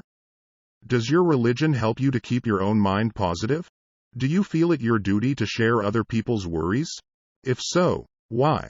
If you believe that birds of a feather flock together, what have you learned about yourself by studying the friends whom you attract? What connection, if any, do you see between the people with whom you associate most closely, and any unhappiness you may experience? Could it be possible that some person whom you consider to be a friend is, in reality, your worst enemy, because of his negative influence on your mind? By what rules do you judge who is helpful and who is damaging to you? Are your intimate associates mentally superior or inferior to you? How much time out of every 24 hours do you devote to a. your occupation, b. sleep, c. play and relaxation, d. acquiring useful knowledge, e. plain waste? Who among your acquaintances, a. encourages you most, b. cautions you most, c. discourages you most, d. helps you most in other ways? What is your greatest worry? Why do you tolerate it? When others offer you free, unsolicited advice, do you accept it without question, or analyze their motive? What, above all else, do you most desire? Do you intend to acquire it? Are you willing to subordinate all other desires for this one? How much time daily do you devote to acquiring it? Do you change your mind often? If so, why? Do you usually finish everything you begin? Are you easily impressed by other people's business or professional titles, college degrees, or wealth? Are you easily influenced by what other people think or say of you? Do you cater to people because of their social or financial status? Whom do you believe to be the greatest person living? In what respect is this person superior to yourself? How much time have you devoted to studying and answering these questions? At least one day is necessary for the analysis and the answering of the entire list. If you have answered all these questions truthfully, you know more about yourself than the majority of people. Study the questions carefully, come back to them once each week for several months, and be astounded at the amount of additional knowledge of great value to yourself you will have gained by the simple method of answering the questions truthfully. If you are not certain concerning the answers to some of the questions, seek the counsel of those who know you well, especially those who have no motive in flattering you, and see yourself through their eyes. The experience will be astonishing.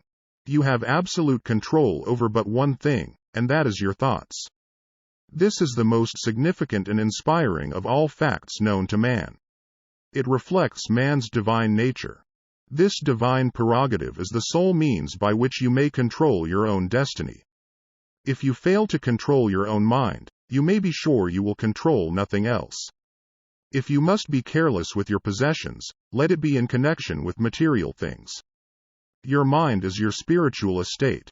Protect and use it with the care to which divine royalty is entitled. You were given a will power for this purpose. Unfortunately, there is no legal protection against those who, either by design or ignorance, poison the minds of others by negative suggestion. This form of destruction should be punishable by heavy legal penalties, because it may and often does destroy one's chances of acquiring material things which are protected by law. Men with negative minds tried to convince Thomas A. Edison that he could not build a machine that would record and reproduce the human voice, because, they said, no one else had ever produced such a machine. Edison did not believe them. He knew that the mind could produce anything the mind could conceive and believe, and that knowledge was the thing that lifted the great Edison above the common herd. Men with negative minds told F. W. Woolworth he would go broke trying to run a store on 5 and 10 cent sales. He did not believe them. He knew that he could do anything, within reason, if he backed his plans with faith. Exercising his right to keep other men's negative suggestions out of his mind, he piled up a fortune of more than $100 million. Men with negative minds told George Washington he could not hope to win against the vastly superior forces of the British, but he exercised his divine right to believe. Therefore this book was published under the protection of the Stars and Stripes, while the name of Lord Cornwallis has been all but forgotten. Doubting Thomases scoffed scornfully when Henry Ford tried out his first crudely built automobile on the streets of Detroit. Some said the thing never would become practical. Others said no one would pay money for such a contraption. Ford said, "I'll belt the earth with dependable motor cars," and he did. His decision to trust his own judgment has already piled up a fortune far greater than the next 5 generations of his descendants can squander. For the benefit of those seeking vast riches, let it be remembered that practically the sole difference between Henry Ford and a majority of the more than 100,000 men who work for him is this: Ford has a mind and controls it, the others have minds which they do not try to control. Henry Ford has been repeatedly mentioned, because he is an astounding example of what a man with a mind of his own, and a will to control it, can accomplish. His record knocks the foundation from under that time-worn alibi, "I never had a chance." Ford never had a chance, either, but he created an opportunity and backed it with persistence until it made him richer than Croesus. Mind control is the result of self-discipline and habit. You either control your mind or it controls you. There is no halfway compromise. The most practical of all methods for controlling the mind is the habit of keeping it busy with a definite purpose, backed by a definite plan. Study the record of any man who achieves noteworthy success, and you will observe that he has control over his own mind, moreover, that he exercises that control and directs it toward the attainment of definite objectives. Without this control, success is not possible. 57 Famous Alibis. By Old Man If. People who do not succeed have one distinguishing trait in common. They know all the reasons for failure, and have what they believe to be airtight alibis to explain away their own lack of achievement. Some of these alibis are clever, and a few of them are justifiable by the facts. But alibis cannot be used for money. The world wants to know only one thing: have you achieved success? A character analyst compiled a list of the most commonly used alibis. As you read the list, examine yourself carefully, and determine how many of these alibis, if any, are your own property. Remember, too, the philosophy presented in this book makes every one of these alibis obsolete. If I didn't have a wife and family, if I had enough pull, if I had money, if I had a good education, if I could get a job, if I had good health, if I only had time, if times were better, if other people understood me, if conditions around me were only different, if I could live my life over again, if I did not fear what they would say, if I had been given a chance, if I now had a chance, if other people didn't have it in for me, if nothing happens to stop me, if I were only younger, if I could only do what I want, if I had been born rich, if I could meet the right people, if I had the talent that some people have, if I dared assert myself, if I only had embraced past opportunities, if people didn't get on my nerves, if I didn't have to keep house and look after the children, if I could save some money, if the boss only appreciated me, if I only had somebody to help me, if my family understood me, if I lived in a big city, if I could just get started, if I were only free, if I had the personality of some people, if I were not so fat, if my talents were known, if I could just get a break, if I could only get out of debt, if I hadn't failed, if I only knew how, if everybody didn't oppose me, if I didn't have so many worries, if I could marry the right person, if people weren't so dumb, if my family were not so extravagant, if I were sure of myself, if luck were not against me, if I had not been born under the wrong star, if it were not true that what is to be will be, if I did not have to work so hard, if I hadn't lost my money, if I lived in a different neighborhood, if I didn't have a past, if I only had a business of my own, if other people would only listen to me, if asterisk asterisk asterisk, and this is the greatest of them all, asterisk asterisk asterisk, I had the courage to see myself as I really am, I would find out what is wrong with me, and correct it.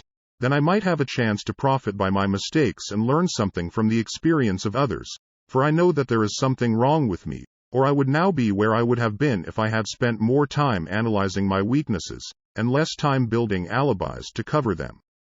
Building alibis with which to explain away failure is a national pastime.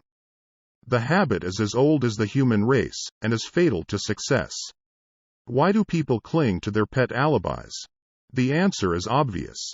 They defend their alibis because they create them. A man's alibi is the child of his own imagination. It is human nature to defend one's own brainchild. Building alibis is a deeply rooted habit. Habits are difficult to break, especially when they provide justification for something we do. Plato had this truth in mind when he said, "The first and best victory is to conquer self." To be conquered by self is, of all things, the most shameful and vile. Another philosopher had the same thought in mind when he said, "It was a great surprise to me when I discovered that most of the ugliness I saw in others was but a reflection of my own nature." "It has always been a mystery to me," said Elbert Hubbard, "why people spend so much time deliberately fooling themselves by creating alibis to cover their weaknesses. If used differently, this same time would be sufficient to cure the weakness, then no alibis would be needed." In parting, I would remind you that life is a checkerboard, and the player opposite you is time. If you hesitate before moving, or neglect to move promptly, your men will be wiped off the board by time. You are playing against a partner who will not tolerate indecision. Previously, you may have had a logical excuse for not having forced life to come through with whatever you asked, but that alibi is now obsolete, because you are in possession of the master key that unlocks the door to life's bountiful riches. The master key is intangible, but it is powerful. It is the privilege of creating, in your own mind, a burning desire for a definite form of riches. There is no penalty for the use of the key, but there is a price you must pay if you do not use it. The price is failure. There is a reward of stupendous proportions if you put the key to use. It is the satisfaction that comes to all who conquer self and force life to pay whatever is asked. The reward is worthy of your effort. Will you make the start and be convinced? "If we are related," said the immortal Emerson, "we shall meet." In closing, may I borrow his thought, and say, if we are related, we have, through these pages, met. The end.